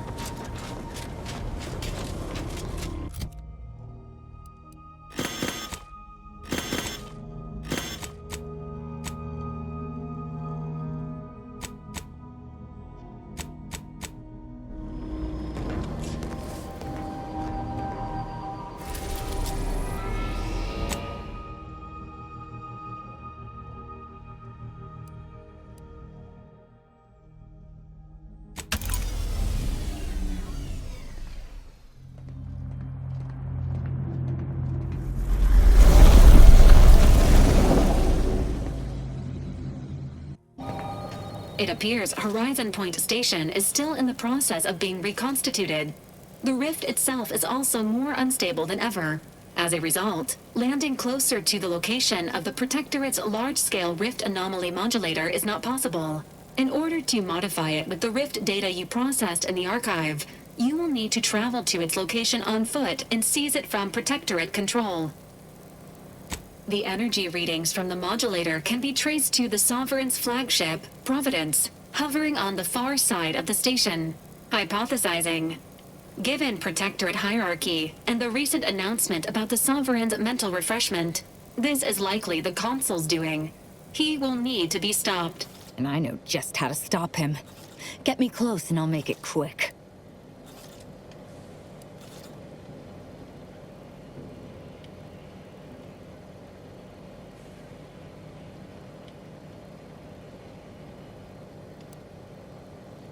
The Consul's motives are unknown.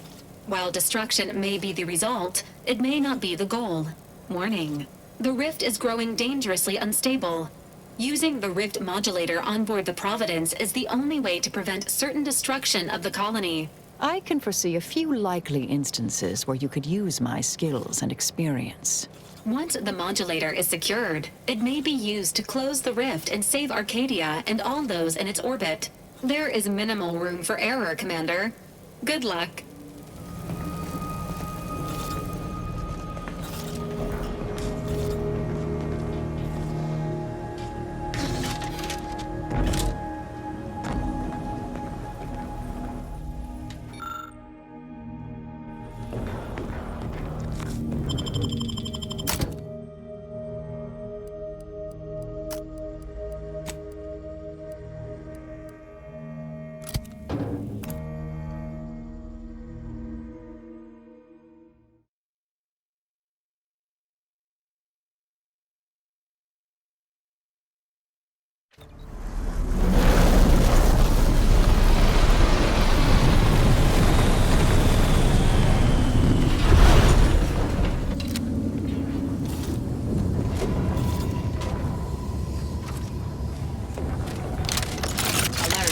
Failure to match nearby hostiles to known Protectorate biological signatures. That must be the Providence.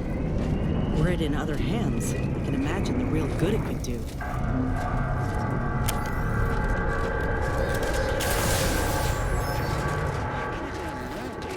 It is who we are. And first, the eyes, the ears, the brains of Horizon Point Station to determine who introduced the flaw into our perfect skip drive manufacturing process. We must all fulfill our duty to the Protectorate, but none of us can do it alone. Remember, we're all in this together. The skip drive is our legacy. It is our mandate. It is who we are. And it falls to you. The eyes, the ears.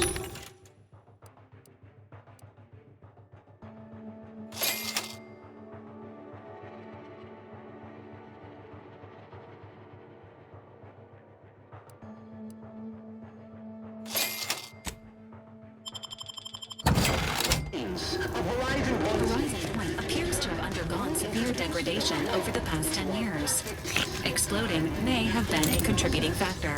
Gives you shivers, don't it? But none of us can do it alone. Remember, we're all in this together. The skip drive is our legacy. It is our mandate. It is who we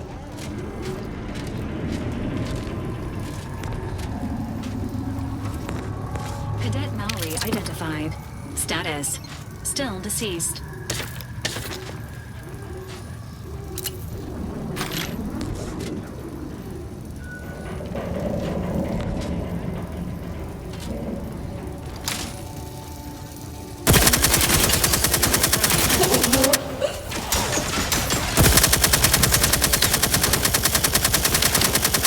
Got company, Commander. Transfer time.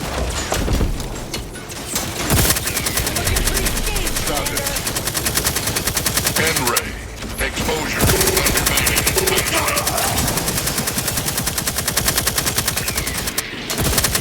N-ray. Exposure. Undermining.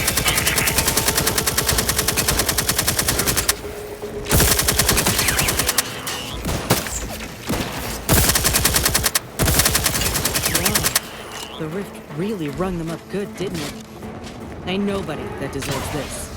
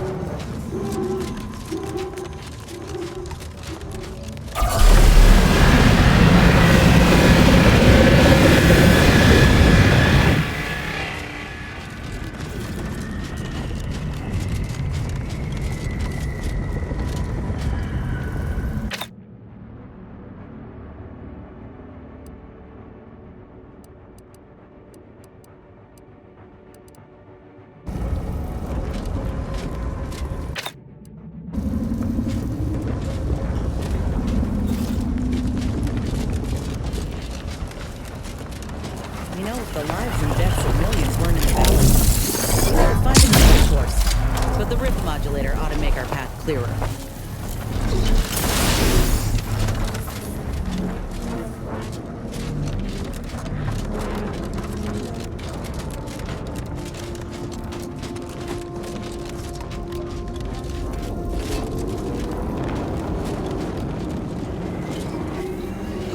Plasma hazard ahead. Please seek an alternate route.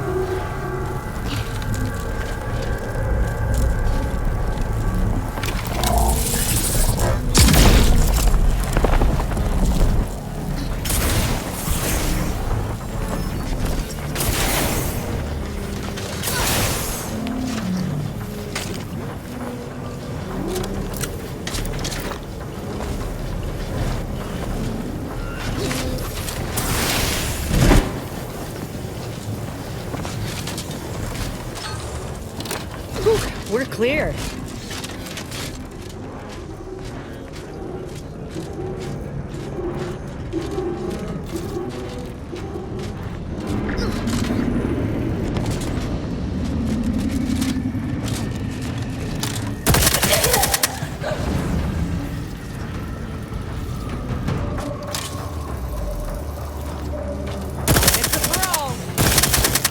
Standing by with life support.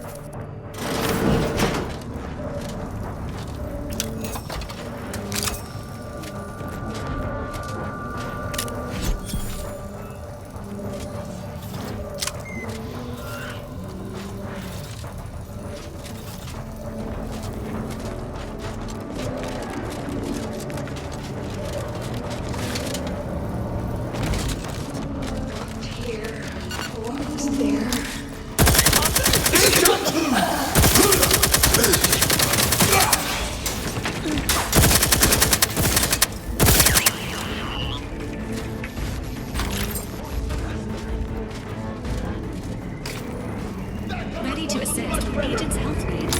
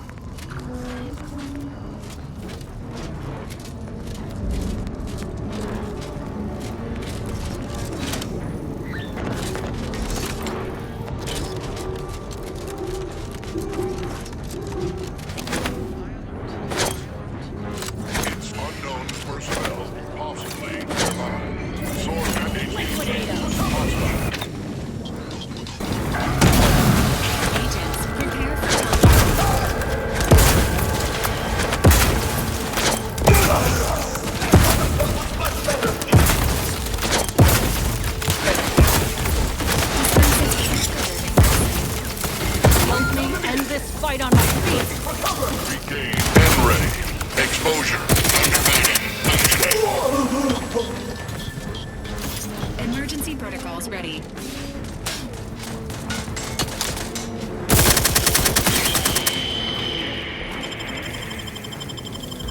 Back in business.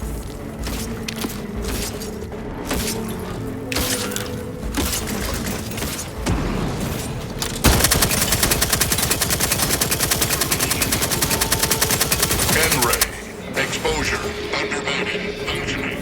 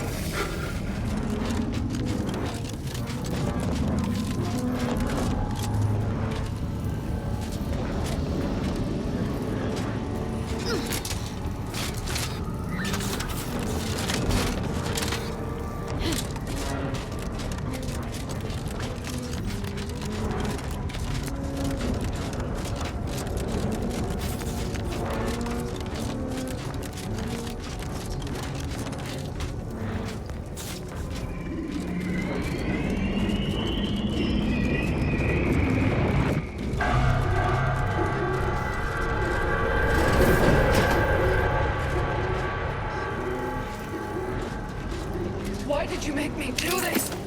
Why? A voice match has been found for Agent Pascal. However, Agent Pascal is dead. This unit may need maintenance.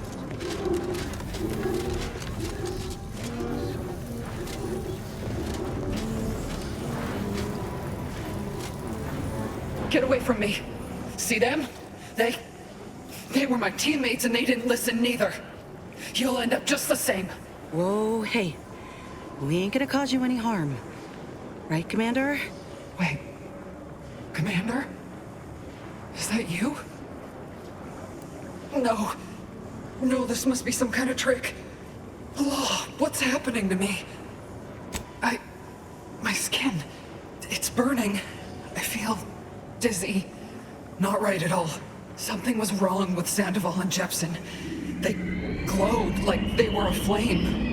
They ran in, jumped at me, clawed at me. Oh, I had to kill them. How do I know you won't turn against me as well? How do I know you won't come at me with murder in your eyes?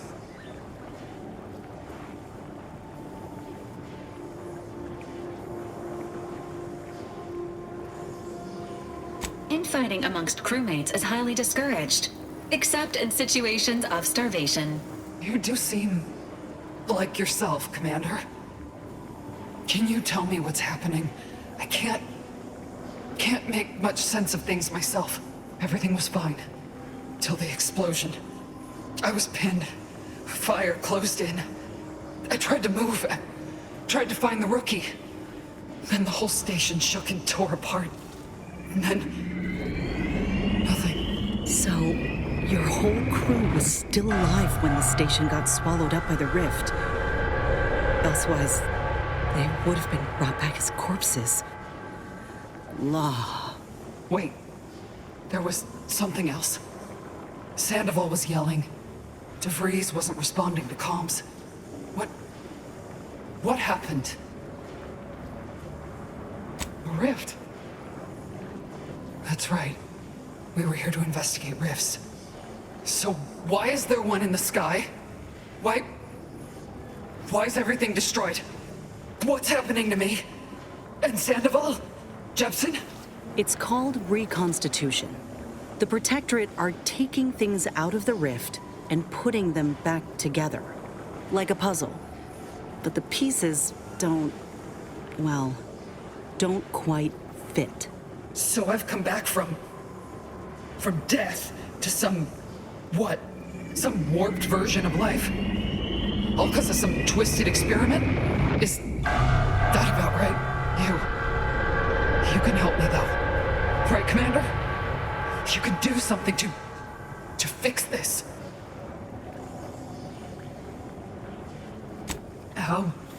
How much time? With the way I'm bleeding out, I ain't sure how long I can hold on.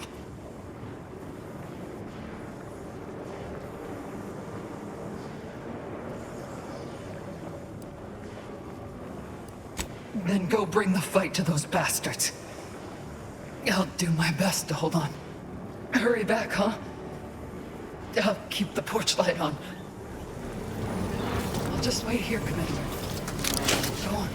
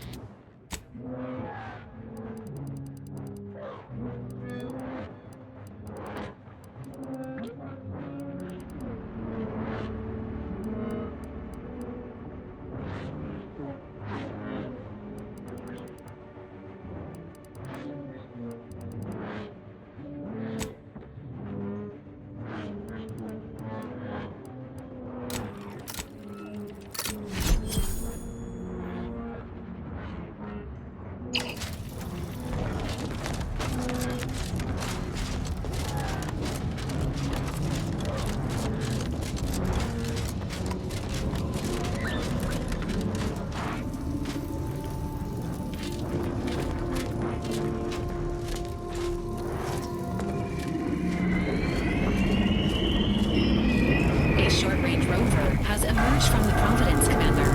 Destination: Horizon Point. Intention: unknown.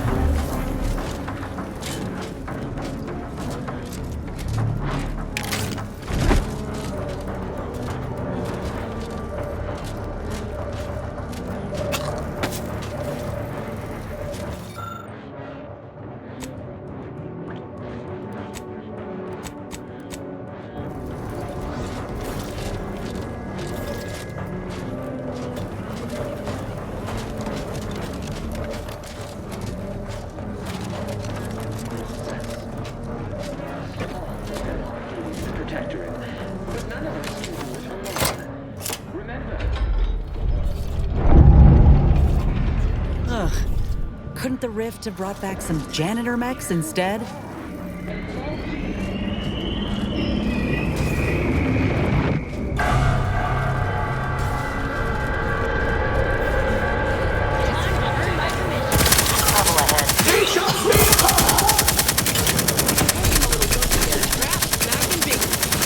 Henry, exposure, undermining, functioning.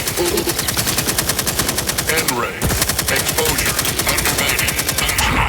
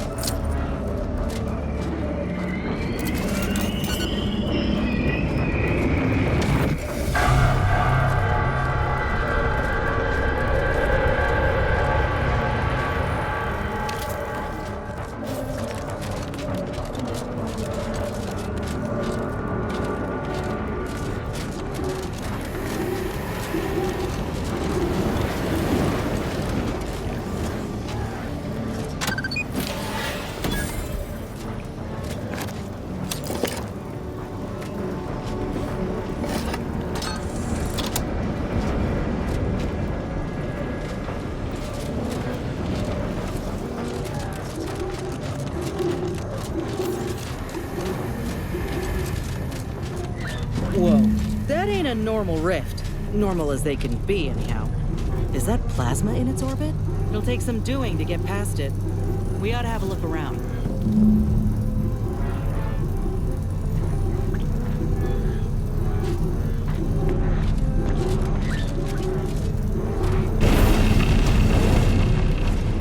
This is scientist Bernard Rand, sent to Horizon Point Station by order of the Council.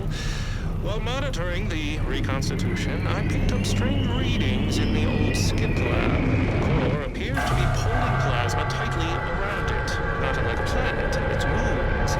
Fascinating, though it thwarts my attempts to gather more data. Fortuitously, in searching the remains of the lab, I found an equation that could manipulate the core just enough to clear the chamber. And my way to professional acclaim. Let this be a record of Protectorate ingenuity. Bernard Rand, the man who marched fearlessly into chaos and tamed it. Well, at least we can treat his utter and complete failure as a lesson. We ought to look around for a different equation.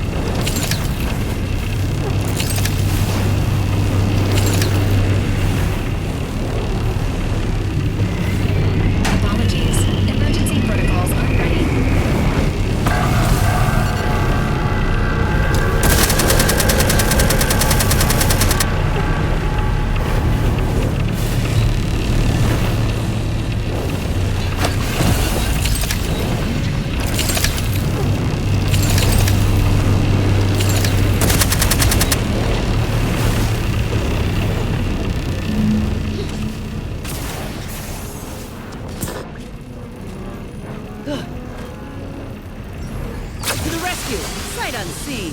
Happy to help, discreetly.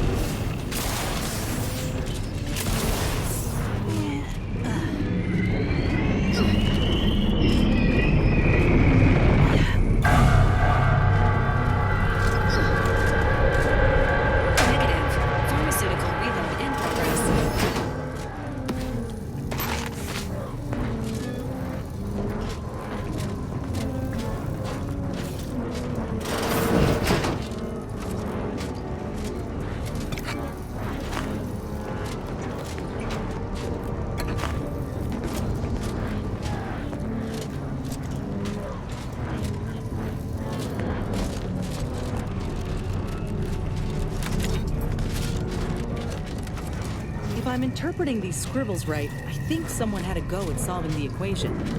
Ain't finished, though.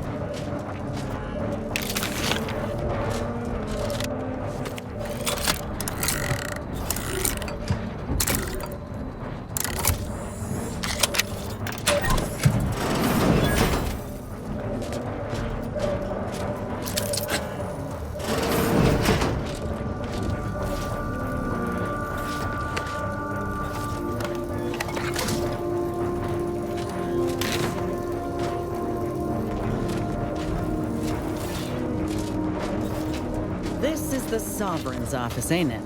It reeks of overcompensating.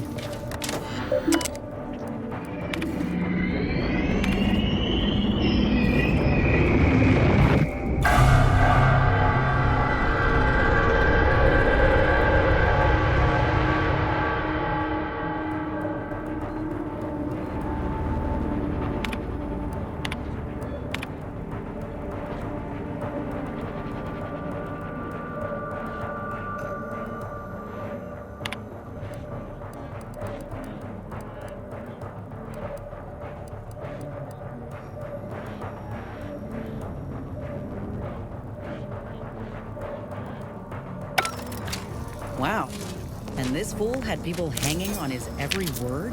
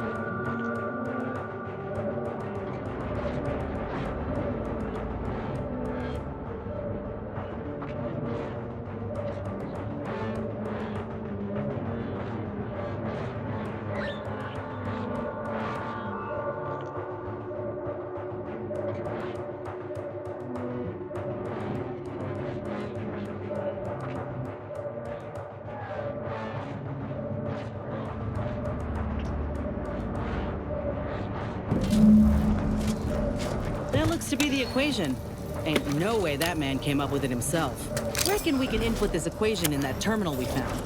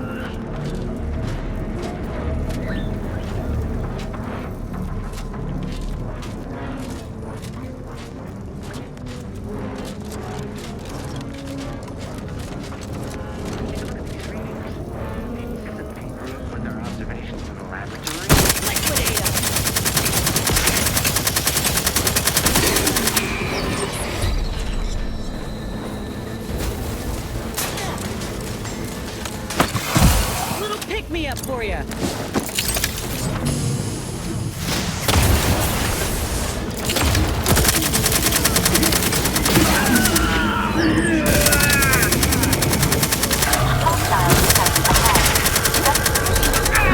Rovers our ticket up to the ship.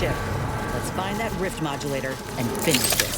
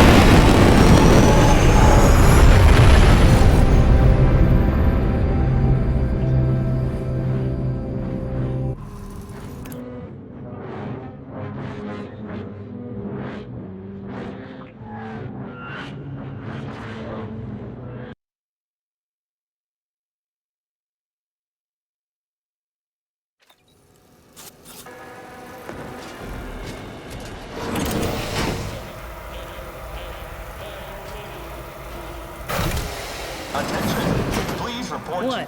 No welcoming committee? Huh.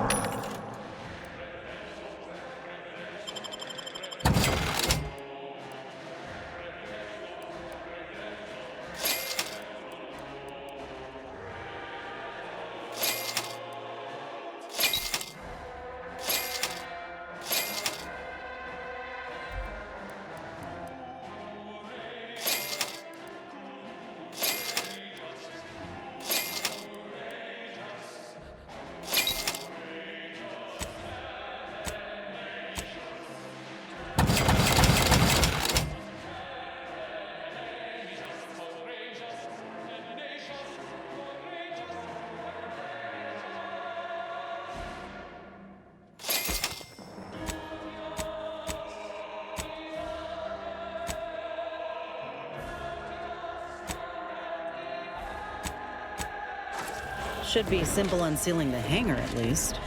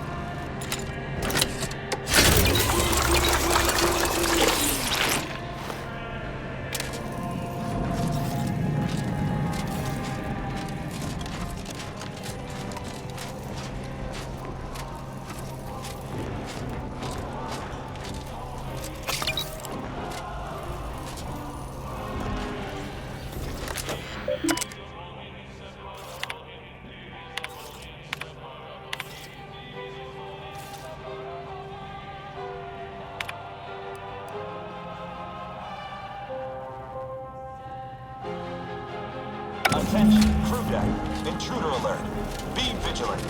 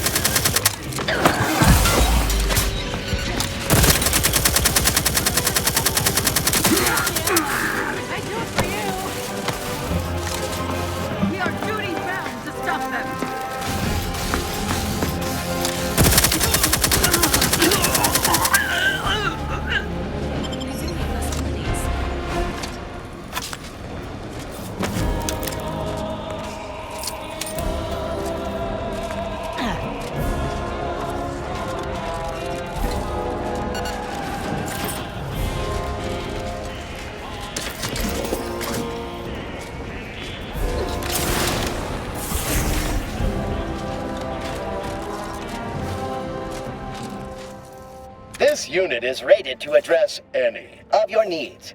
If your needs are emotional, rest assured that any silences on this unit's behalf are accepting and understanding. Please make a request.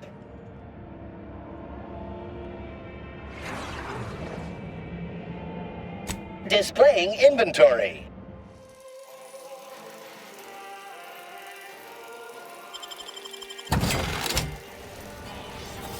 If you must replace lost equipment, please make a request.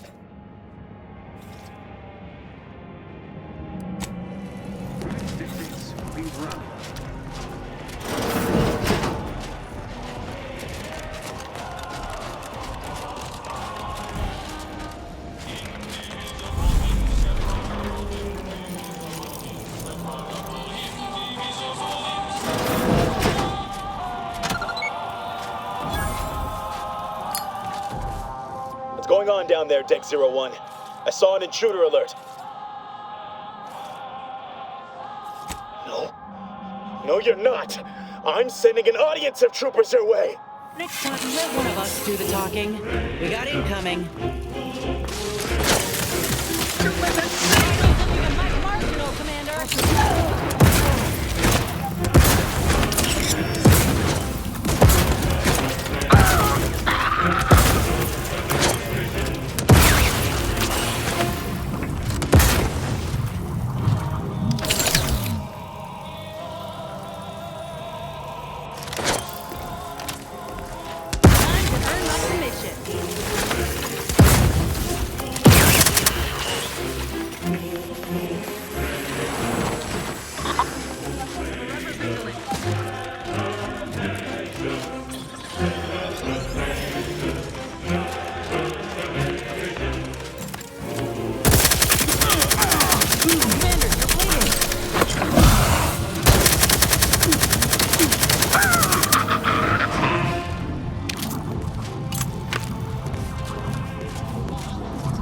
Medkit coming your way!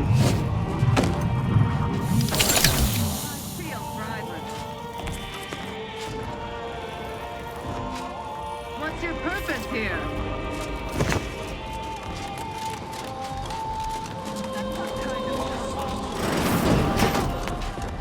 Yeah, you know, I'd really rather not deal with any of that. Can we try to let me handle this?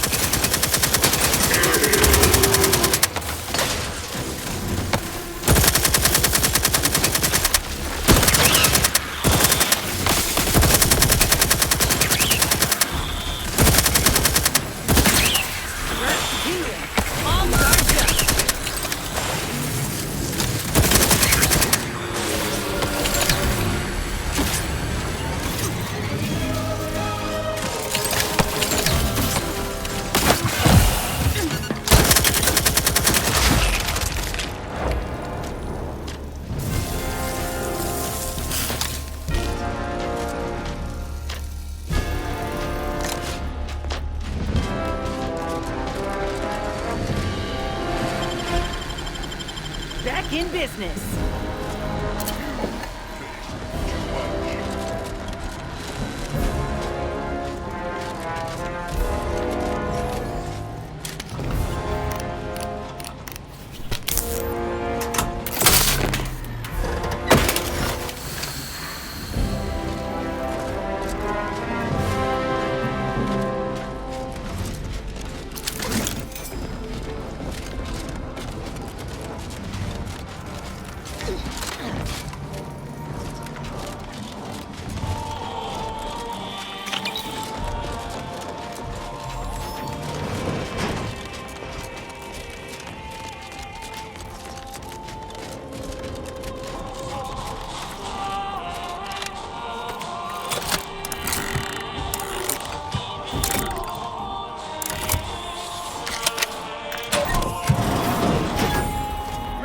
Unscrupulous criminal element. Please note, this unit acknowledges that the...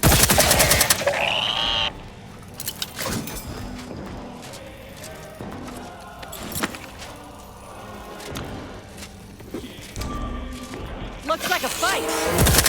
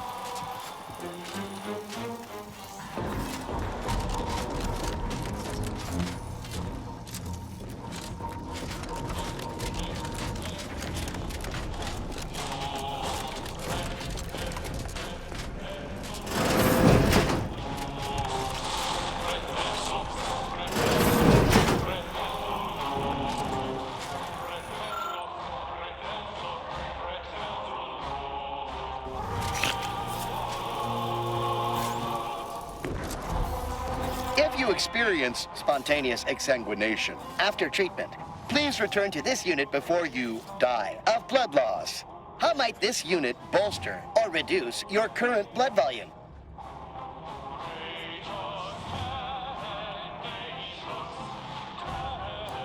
Request received. Locating Cruelest medical tools. Complete. Commencing medical procedure. Please keep any and all fluid. How might this note? By viewing inventory, user admits they possess foreign currency and shall submit to inspection, interrogation, and / or violent beating by security. Displaying inventory.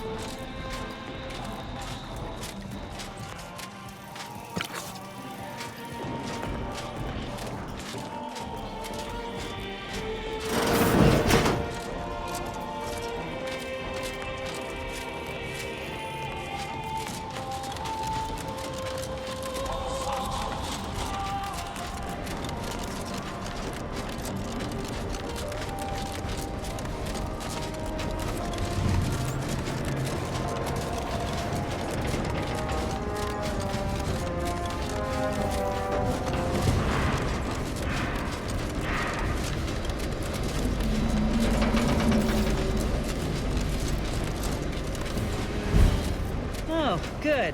We made it. I was expecting a wall of swinging axes and maybe a punch to the face to top it all off.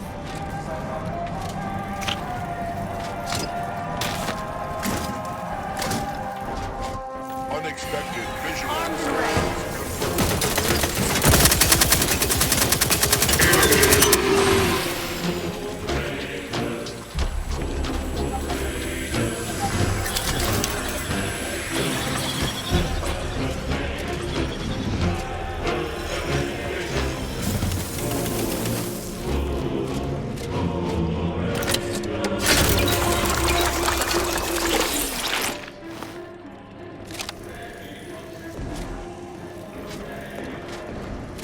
Attention. Under these circumstances, locating the access credentials or proceeding by stealth is recommended. The Rift modulator is likely located on this deck. More information may aid in its acquisition.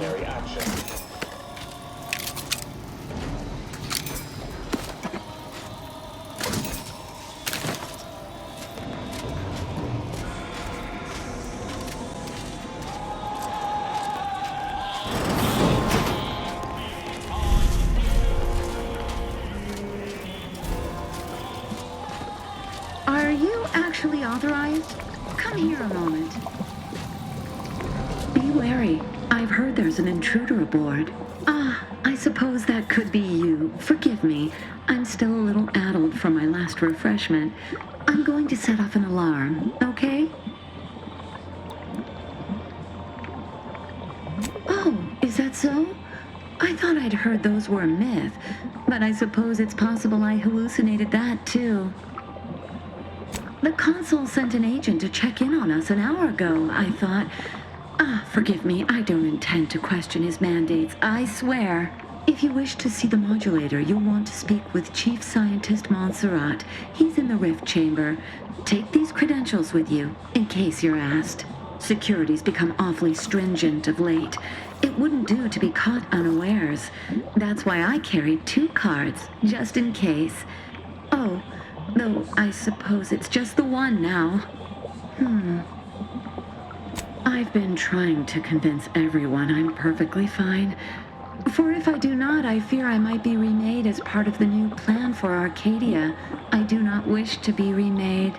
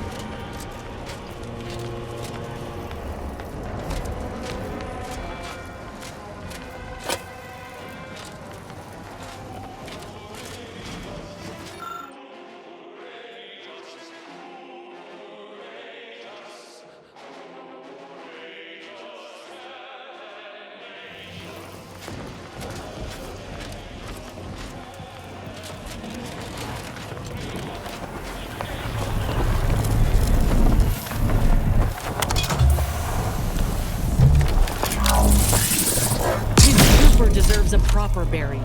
Not this. Damn bastards.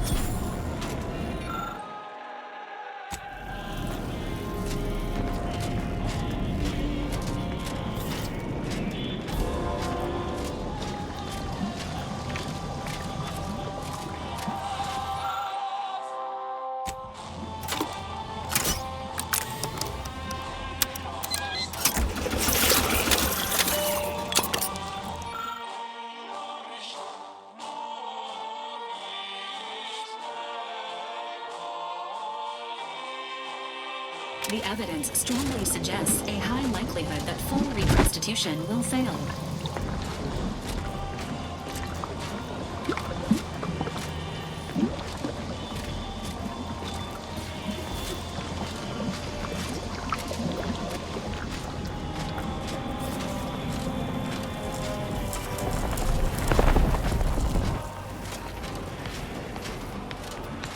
Go about your business, or do not.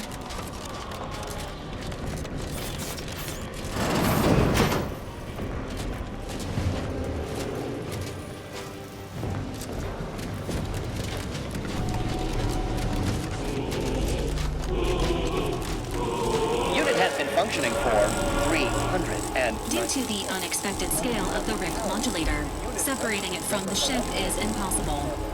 This unit recommends seeking more information about the modulator. Apologies, this unit's conversation is functioning intermittently.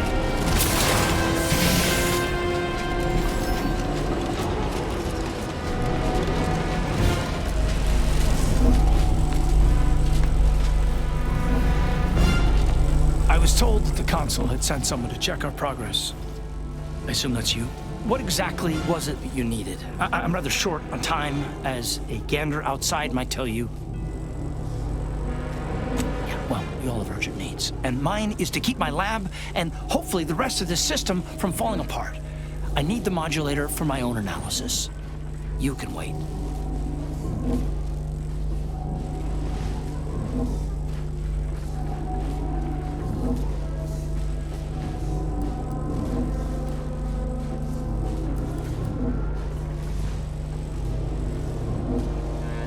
I'm not intending to be difficult. As you might surmise, matters have been tense these past few hours, growing more so every moment. Do you grasp what's going on here? Reconstitution is not working as expected. We are dealing with twisted versions of what was once normal. It's as I've been saying for weeks, but still, this ludicrous experiment continues. And what makes you think that you have the authority to fix this?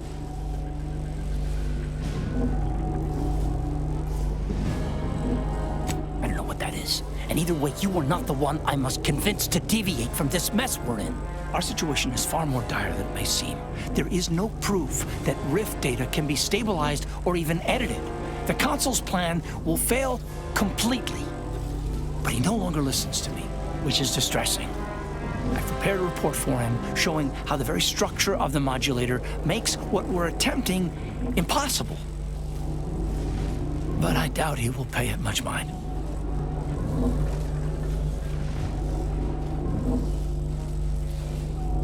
Yes, but as I said, I fear the report won't do any good.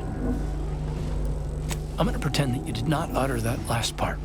But if you're even half as confident as you seem, perhaps you can convince the Consul to see reason. Here, use this keycard on the module over there. It will allow you to download my report and grant you access to the control deck. I hope you're able to sway him. Because if you don't, we're all dead. A deck up in the control room. The Consul is the only one who has the means of controlling it, which makes your persuading him that much more necessary. Go now. Authorized visitor aboard. Do not be alarmed.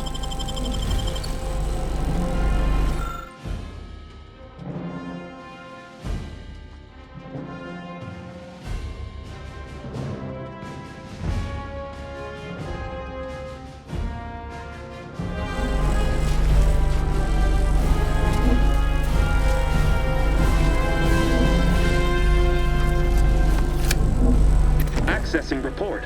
Rift restoration analysis. Compiled by Chief Scientist Monserrate. Marked for delivery to Consul Thoreau. Esteemed Consul, after much analysis, my conclusion is that the modulator we have worked tirelessly to build will not function as intended when used for reconstituting matter from rifts. Every test of reconstitution has resulted in demonstrable failure. Proceeding as we are now with Horizon Point Station will surely lead to severe, unanticipated consequences.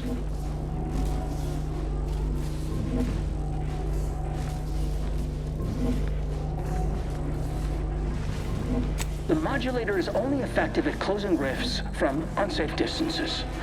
Using it to close exacerbated rifts will certainly lead to the destruction of any vessel carrying it. Unfortunately, the data that we originally had hoped for from the ancient rifts detected in the far reaches of space untouched by humanity has not yielded any of its secrets. And we are now out of time. All of our recent readings suggest that we're on the verge of losing control of this rift. I recommend diverting from our current plan before it is too late for Arcadia. I've included extensive notes and annotations appended to the modulator schematics to substantiate these conclusions. I know you will guide us wisely, my dear Consul.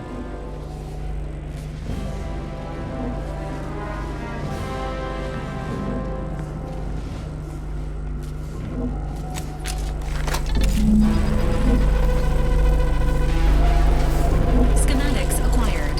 However, the information contained here also indicates the existence of rifts beyond where humanity has traveled. This does not compute. Finding the Consul should remain your top priority, Commander. Please postpone any existential crises for a later date.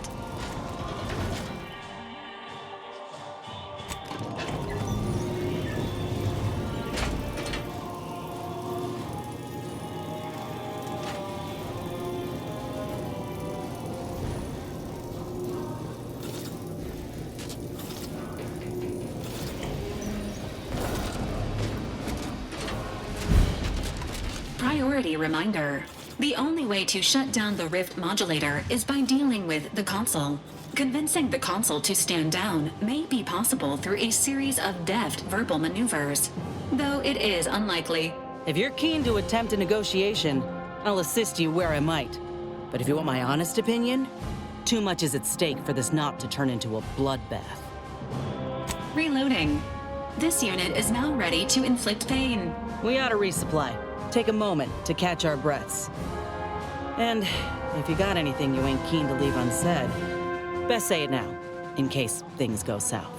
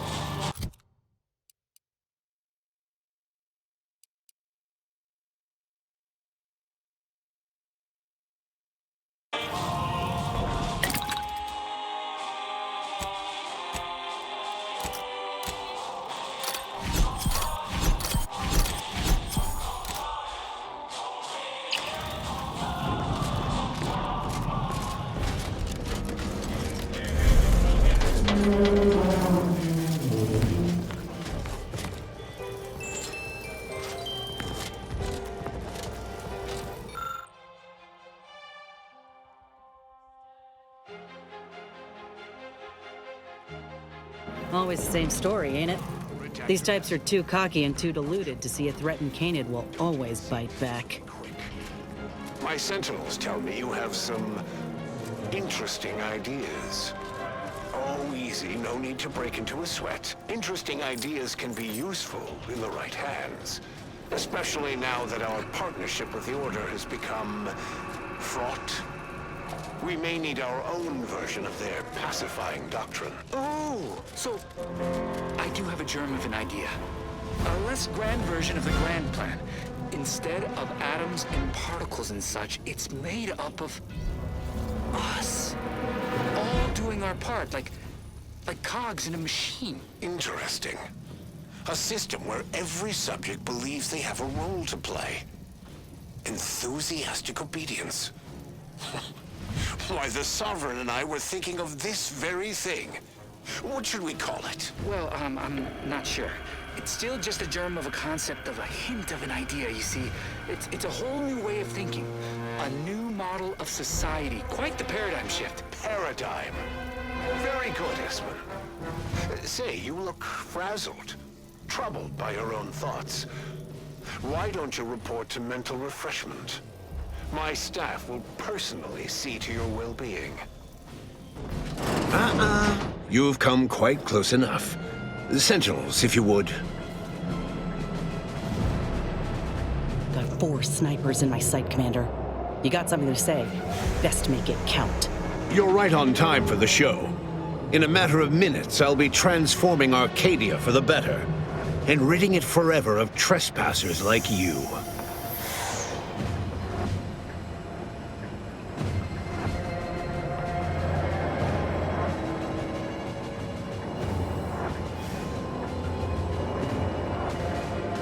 I've noticed, Commander. Yes, I know well who you are. In any other situation, I might be compelled to take you apart and see how precisely it is you operate, but time, it would seem, isn't on your side. You are a relic of an impotent institution, propelled forward by nothing more than luck and foolhardy metal.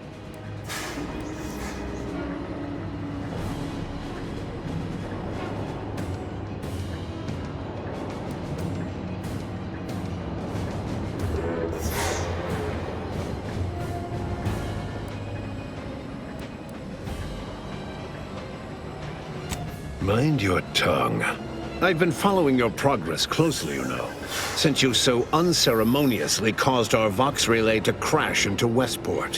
When you began your dealings with the Order and the Corporatists, I thought that perhaps having a chaotic element in their midst could work in our favor.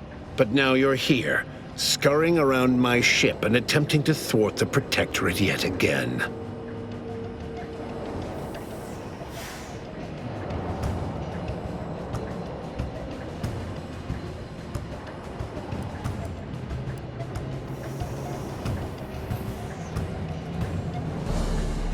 You think yourself clever, don't you? The Sovereign is indisposed, leaving myself as the sole custodian of Arcadia. What's his is mine. And the victory I inevitably clench over you, over anyone, will be his in turn, even if he's not here to bask in it.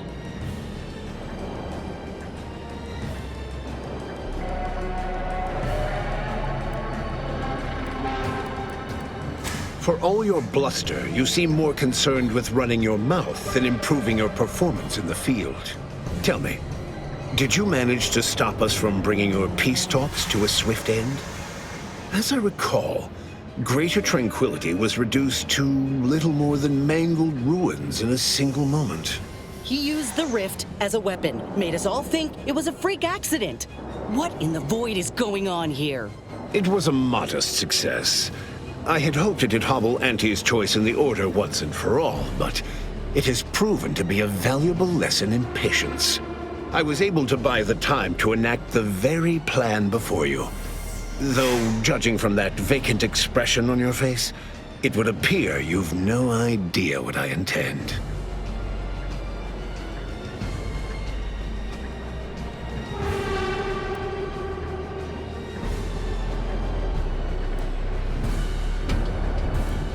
It's only a crime in your estimation.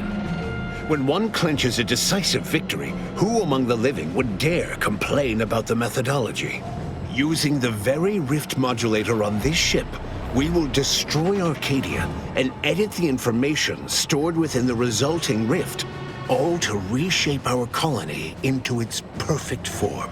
Horizon Point's destruction all those years ago was a tragedy, yes, but without it, we might never have opened our eyes to our true purpose and the possibility of Arcadia's rebirth. When the Matriarch discovered the first skip drive, she set us on a course to elevate humanity. We're now writing our path, and I will do my part as the architect intended.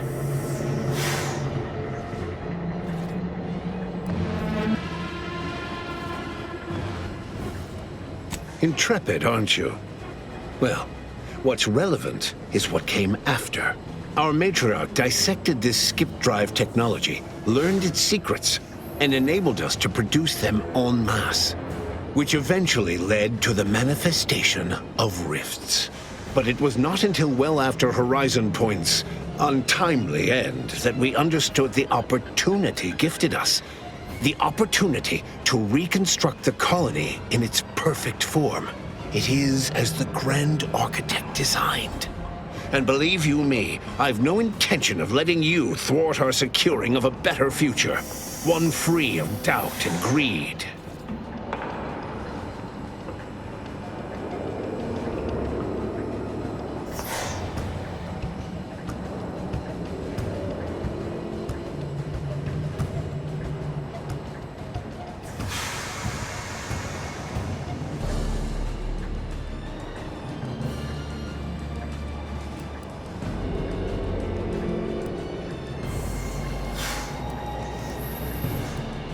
I've found when most people haven't a leg to stand on, they fall back into performative insouciance in an attempt to redirect the conversation. Always brazen, rarely effective. Listen closely. This is the work of the Grand Plan, guiding us toward humanity's ascension. Everything exists for this purpose. Since you took your time scurrying about my ship, presumably rifling through our things, I assume you also found information about the far-off rifts in untraversed space. That alone should tell you that we don't make our own circumstances. It seems they were made by the ship our matriarch found. A curiosity, isn't it? Without this discovery, we may never have realized the power we now possess with the rifts. Yes, the great architect works in mysterious ways. What else can I do but what is bidden?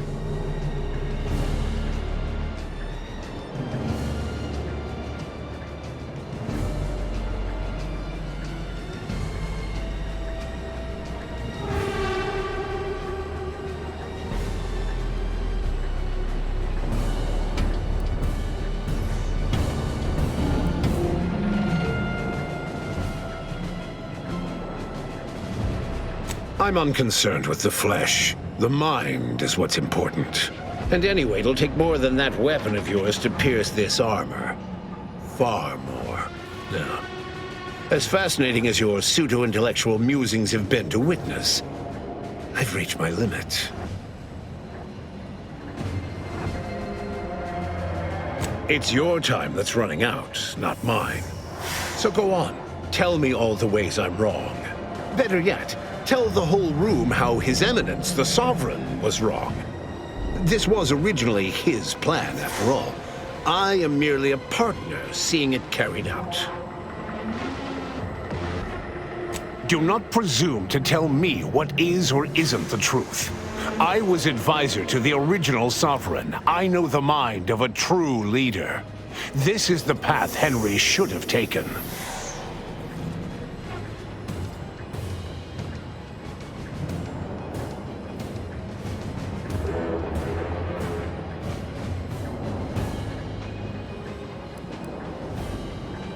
Acknowledged.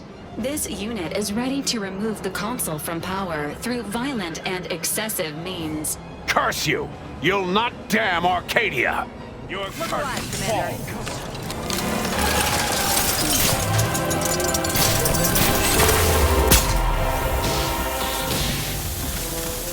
Let's end this. I've no time for games of cat and sprat.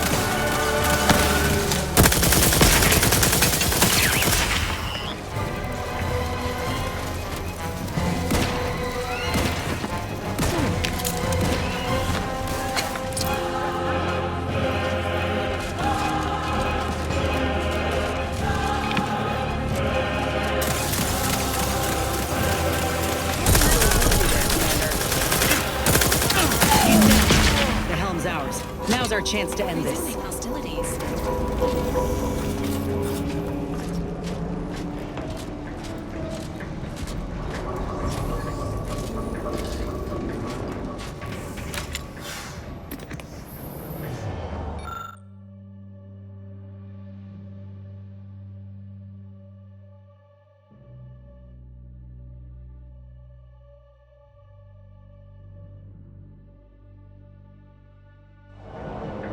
So there's no way to close the rift but to send one of us in. Did I got that right? Well, don't that beat all?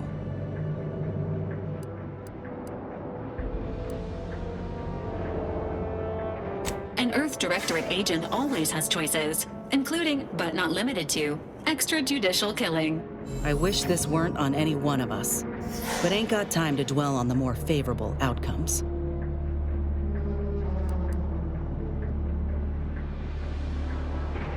Reminder, self-destructing is not permitted by this unit's programming. Addendum. Tampering with this protocol will result in your Valerie unit shutting down. Ain't that convenient?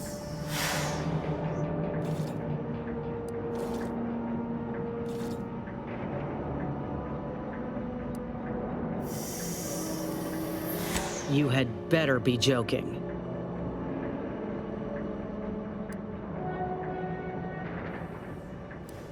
Well, someone here ought to be the keeper of the schematics. If you give them here, I could get them in front of the right folk. We'll use them with the processed rift data to produce more modulators. Good ones that'll end the rift threat, and that don't put their handlers in peril.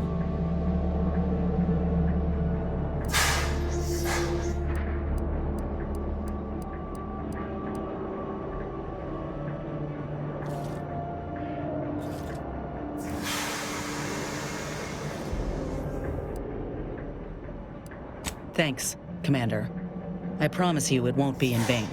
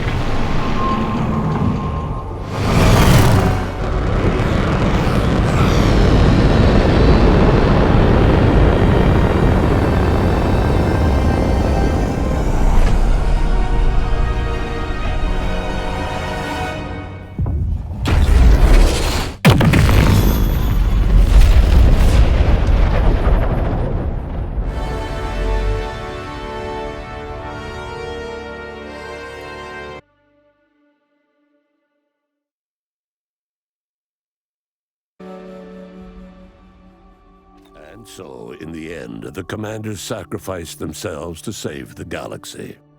No one knew their motives or thoughts in those final moments, though legends grew around this mythical agent of the Earth Directorate all the same.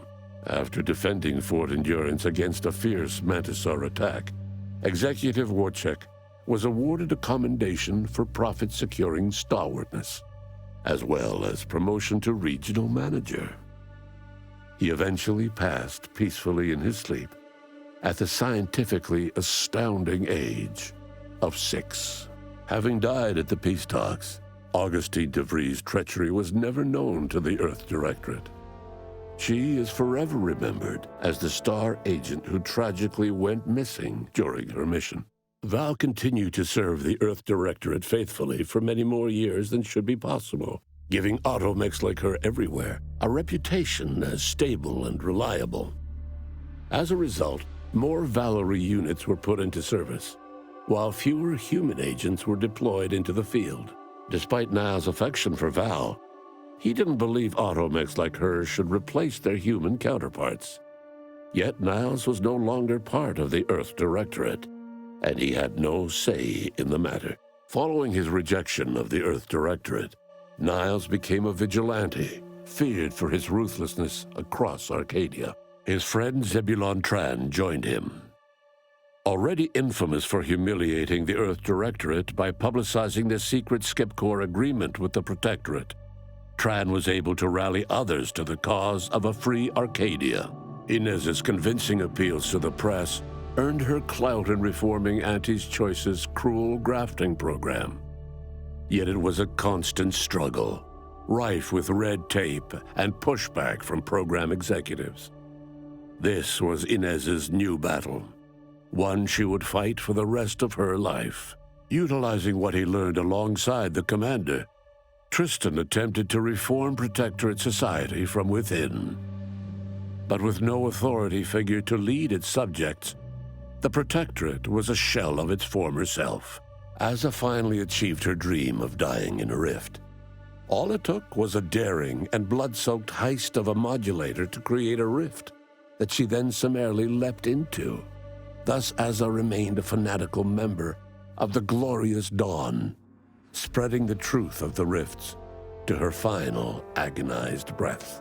Forced to think for themselves after a lifetime of luxurious certainty, Protectorate hardliners banded together to preserve their society. Without the Order or the corporatists controlling Arcadia, they had a real chance at making a comeback. Sovereign Varric was eventually discovered in mental refreshment in a placid and compliant state. All parties felt it would be best to leave him in the hands of the remaining Protectorate, who had the most experience with refreshment's process and victims. Despite the recent tumultuous events in Arcadia, it was business as usual for Free Market Station. Sub Rosa continued to supply the colony in the wake of the commander's actions. Unable to die in their sacred rift after it was closed, the Glorious Dawn heeded a new calling, seeking the modulators needed to create new rifts, so that they could die in those instead. The Earth Directorate's leaked agreement with the Protectorate did little to blunt the agency's mission or reach, especially with Skipcore technology released to the public domain. With unlimited sources for their drives, the Earth Directorate expanded their authority across the galaxy. The dangerous experimental research of Marisol's contact from Point Obviation lived on, with a Seer predicted 11.9% probability of yielding a universe-ending catastrophe. Meanwhile, an entrepreneurial work group of chemistricians unveiled a new flavor of Purple Berry Crunch. The release of the skip drive schematics to the public domain resulted in new and exciting opportunities for independent manufacturers. However, unchecked use of the drives would ultimately lead to an even greater proliferation of rifts, once again imperiling the galaxy. It was once again up to the Earth Directorate to swoop in and save the day, stamping out rifts as soon as they flared into existence. Eventually, and in textbook fashion, they solved this second rift crisis, but not before much damage had been done. All of these events turned on the decisive actions of the Earth Directorate agent and their unique way of navigating Arcadia, its disparate factions, social complexities, ubiquitous product placement, and arsenal of absurdly satisfying weaponry. But through it all, and to this day, Earth has remained inexplicably dark.